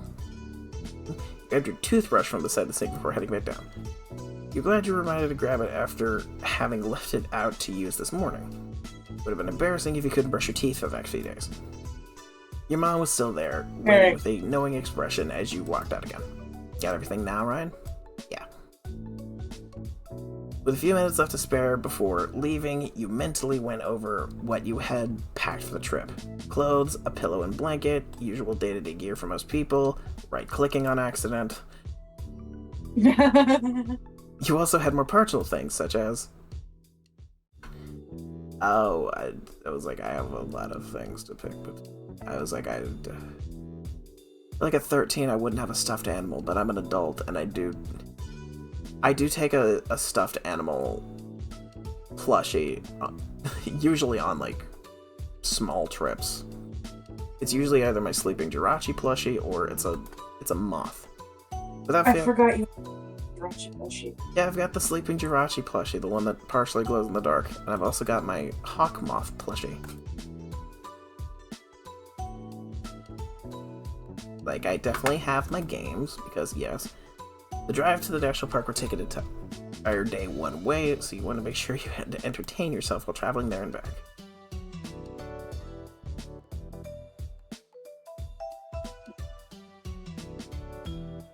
We're here in case you saw something to get to the park, if you had to write anything down, or if you need to pass the time doodling. I was thinking probably just a camera to take pictures. It's just a little pocket camera you had gotten from your mom's, but you couldn't miss an opportunity to take some snaps. Hey, let me take that for you. I'll stow it in the RV. There's a few spots left. It'll fit. You let Kyra take your bag and gave her a grateful smile. With nothing left to do, you watched the others get ready for the trip. Kyra and Cliff seemed to have the most energy of anyone. They were finishing packing the suitcases away while your moms had gone to lock up the house. And they high-fived whenever another one got crammed into the storage compartments of the vehicle. Even though your own parents were more low-key than Cove's, you could tell they were excited for the trip. It had been a while since your family had been away anywhere together. Elizabeth skipped towards the RV, a bag slung over her shoulder, and you were surprised to see she seemed more optimistic about the whole ordeal now. Usually she wasn't one to exit the confines of her room unless it was for TV or food, or to leave her family behind to be with friends. You would have thought 3 whole days packed in an RV with 6 others would be too much for her, but it was a nice surprise. You supposed any vacation was better than no vacation in her mind. Cove had been pretty quiet so far, and more than anything, seemed to be overwhelmed by the situation. Understandable. There's 6 other people. I get you, Cove. I'm muting so I can finish this muffin.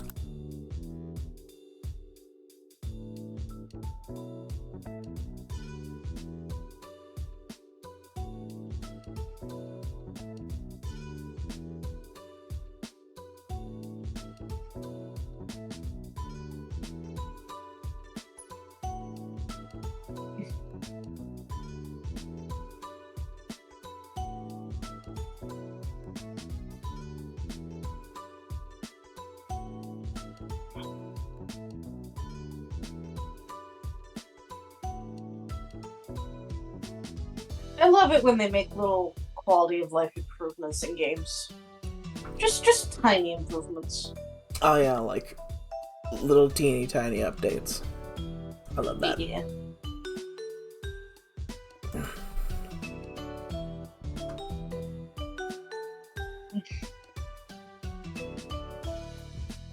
But I was eager to get to this. When I was a kid, I was a destination, not a journey kind of kid.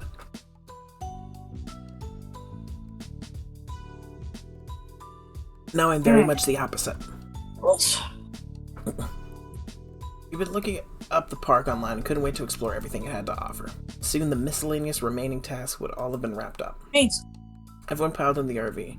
It's officially time for the trip to start. And it did. Cliff took the first shift driving. He cautiously navigated the massive car out of the narrow neighborhood streets. It was touch and go for the first part of the journey. Your moms and Kyra were all huddled at the front, trying to get a view of how much space they had on each side. There was a sense of relief when the first long leg of the trip was hit and the RV would only need to go down one stretch of highway for miles. The mom group cleared out of the driver's area, leaving Cove's dad to it, taking more comfortable seats around the main cabin. You feel like you could finally relax now too. Time slipped by as the morning faded away. Before you realized that the engine of the RV had come to a stop, but only halted for a few moments as Cliff climbed out of the driver's seat and Mom took over. Mom was sitting shotgun, giving Mom a quick tutorial on the controls, as it was her first time driving anything this large. Cliff groaned as he headed towards the rest of you, stretching his arms above his head and loosening up his muscles. We're making good progress. Yeah, maybe you should take a nap in the back for a while. It was a long haul you just did, and I know you're on less sleep than usual. Cliff waved a hand, that trademark grin of his slipping into place. Nah. I don't need sleep. I've still got a few miles in the old tank. He flexed an arm, showing off his muscles to drive the point about how resilient he was home. He was at home, I assume. And Kyra rolled her eyes in amusement. Dad, everyone has to sleep. Cove shook his head at the tough guy act, simply, though Cliff simply chuckled and ruffled his son's hair. So? Are you going to be driving again anytime soon, Mr. Holden? I want to know so I can prepare. Did anyone pack some rope? I might need it. There's no seatbelts up here. Elizabeth calmed down from where she was lounging in the loft above the driving compartment. She was laying on her back, her hair falling over the side and swinging around as the RV started up again and took off down the road. The back of a potato chip was balanced on Elizabeth's stomach, and she tossed a couple in her mouth right as Cliff lit it. Held a hand to his chest, pretending to be offended by the remark. Don't worry about that. Luckily for us, we... Oh shit, the road trip. Yeah? Luckily for all of us, we have enough adults to cover the shifts today. You won't be driving again until tomorrow.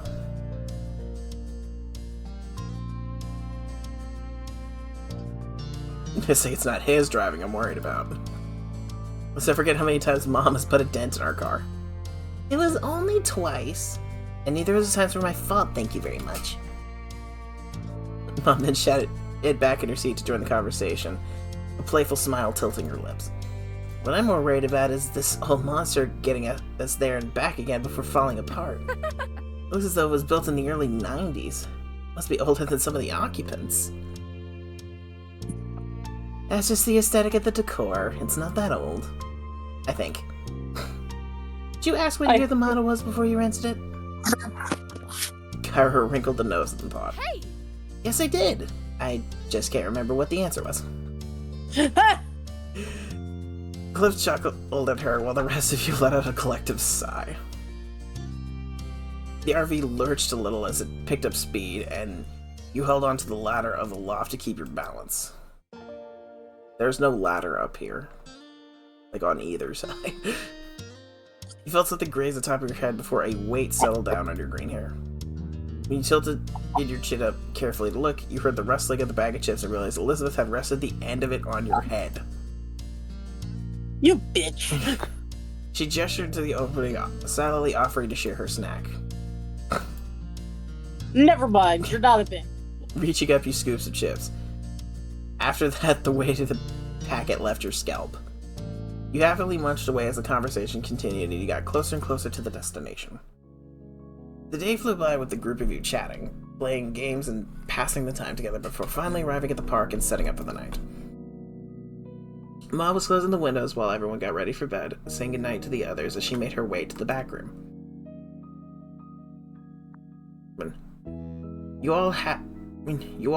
You had all had dinner together while still driving.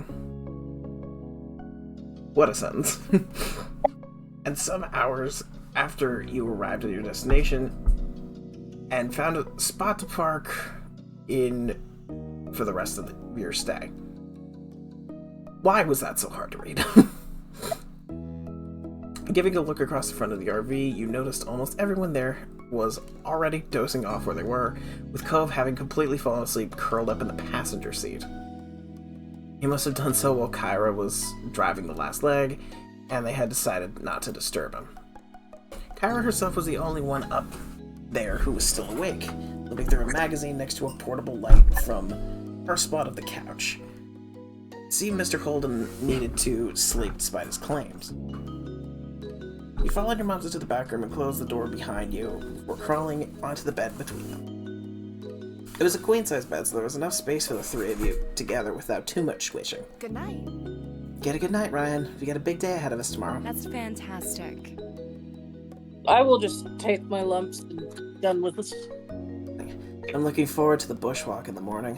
It's been a long time since I was out in nature like this. There will be plenty of us for us to see. You stayed awake for a little while longer while your moms whispered about the park and forests in general. With the sound of their voices in the background, eventually you nodded off to sleep. The next morning you were up bright and early preparing for the day ahead. You fell asleep before you knew it and had woken up rested. Mom whined a bit about the furnace and the mattress, but Mom had only encouraged her to enjoy the trip while she could. While looking for a spot to get ready, you had some trouble finding a space of your own as the others were doing the same thing.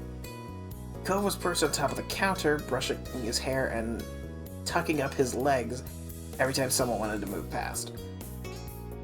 The parents were checking, double-checking, and triple-checking that you had everything to the point where you would stop listening to them altogether. You knew you wouldn't be returning to the RV at all that day, but by the look of the backpacks that were packed up and ready to go, you doubted anything was missing from them. It didn't take much longer until you all exited the RV in a bustle and headed into the Redwood National Park. Wow. Cove had his head tilted up towards the canopy of the trees, his eyes wide as he took in the massive trunks on either side of you. You knew that the redwood trees here were considered the tallest trees on Earth, but you weren't prepared for exactly how huge they would be in person. Come on. Smile, you two. You spun just in time for Kyra to snap a picture of you and Cove together, before she pointed her camera at Cliff, trying to get a shot despite the weak protests that she should just enjoy the moment. Your parents were walking behind the group a little, with Mom telling Ma some information she had read about the park in a brochure.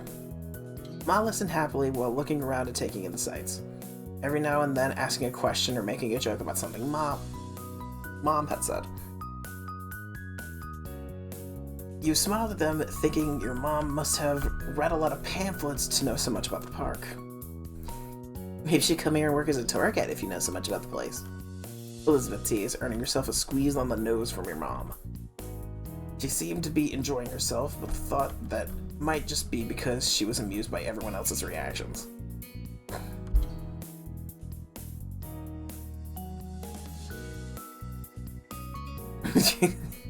The adults are being touristy, except Cove's dad, I guess.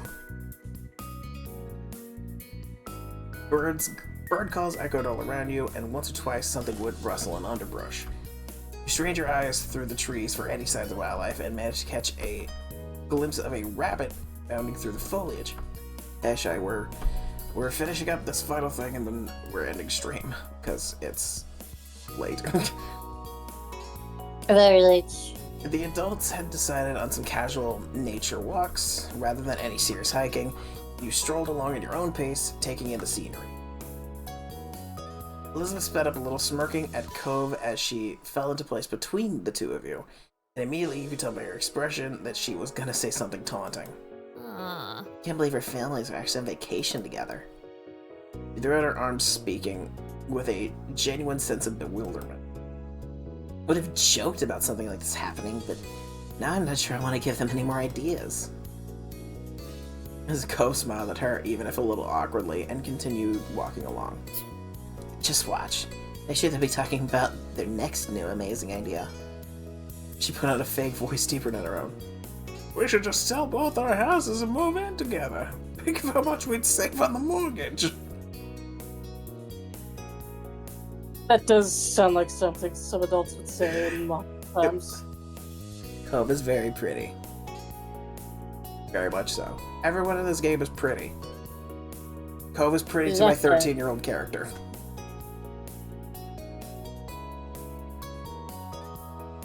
Cove simply shook his head, not really bothered by her. I suppose he was used to it by this point. But seriously, they do act like we're all a single family, just because we live across the street from each other. Elizabeth gave you and Cove a look, her eyes glinting with mischief as she leered at you. Yeah. Maybe one day we will be related. Legally, anyways.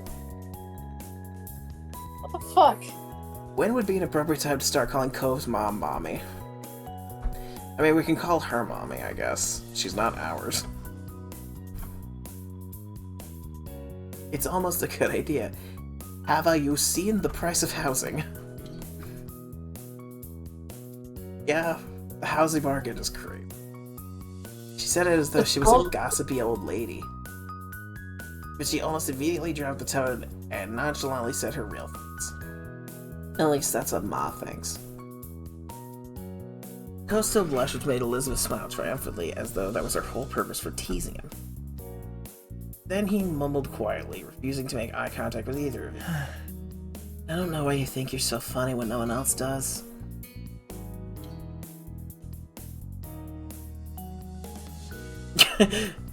That is a fair response.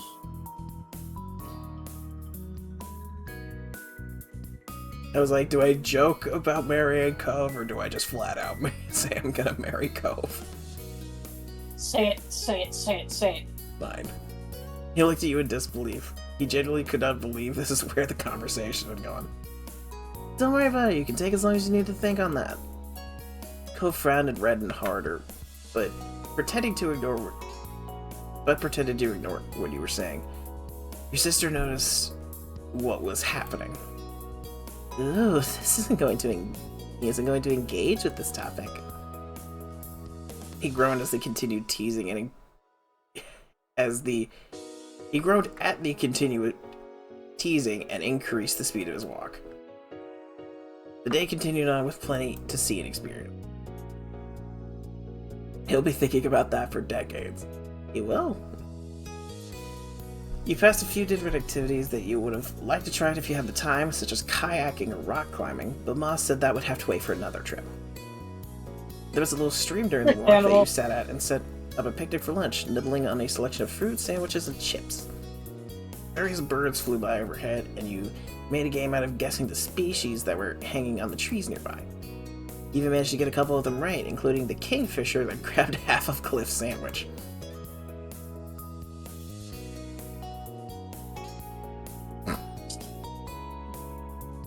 That is in fact a board. That is in fact a board that exists. I feel like we should have spent more than one day at the park. There was so much here, and you felt like you needed a whole week, maybe even more, to experience it all. You sighed quietly to yourself, wondering if you get the chance to come back. Your group made it back to camp just as the sun was setting in the sky, and the stars were appearing one by one. Alright, I'm gonna say what's on my mind here, because I know I'm sleeping in the loft bed instead of sleeping with my mother's. If Cove asks to get in that bed, if Cove asks to stop sleeping on the floor and climb up in the loft with me, I might lose it. Get out of your fucking mind! Everybody had enjoyed different parts of it most. You traded stories of what you thought while you were eating dinner, then afterwards you pitched in to help clean up. You, along with Elizabeth and Cove, got back to the RV early and spent some time together while the parents stayed outside. It was nice to have the space to yourself after the cramped journey there, and while Elizabeth had locked herself in the back room with her headphones, you and Cove were left in the main lounge area. Now I'm hanging out with my boy. Might as well get comfortable, who knows how long we'll be out for. You took a seat on the sofa while Cove sat down on the other end, tapping his fingers against his knees. Your cheeks warmed a little at that. Being close to him never failed to feel exciting. You'd seen Cove nearly every day for the past 5 years, but seeing him in a jacket was still somewhat unusual. In Southern California, he could get away with that. It was a simple difference from his normal style, yet you couldn't help noticing the way he looked right now. It looked great on him. In fact, Cove always looked nice. When Cove cleared his throat, your eyes snapped to his. He had an eyebrow raised and had clearly caught you staring at him. What? Yeah, is everything okay? Baby. I'll just say it looked nice on him. Cove immediately blushed at the unexpected compliment. What? He didn't say anything more than the one-word question. You decided to elaborate further. You know, I hardly see you wearing a jacket, especially in the summer. Yeah. Oh, yeah. I like wearing as few layers as possible. It's easier that way. I'd rather be cold than extra hot. It's kind of a pain to carry extra clothes around. My parents made me bring this jacket. Right-click again. One final one. I'm the opposite way. Like, I try to wear jackets even if they're like slumped over my shoulder just for the extra set of pockets.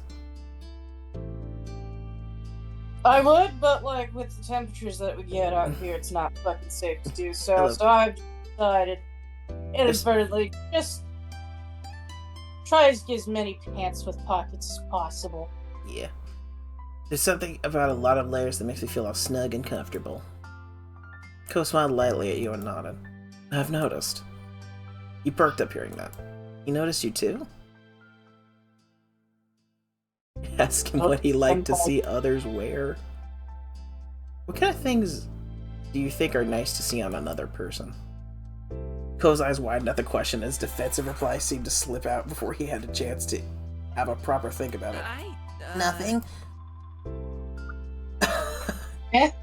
Sir? Sir, your brain short-circuited, clearly. You Stop laughed a out second. loud and Cove gave you a dry look. Come on, that's not what I meant. You pushed yourself and sat up straighter, all traces of laughter You know that's not disappearing what from you your meant. face. It's fucking hilarious. Answer with what you mean, then.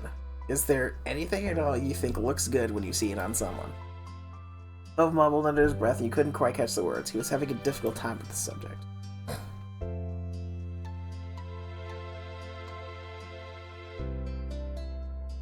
I swear I won't make fun of you. That's not really it. Cove seemed pretty grumpy about your statement, but you weren't ready to give it up so easy. Please? Cove sighed and looked down at his lap where he was fidgeting with his hands, still reluctant to give an answer. I don't know. He made an unimpressed sound over how this was going. You sure? Fine, I guess. Kind of like ankle bracelets. Oh my god, he is a defeat. Ankle bracelets? What? Yeah, everyone can wear an ankle bracelet. Wrist ones are cool too, but they're pretty normal. There's something fun or flirty about ankle bracelets. I It's more special or something. I don't know how to explain it. Cove brushed his knuckles against his cheek awkwardly, seemingly unsure where to go from here.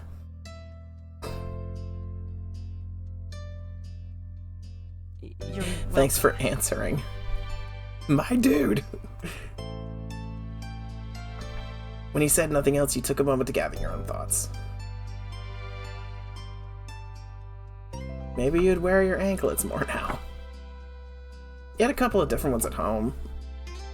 With this new knowledge, you might slip them into your daily outfits in the future. Cove looked away again, feeling awkward about it. You gave him an understanding look, and usually he would start to smile like normal again, but not this time. His expression only stiffened more. You were surprised to see him like this, as he always bounced back pretty quick after being flustered. Cove? Still, he wouldn't look at you, and now even his breath was growing tense. It began to click. He was trying to build himself up enough to say something hard for him. You waited for it silently. You thought I was joking about the ankle thing. I didn't think you were foreshadowing me. Until finally he peeked your way through the corner of his eyes. You were fully attentive by this point for whatever he was going to mention next. That's, People having yellow eyes.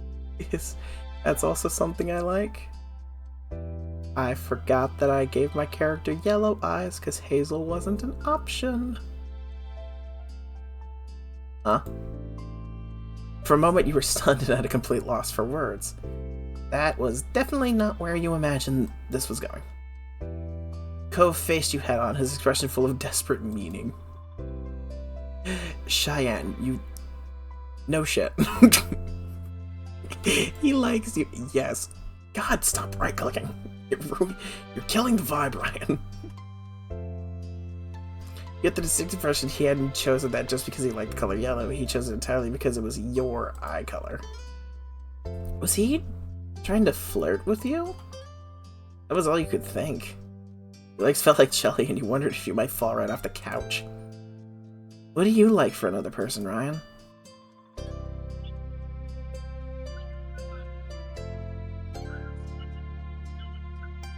I do like it a lot when people wear glasses, and I literally said earlier this stream he looks better with glasses. Cove looked away thoughtfully, and you couldn't quite tell what was going through his mind. Listen, I'm sorry, I'm not really good at flirting. You look especially good on it. Cove blushed a deeper shade of red and his mouth fell open, acknowledging that you had specified him straight out. Now both of you were flirting with each other. He placed his hands in his lap and looked down. It seemed he hadn't expected to get this far and didn't know where to go from there. With that, the topic abruptly dropped off. Cove officially had no more to say on it. The parents all arrived soon after, each of them climbing into the RV and finding some space to sit down and rest their legs. Elizabeth, having heard the commotion, came out of the room and, for the first time since arriving, and joined you all. You spent the evening chatting and playing a few games, enjoying the last evening of the trip together. Bedtime arrived within the blink of an eye. As the group hunkered down for the night, your mom did a final round to be sure nothing had been left behind. She explained that Cliff was going to start driving early in the morning, like on the first day, but would be letting everyone else in the group sleep. There wouldn't be a need for all of them to get up. Now it's time to check you hadn't left anything outside. You as well as everyone else were confident you had it all packed up inside the RV, which meant it was time to get some rest before the journey home tomorrow. Your moms and Elizabeth said goodnight, heading to the back room while you climbed up to the loft. Cove and his family got situated below in the previously set arrangement. You tried to get comfortable as a million thoughts were running through your mind. It was hard to believe that the trip was practically over, and before you knew it, you'd be back in your own bed at home. This was a great adventure. It was short, that was for sure, but you got to see and do so much during your time here. All in all, it was a nice break away from home. The minutes ticked by, silently. It didn't take long for the soft snores of Cliff and Kyra to drift up to you. They were asleep now. You wondered if Cove was still awake and decided to poke your head out from the loft to find out. You blinked through the dark. Looking down the hall, you noticed Cove laying on his back, his eyes staring up at the ceiling. His seafoam hair was spread out on his sleeping bag. He must have felt you watching him because suddenly his eyes locked onto yours. It was difficult to see much in the dim light, but you could make out that crooked smile on his face well enough. You make a silly face. Cove rolled his eyes at you, or at least you thought he did.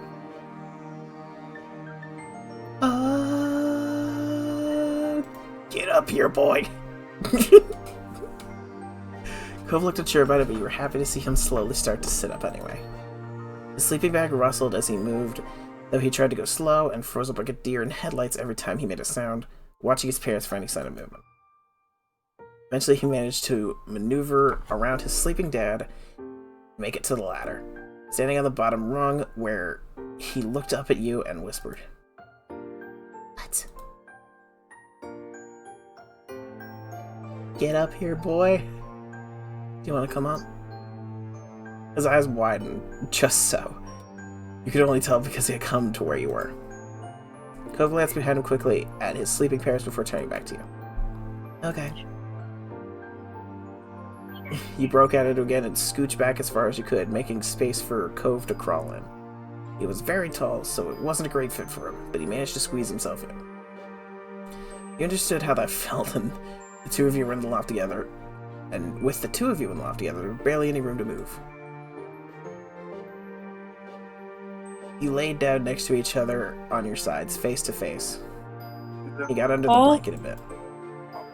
One of his arms was nestled under his head for comfort. The other had nowhere to go and was rested alongside his chest on the floor of the loft. Cove spoke to you softly. So what am I doing here?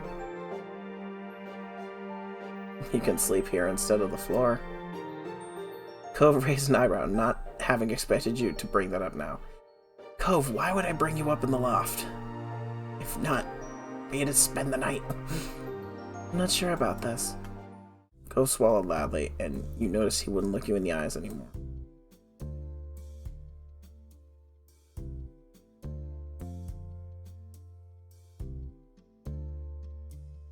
It seemed natural to have him near you, and being close like this only made it better. You thought back to earlier in the evening when you and Cove had been talking alone on the sofa. He had definitely been flirting then, and now you were here.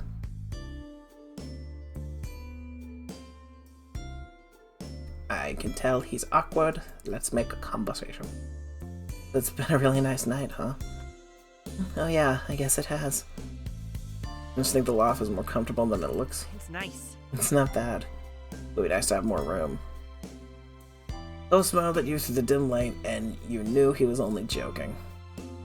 The two of you continued to whisper for a while, becoming more relaxed. Oh my god!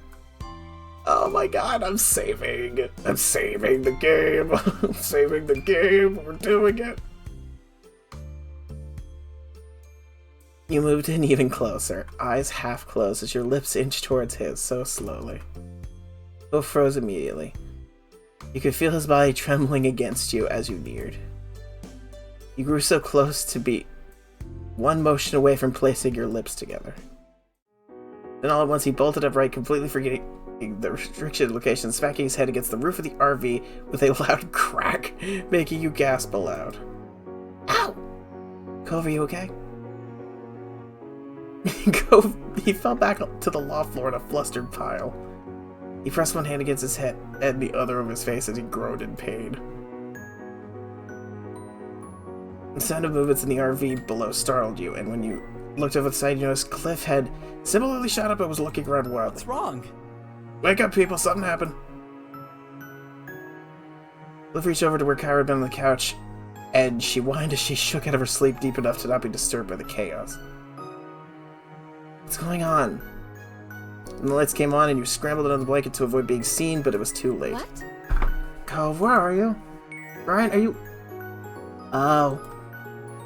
Took only a second for Kyra to figure out where her son had gone, and you soon heard Cliff's chuckle as he, too, realized. You were warned there wasn't much room up there, bud. Cove groaned terribly again, but this time it was out of humiliation. He moved the hand from his sore scalp to also cover his shame rather than face his parents. Hey! A little noise out here. To your horror, the door of the back of the RV opened, and Elizabeth, as well as your moms, peeked their heads out in the hall. Is everything okay? Sorry. It's nothing. Sorry for waking you up. Cove curled into himself, completely humiliated as he apologized a couple more times. Not loud enough for anyone other than you to hear, though. Hey, how's your head? And Cove will push himself up to his side. I should probably get Mom to look at it. Tara casually came over to the edge of the loft. Come to Mama, baby. You can't stay there. We're going back. We're going back. What if I do this?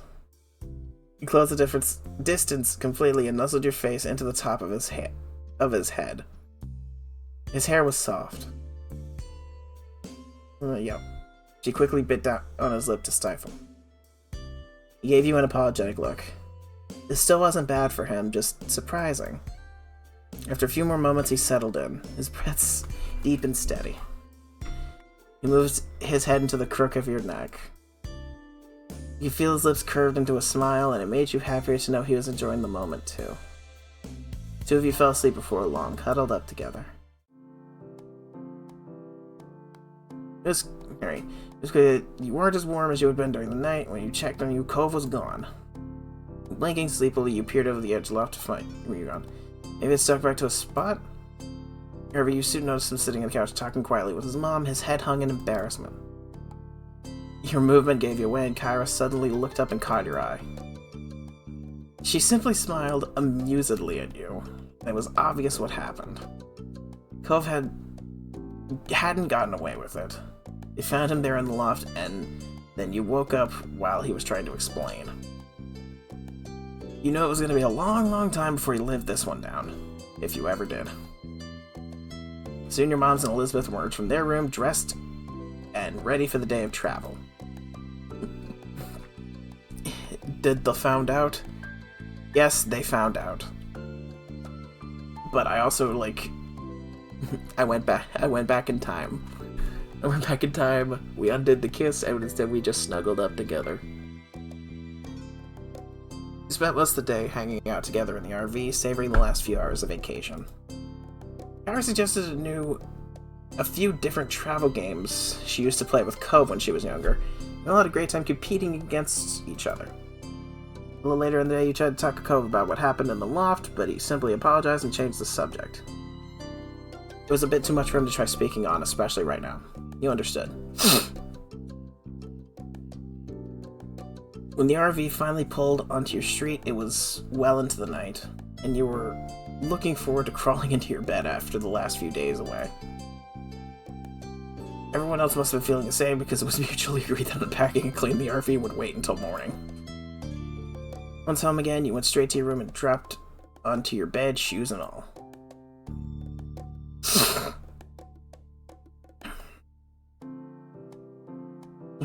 was happy to be in my own bed. Stretch yourself up with a smile, enjoying having the space all to yourself. With those last few thoughts drifting through your mind, it wasn't long before you dozed off to sleep. Tomorrow, life could go on like normal. But do I want it to? We finished all the things, summer ends. We're not doing the DLC, like I said. There's no denying it, this is the very last day of summer. Tomorrow you were heading to class. It was a bummer. Summer had been so much fun. When you thought about going back to school, it was with a sense of loss. Soon you wouldn't be able to choose how your days were spent with the school bell telling you where to be and when. It was with a heavy heart that you chose your outfit for the final day of freedom. Life was going to be different. You would come to think of the summer vacation as the norm. But school sucked up the majority of the year, whereas the summer vacation was just a respite in the middle. So rather than it being different, it was kind of a return to the normal? What did your normal life really mean?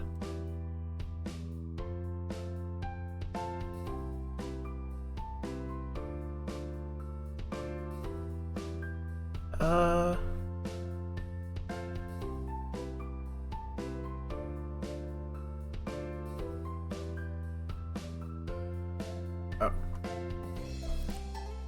Sorry, something popped up on the side. You consider how fondly your moms talked about their summer vacations as kids. You dimly recognized that 1 year the pattern of school and the summer itself would be over for good. It was hard to imagine. You got distracted, one arm still out of a sleeve. You pulled it through and put your mind back to the present. This season had brought about plenty of changes of its own, like Kyra's visit, though that too was coming to an end today.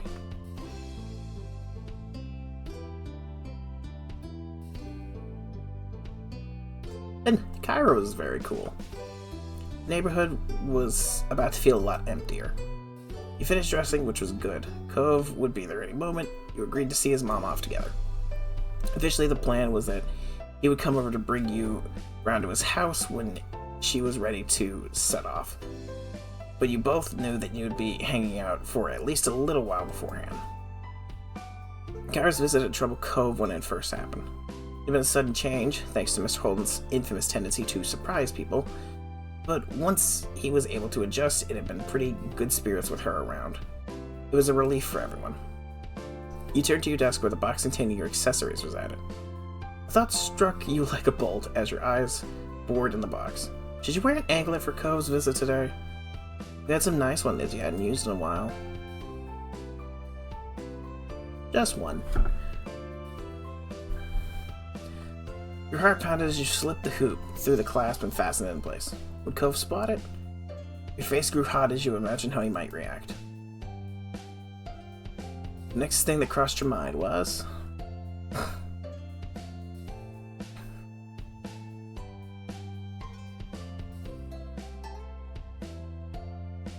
It was like, it's very polite for me to get the door. You strolled down the stairs. Someone else might have been able to answer it, but he was your guess. It was only a few minutes later when the doorbell rang. As you'd chosen to stand beside it to wait for Cove, there was no delay in pulling it open. Cove was there just as you'd expected. Seeing you, he flashed a bright grin. Hey. Hi, Ryan. Hey, Cove. Come on in. Once he stepped inside, you beckoned for him to follow you upstairs. Back up in your room, you sat down on your bed and waited for Cove to settle in as you knew he would. With other guests, you might have offered them a seat, but you and Cove were long past those tentative stages of friendship. Your room was as familiar to him as his own. Watch Cove as he sat down in your desk chair, his preferred spot. He rolled it closer to the bed to make it easier to chat, tweaking the angle so he was facing you fully. When once happy with his position, he leaned in towards you, hands held in his lap. His actions weren't the ones of someone who planned on moving from his spot anytime soon, even though you had an appointment to keep together that day. When is your mom leaving? Don't worry about it. We've got some time. She still got a shower and stuff before she goes. She didn't want me to just keep hanging around while she was doing that. He lifted his head, his gaze drifting through the window, and chuckled. Can't believe she's already leaving. Just when I'm getting used to her being there every day. He leaned back in his chair, a wry smile tickling his cheeks. She'll be back. He cocked his head thoughtfully before shrugging. He ran a hand through his hair before shaking his head, as if shaking off the topic like a right click. I'm just gonna hold the mouse to where I only have one finger available to click. Cove looked back at you, lips parted as if he was about to speak, but instead his eyes widened and his mouth closed in a tiny frown. Something had caught his attention. Something wrapped around where the end of your leg met your foot. He cast his eyes back up to your face, then down to your ankle, and back to your face. You repeat this process once, twice more, as if struggling to hold the two items in tandem. Maybe he was weighing up whether this could be a coincidence or not. Or maybe he was just too shy to verbalize his thoughts. Or was still trying to find the words, and this is the most he could manage. The attention made you feel... It's like I never expect this level of attention, so... You almost wanted to tuck your feet away and out of Cove's intent focus, but doing so would muddle your message further. On his next glance back to your face, Cove saw your expression had shifted. Watch as his bewilderment eroded into mortification as he realized that he had been caught staring. He quickly spun in the chair to face the wall instead, allowing you to glimpse the flesh that had spread all the way to his ears. He twisted in his seat, wringing his hands, and determinedly avoiding looking in your direction again. It seems like he decided against saying anything at all. Does it look good? Cove mumbled something unintelligible as he slumped lower. With how he was hunched over, the quiet words had no chance of reaching you. You aren't going to get anything out of him in this state. You waited for him to come around before speaking again. That's, Did you do it because of what I said before? I mean, you know, those few words were whispered as though they were a precious secret. The ankle bracelet.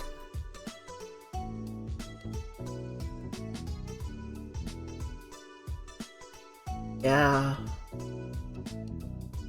His eyes squeezed shut. You had no idea if the answer made him feel better or more nervous. He eventually looked down at his lap, where his fingers were flexing and curling in an awkward dance of nerves. His chest rose and he breathed deep. Oh, it looks good on you. Your heart skidded in your chest like a stone skipping across water. One big leap from the unexpected compliment, followed by a series of shorter ones as you absorbed the words. You beamed at him. He smiled at you again at last and returned the smile shyly. This really couldn't have worked out better, you thought.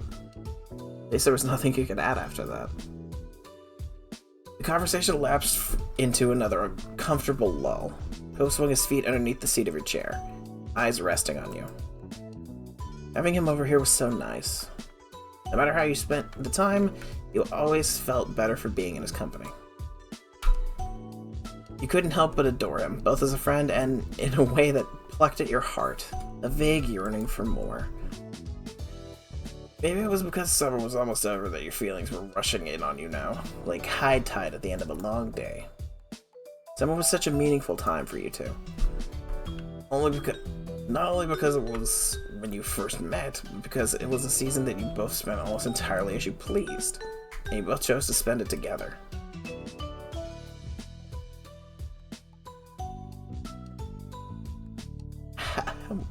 Let me tell the boy. Now was the time. You couldn't go another day without expressing the feelings you had.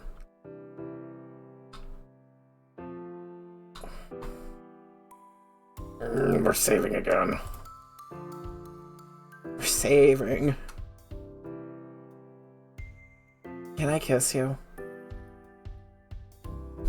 Because eyebrows shut up fast enough that they would have flown off his face.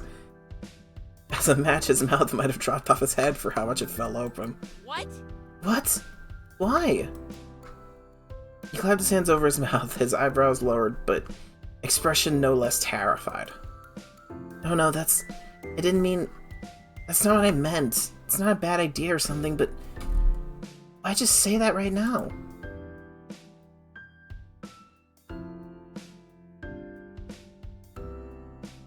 It's like, because I want to. Cove's chest began to rise and fall visibly as he swallowed short breaths in quick succession. Sorry for being awkward, I just kind of thought or hoped that sometimes something like this might happen, with us talking about liking each other. You did? You were thinking about it before? That emote is perfect. He nodded ever so slightly. Your face felt a little hotter after that. Cove brightened a little at your positive reaction and his explanation continued. Well, could sort of picture how it might go. What it'd be like with you and me. But just the first part. You could never imagine anything that'd come after. Now it's actually happened. We're there. It's... Took another deep breath, stuttering from the exhale. Guess who just got off work? Guess who's just in time for the kiss? That's, This makes things different.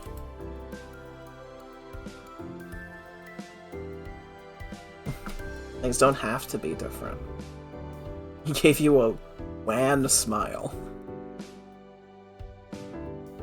Thanks, but I don't think that'll work. Can't just forget. I definitely can't. Finally, just a little chaos. No, JB, bad. This is not a band game. Finally, Cove drew in a deeper breath than you would have thought his lungs could hold. It must have managed somehow, however, because he held it in without so much as a puff exhaled. That would have made sense if he had been about to dive underwater, but sitting in the middle of your room, it was an odd and concerning choice. Cove, are you alright? He didn't respond, sitting as rigidly as a statue. You were about to get up, or at least nudge the chair with your foot, when he let the breath out and took another. This one, while deep, wasn't as dramatic. Okay. His voice cracked on the word, the O squeaking out, followed by a dip on the second syllable. You perked up, straightening up in your seat. Someday I'm gonna have you play a Das Strut, not on stream, of course. Calm. It's like, let me freak out over one thing at a time. We can... we can... kiss. I wanna do it. A gasp escaped you. It was okay. He wanted to kiss you.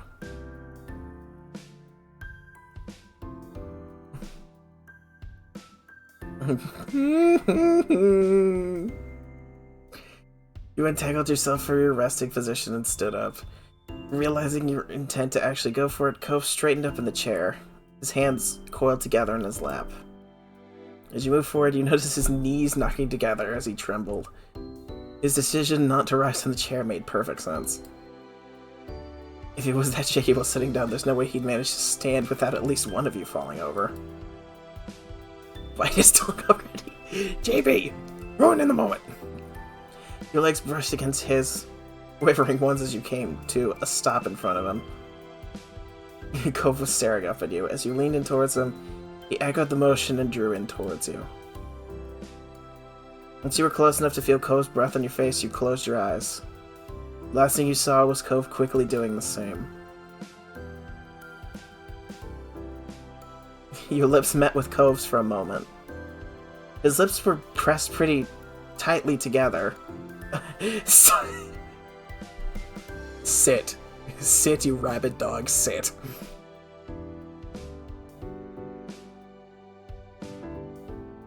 His lips were pressed tightly together, unyielding, but it was alright. You were kissing him, and he was kissing you. Your stomach somersaulted. You couldn't believe it was really happening. In that moment, it felt warm, and it felt nice, and it felt right. You drew back, and Cove slipped down into the chair, the knuckles of his hands pale after gripping so tightly.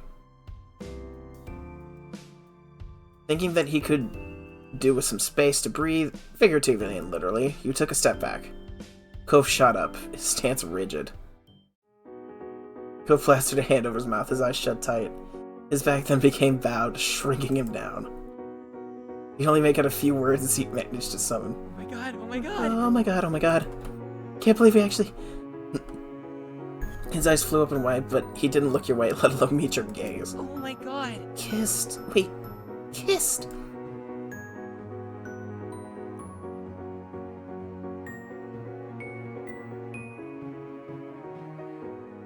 He's very cute with his reactions. You watched him adoringly as he tried to gather his senses. Cove only slammed his eyes shut once again. Cove is just an innocent wee lad and we love him for it. We do. It was nice, wasn't it? He was still holding a hand to his face, but in an attempt to answer, he emitted a muffled whimper. With that obviously not working, he uncovered his face at last, bringing the hand to lay against his chest and looked at you. Yeah.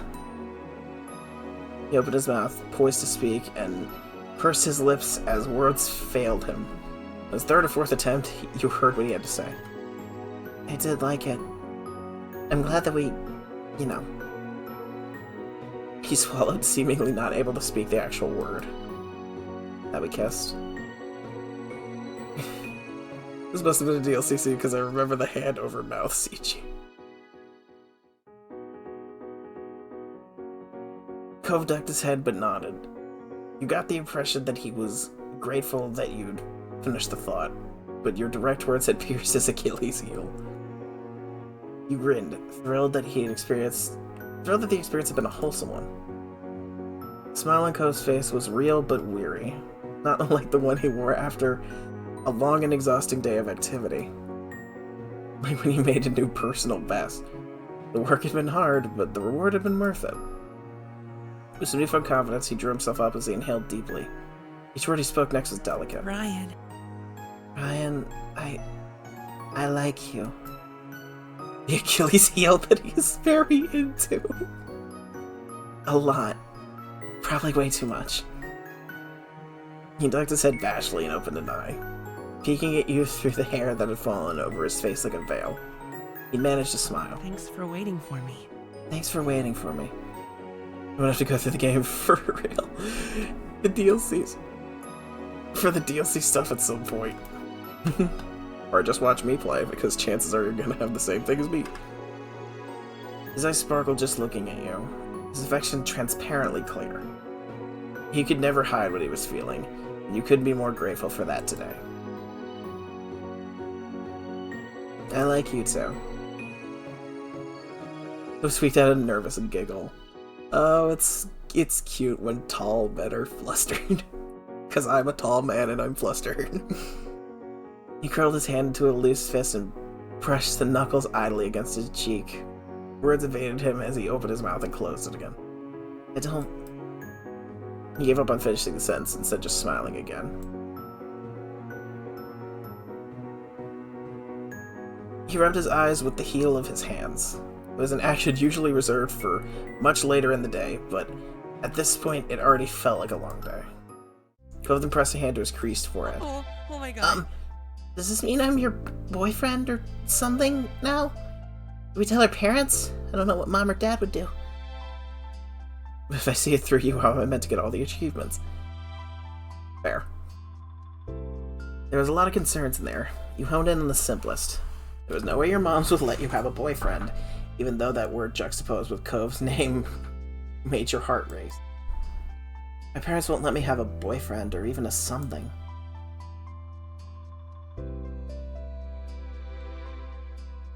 It's like, we like each other and that's what's important. Nothing anybody else thought about your relationship changed what it was between the two of you. Cove lifted his hand away from your chest and reached towards you.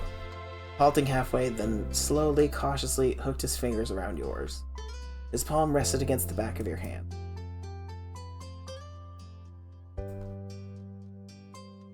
Why would I not?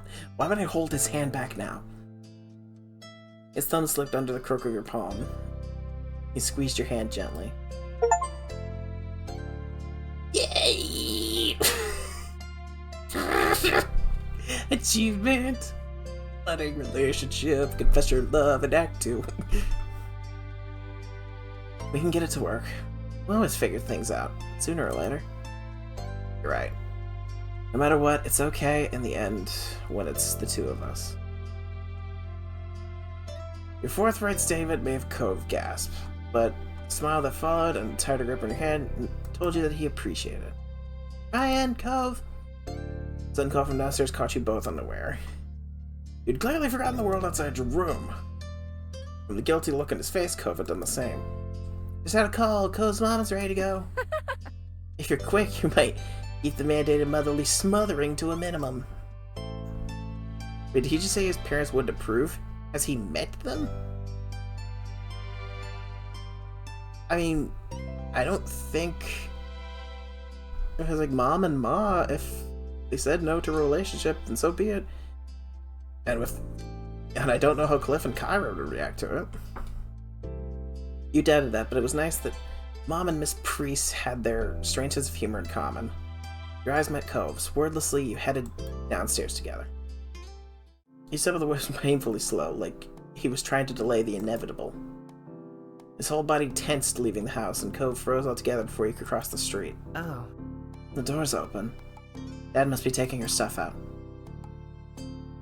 She's really gonna leave.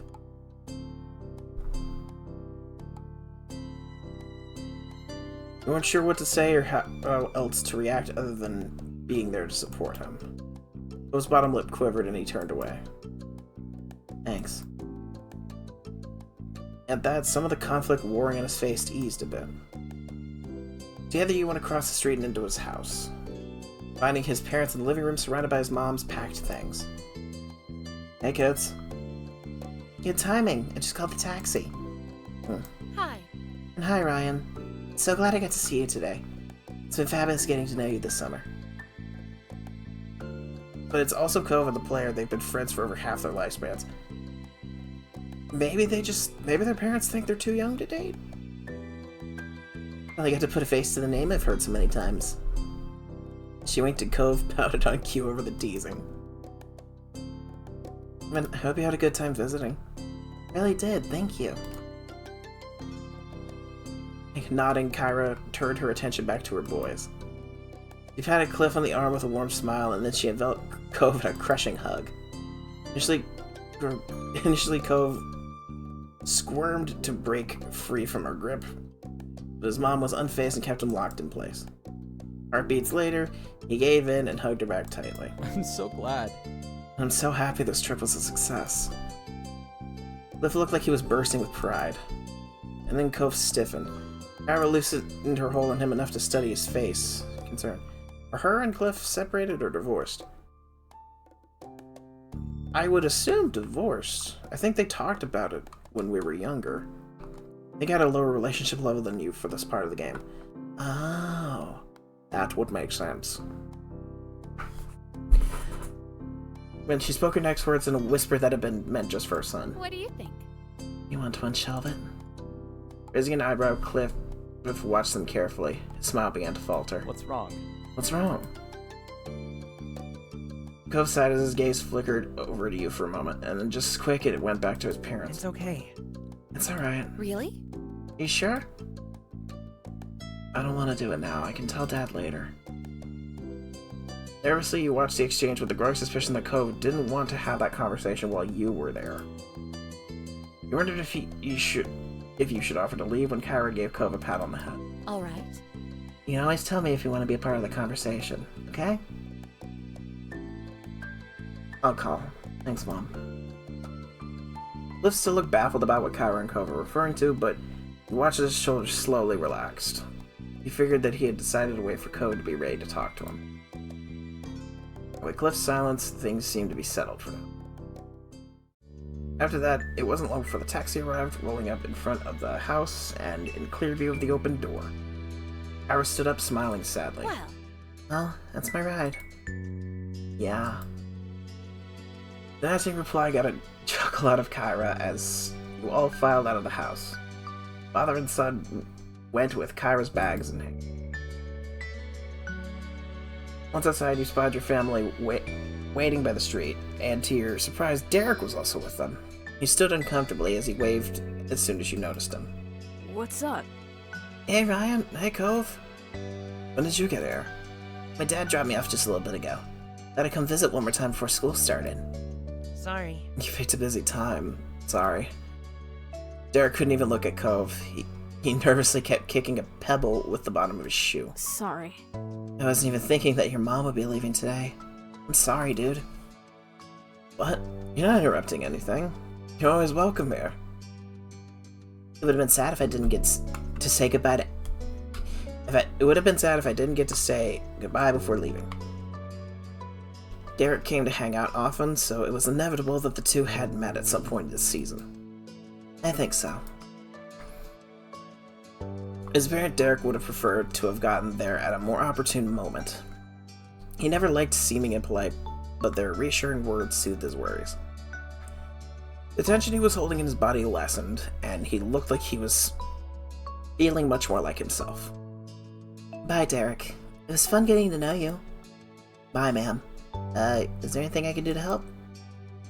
Nah, don't worry yourself over that. We're just about set. In that short amount of time, Cliff had gathered and packed the bags into the trunk. Kara took one last look at everyone inside. Alright. I don't want to keep the driver waiting. It's time to head out. The little crowd that had formed around had started their course of farewells and well wishes traveling. Kara still made no move to get into the taxi. She placed her attention on Cove. I'll call you when I get to the airport, and when I make it to Nevada. Oh, and you better call the moment you walk in the door at home. Otherwise we'll be wondering all night if you got into trouble on the way there. Can do. I can do that. And could you call tomorrow too? So I can tell you how school went. Of course, I want to hear all about it. Kara put a hand on Cove's head and affectionately ruffled his hair one last time. She then let go, only to move on to squeezing his cheeks in her hands instead. Mom! Cove. I love you so much, baby. She was chuckling by the time she freed him and rounded things off with a small tap to the tip of his nose. Cove rubbed his face with a grin. Finally, she walked to the car while waving and took her seat in the taxi. Cliff hooked an arm around Cove's shoulder and kept him close as he began to pull away. For a moment, Cove looked up at his dad and then wrapped an arm across his back. Bye, Mom. Bye. Travel safe. I rolled down the window and stuck her head out of it. She waved again while blowing kisses at Cove and Cliff. See you again. Before she was out of sight, you decided to... Say, I'll also call out. Goodbye. Goodbye, Kyra. The cab turned down another road and completely disappeared from view. Cove let go of his dad and took a few steps into the empty street, still looking in the direction his mom went. He smiled quietly, deep in thought. He had the impression Cove was feeling better than he was earlier. He felt content with the way things were. You jumped a bit when your mom put a hand on your shoulder, pulling you away from your thoughts. You smiled when you looked at her. This is a great vacation, huh?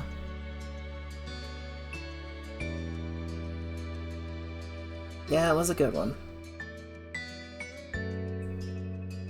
Cove walked back over to the group, still genuinely happy. Derek grinned at him welcomingly, and everyone else there smiled at him, even Elizabeth. Well? Well. Ma clapped hands together, bringing everyone's attention back to the present. It's almost lunchtime. I think I'll put something special together. Bryce sparkled with a plan as Mom smiled. I bet you could use some help with that. That'd be absolutely wonderful. Derek glanced between the two faces, her eyebrows furrowed. Is there something I could do? It was kind of fun expression. Ma shook her head. How sweet. That's very sweet, Derek. But it's alright. It's not your job. Technically, your dad left you under Cliff's watch. You're meant to be taken care of by him, not doing chores for the neighbors. Mom laughed a little at her own joke, which Derek looked away discouraged. It's okay. It's okay, I don't mind. He's a little bashful about it. He wondered if Mom's joke had just reminded him that he wasn't initially meant to be invited to lunch. It was getting a little awkward. Mom grinned sympathetically. Her comment was meant to lighten the mood, not bring it back down. I'll try to get things moving forward again. Why don't you kids go have fun? You can all come back in about an hour. We'll make enough for everyone. Mom nodded and Sounds agreed. good. Another stunning idea, Lonnie. Thanks. Thank you. Thank you. Sounds like a plan then. I don't want to cramp your style. I've got some stuff to work on, so I'll be out of your hair this afternoon. You should come by later too. The reason you should be the odd man out. I'll seem amused as Cliff rubbed his neck nervously. He grinned a wavering but pleased smile. Thanks very much. I appreciate the invite. He looked over at the assembled crowd with knowing glances. I can help too. With as many people as you're feeding, there's gonna be a lot of food. Didn't you hear what we told Derek? It wouldn't be fair to make you cook while we're the ones who are inviting you in. Mara snapped out when Cliff waved it off. Come on. I insist. Derek will be missing time with his pals. This would be a break from me. But the chef. Mom and Mom exchanged glances further before Mom shrugged. True. An airtight argument. If you're sure, we'll be happy to have you, Chef Cliff. Cliff's grin widened and seemed more hyped than you'd expect to see from... than you'd expect him to be about helping with lunch. Cove shook his head, a fond smile across his face. Then all us grown-ups will be heading inside. I assume the rest of you kiddos are staying outside? Maybe not all of them. Ma tilted her head, a silent question to Elizabeth. Alright. I'll stay with the kids. That's fantastic. That's great. Both your moms smiled at her, while Derek and Cove didn't seem to appreciate her phrasing. With the plan decided, all three parents waved and headed for your house. It's just you teenagers now. Elizabeth looked at you and the others, a curious expression on her face. So? So what now? Then I wonder if Elizabeth only stayed out to avoid getting roped into work. And again, she could just genuinely want to hang out. You couldn't tell with your sister. Both spoke up after no one else did. Want to go down to the shopping street? Been a while, and I don't think there's a lot of other things we could agree on. Yeah, sure. Awesome. Sounds awesome to me. Like you guys haven't been there 1,001 times. It's new to me. Let's do it. Strode across the road as a group, down to the beach, and then to the left. It took less than 15 minutes to arrive, one of the conveniences of Sunset Bird. Four of you looked around at the familiar shops, trying to see if anything caught your attention this time. Derek was the most enthusiastic. He checked out every stall with his eyes wide with wonder. Elizabeth and Cove were in good spirits as well. That's so cool! Ran over to a street musician who was currently doing a card trick for a group of enchanted tourists. David clapped when he showed the middle-aged man his card. What does it take to perform here, anyways? Do you have to ask somebody, or do you just show up and start doing stuff? Who would you even ask? It's a public street. Hey, Miss Mayor, can I pull a rabbit out of my hat? Please, Flopsy is well behaved, I promise. Maybe? Maybe there's a boss at the shopping street? No one does any of this around my neighborhood. It's just regular stores behind walls. It's different if someone wants a real store, but here I'm pretty sure people are just putting on their little shows whenever and wherever, or whenever they want, and do whatever. That's so neat. Be allowed to do something too? Cove laughed and Derek almost began vibrating with excitement. What would we do? Well, I don't know what. Not yet. Not yet. I mean, I just found it's a possibility, you know? But There's gotta be something. We know cool stuff. I'm sure we can think about it. We can plan a show that'll get a crowd pumped.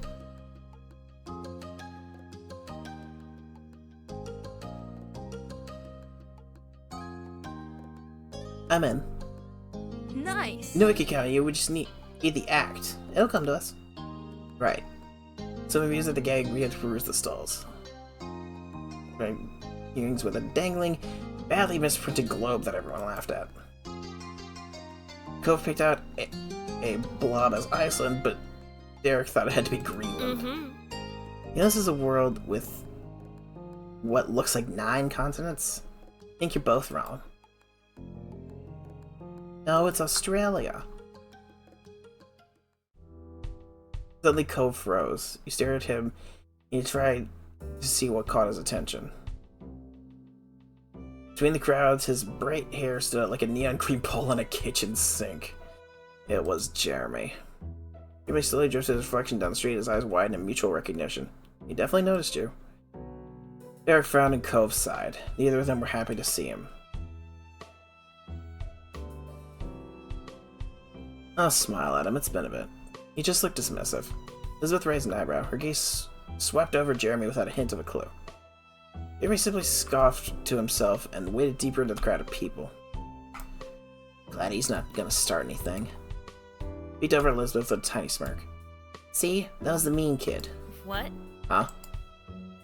She still didn't get it. That first summer day hadn't made nearly as much of an impression on her as it did for Derek. Just forget about him. I already have. He laughed and Cove smiled lightly.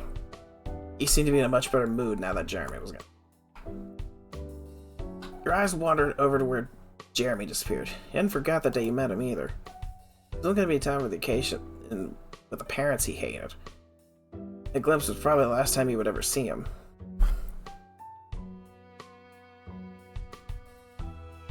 He's probably gone for good now. Having to even go back to wherever he's from. Yeah. Yeah, guess they don't have to worry about him anymore. But I think it's kind of sad Jeremy turned out to be like he is. It would have been nice to make another friend.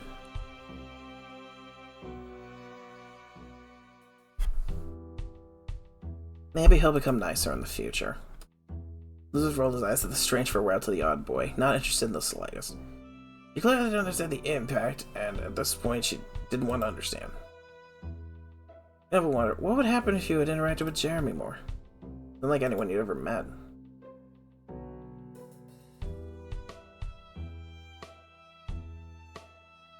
Yeah, no, I'm not. No. You and the group moved on from the stall and from Jeremy. Didn't take long for everyone to return to the joking. You all enjoyed what little time you had left as Elizabeth mentioned the hour was almost up. The little trip had flown by, lunch had been waiting for you now. Derek bounced the balls at his feet. Okay. That's starving. Had enough walking around. Let's go then. I'm gonna be praising him.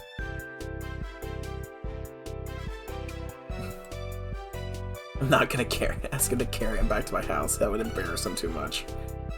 He then followed Elizabeth and took it upon herself to lead the way home. Dark fast, much faster than Derek preferred. She kept gaining a lead, and then Derek would jog back up to the group. The Cove's long legs had no trouble keeping going. Of course.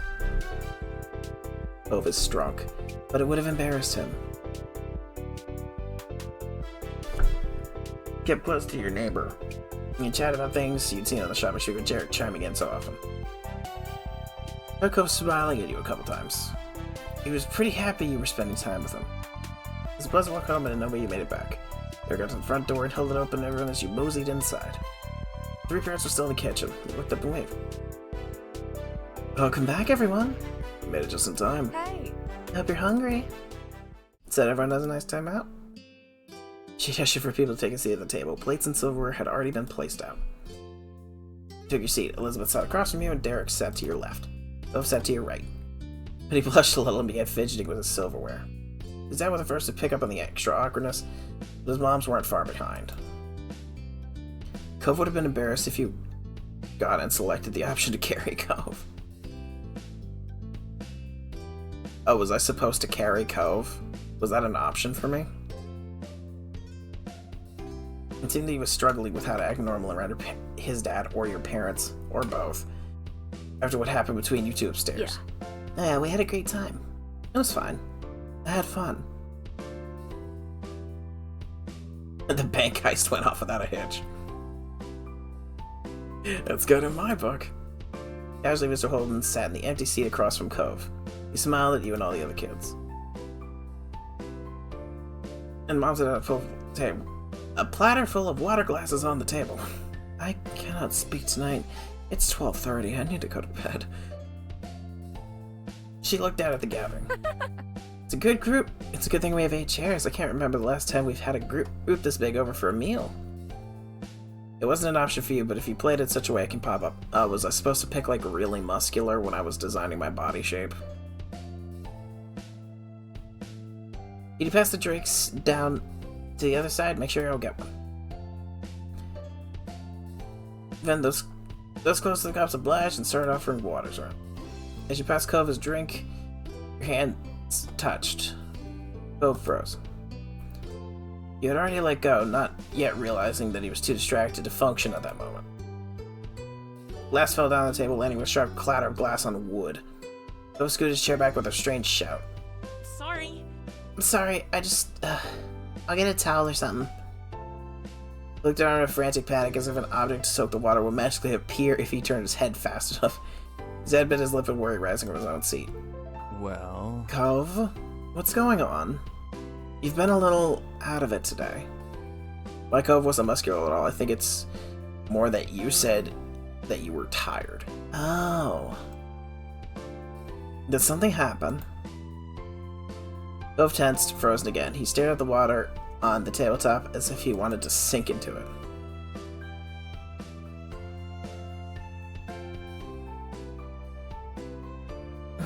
If something did happen, you should wait for Cove to want to talk about it. Trying to make him say things for everybody won't be good. Mr. Holden nodded slowly. He still seemed worried, but after another look at Cove, he smiled sympathetically. Right. Well said, Ryan. Ben, I'm here when you're ready, son. Of course. Of course. Cove breathed a sigh of relief and shot you an apologetic look. You shot him a covert thumbs up. Everything got up. Ma chided Elizabeth to take her elbows off the table. No. And you shouldn't slouch. She pointed at Mr. Holden, who was leaning forward, both arms on the table. Oops. Mr. Holden seemed unsure about all the sudden attention and carefully rearranged his posture or something suitable for a fancy dinner. You shouldn't be impolite to a guest in the house either. And Elizabeth groaned, long and long-suffering. Ma giggled at Mr. Holden's. Not bad. Well, if you could learn a thing or two from Derek, he has the best manners here. Derek blushed, but it was true. His posture was upright and formal. He even held his fork gracefully. His table manners, on top of all his attempts to aid your parents, made him the model of meal attendee behavior. Aw. That's nothing. It's true, though. You have been a lovely guest. I noticed that, too. It's always nice when you stay over, Derek. Do you have anything good to say about our other guest? She looked deliberately at Cove with a teasing smirk. Or is there just nothing to say? Well, Cove is my number one, but he does still clean his hands by wiping them on his pants. That's really brushed his hands on his pants leg. There. Elizabeth, you should know, after all these years, Cove is hardly a guest anymore. Thanks.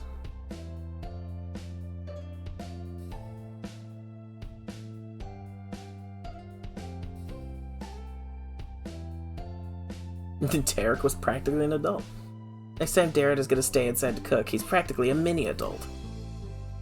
If he's joining us grown-ups, then you have to treat him like one. Okay, so Mr. Suarez, how goes your taxes?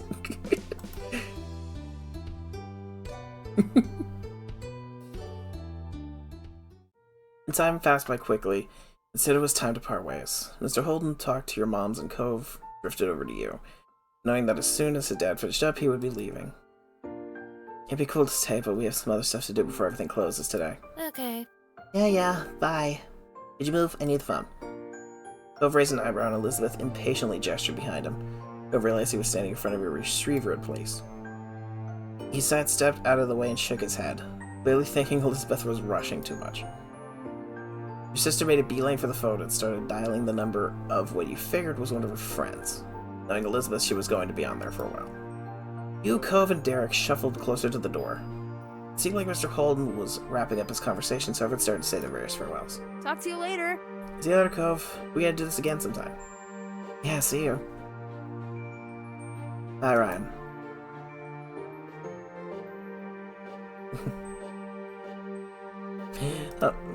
I want to be the one to ruffle his hair.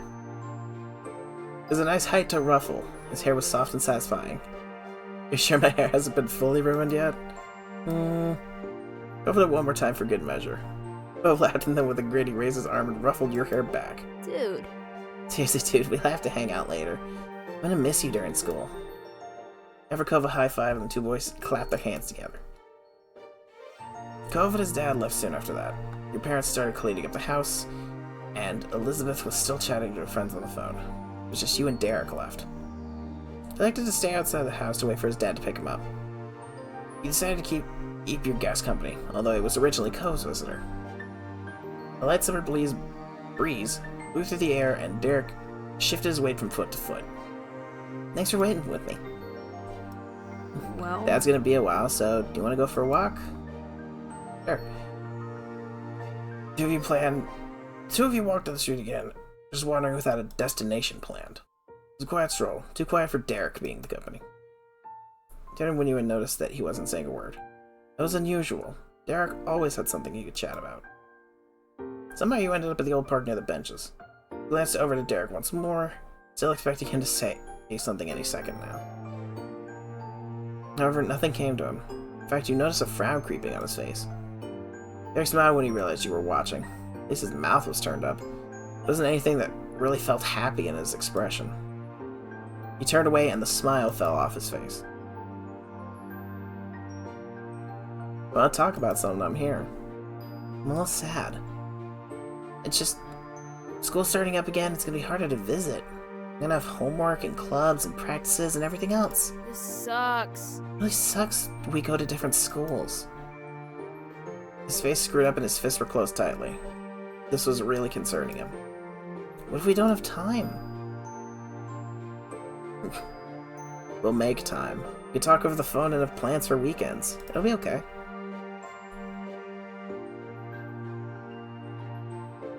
It's like I'm not reading because my voice is getting a little tired, and it's very late.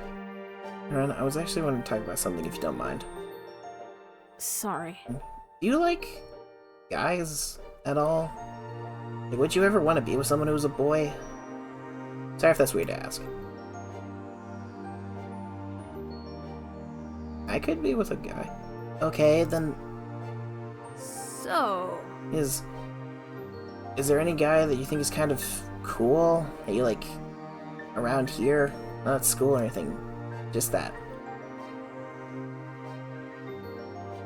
Oh, I like Cove. Yeah, I kind of thought so. That's cool. I really hope things work out. Thanks for answering my random questions. I hope we'll always be friends, no matter what. Even if we don't see each other for a long time, or if we get real busy, I still hope.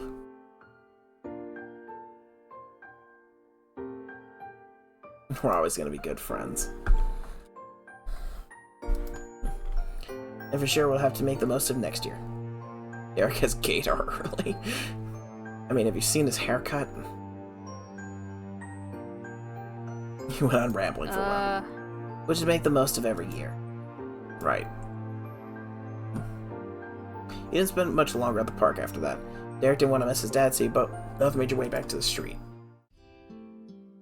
Derek found all kinds of things fun to talk about as you walked side by side back to your street. And you plopped down on the curb outside your house, hugging your arms around your legs. His voice was comforting, and you were grateful that Derek was keeping you both distracted from the inevitable.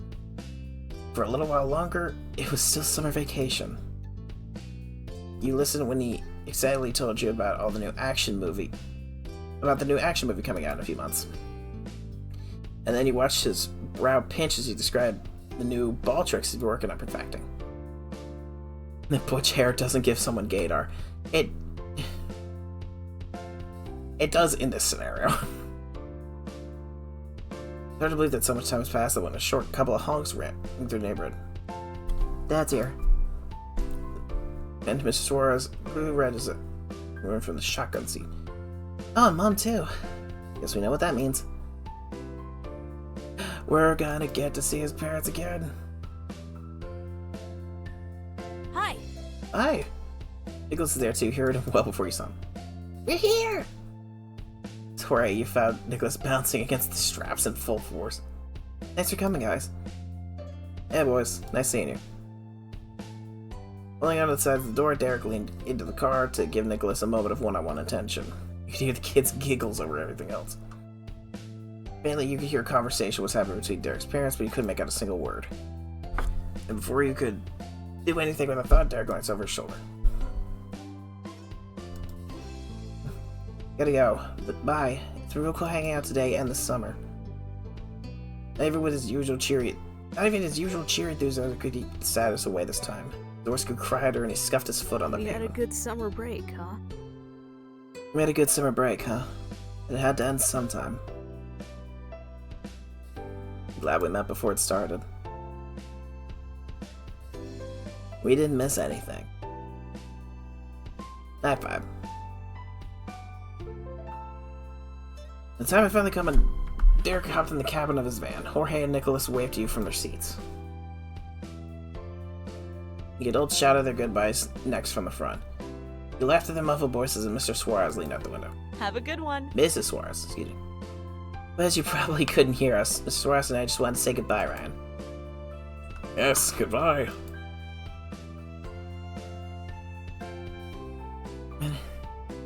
Glad I got to see you all again. With a polite nod, you gave one last goodbye. You missed your summer adventures with them already. Take care, Ryan. When Derek closed the door, Derek closed the door for Jorge this time.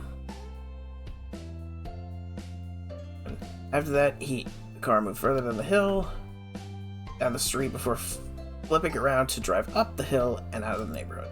You remained rooted where you were at the curb and watched the Suarez family drive away. I believe you got a chance to see the family again. They were gone, and you were left to your own devices. Pivoting around, you made your way inside. Right, you noticed that the living room and the phone happened to be free.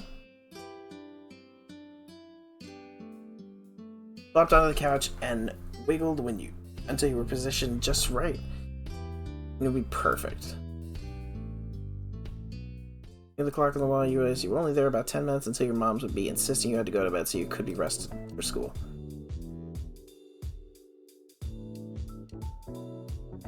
Oh, Cove's making his way. Exactly something Cove would do. Of course, I'm gonna go off to go see him.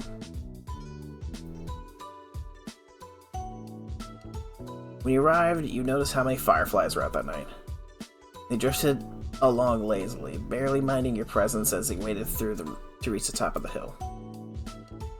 Cove turned towards you as you approached, and you noticed right away that Cove looked happy to see you.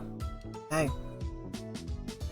You had to bounce your step. You weren't sure how long you'd get before your mom's roped you back in for bed.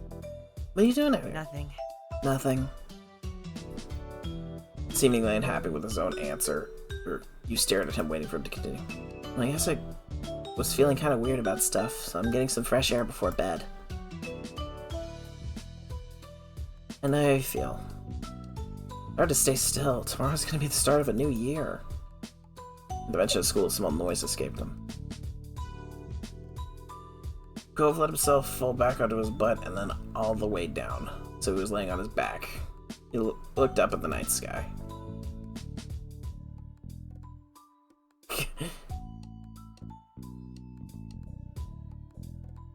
He had been lost in thought, or was possibly waiting for you to situate yourself, but he was speaking unprompted again.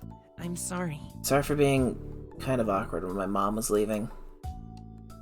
I just wanted you to know that I talked to my dad about how I felt about things, and it's okay now. You're genuinely glad to hear that, and it brought a small smile to your face, but your thoughts quickly wandered back to the first day you met Mr. Holden.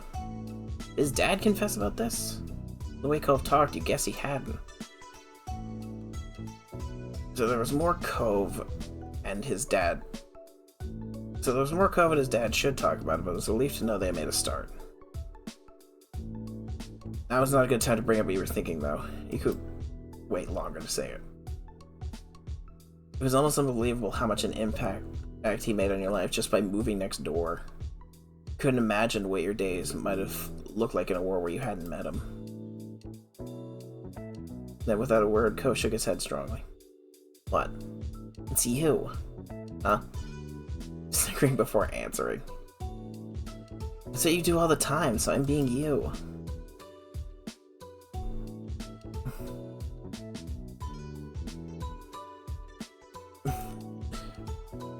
Yeah, you got me.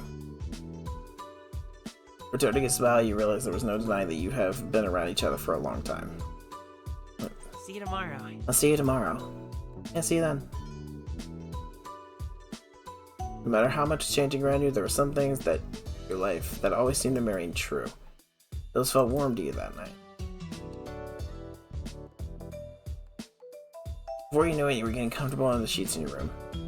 Your mind couldn't help but be buzzing at the thoughts of the future. It's hard not to think about Cove. It hadn't been a long time. You felt...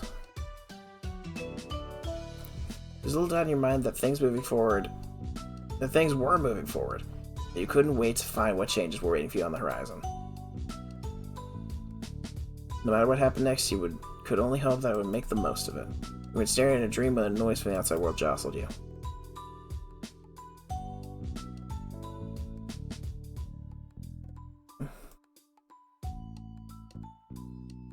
Oh boy. It was from the window. You knew exactly who it was. The color of the light filtering in your room was too early for anyone to be awake, including the sun. It had barely hauled itself over the horizon, but it didn't stop. But it didn't stop some people, it seemed. And just as you expected, there was your neighbor crouching on your windowsill. He was wearing his wetsuit and a shy smile. Ryan. Hi, Ryan. So technically we won't be back in school for a few more hours. Classes haven't actually started yet, so you wanna hit the beach with me one more time this summer? You're so cute.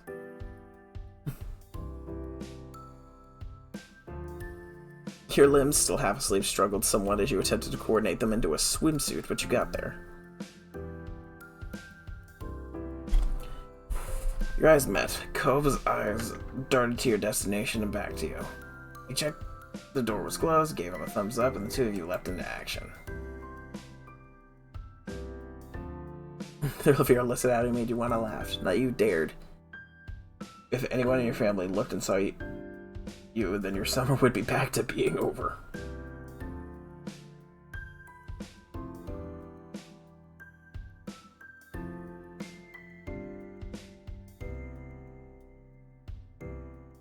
Oh my god. The in-between. We're gonna quickly go through this.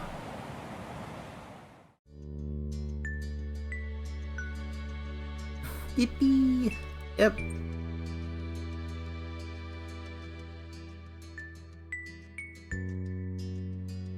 Yeah, eyes are still that. I forgot that that's what I made my character look like.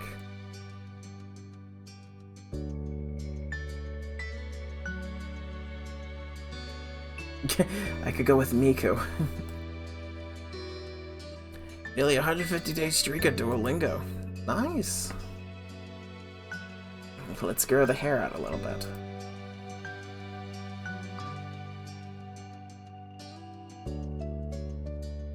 No. Oh.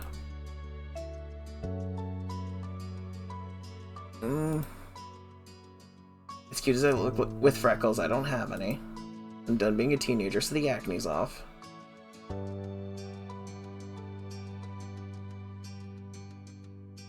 No change in color?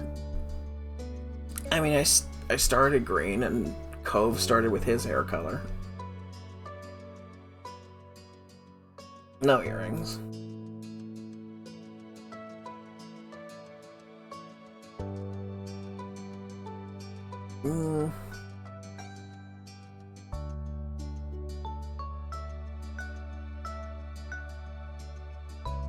Braces? No. Ring?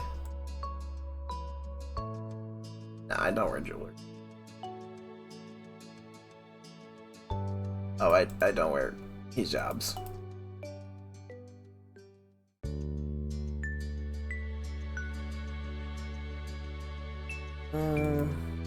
And no nose ring. Done. Oh my god, please.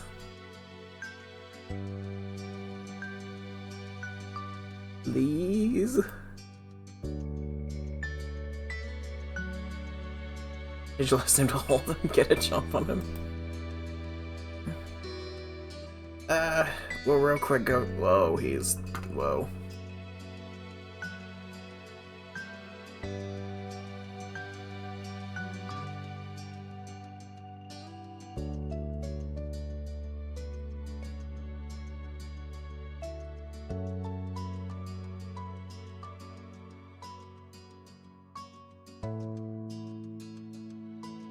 Oh, please.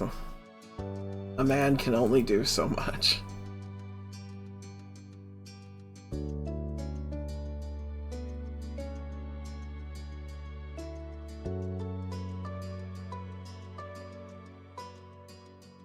Why the fuck are you still in here? I'm ending stream right now, don't worry. Okay, just checking. Sorry. I was playing Donkey Kong. It's almost 1 a.m. where you are. Yes, it is almost 1 a.m. where we are. Which is why I'm gonna be stopping right here. We're gonna be reading over all of this next time. Oh my god, it's 1 in the morning. I need to go to bed. It was like we aren't even gonna pass the love on to anybody. I literally need to go to bed. It has been fun getting to hang out with Cove. You missed it. We kissed Cove. We kissed him. We kissed the good. Oh! We kissed the good boy. He deserves it. I should. Hello. I Alright. haven't. Yeah, I gotta go. It's midnight, maybe where you live. Alright, y'all have been amazing. I'm gonna be live tomorrow, 7 p.m. Eastern Standard Time, playing Kaizo Ironman for charity. Be there. Yay. Support me through my insanity. Be I'm going to there. go before I Where? pass out at this keyboard. I've been streaming for 6 hours. Jesus. That's the current record.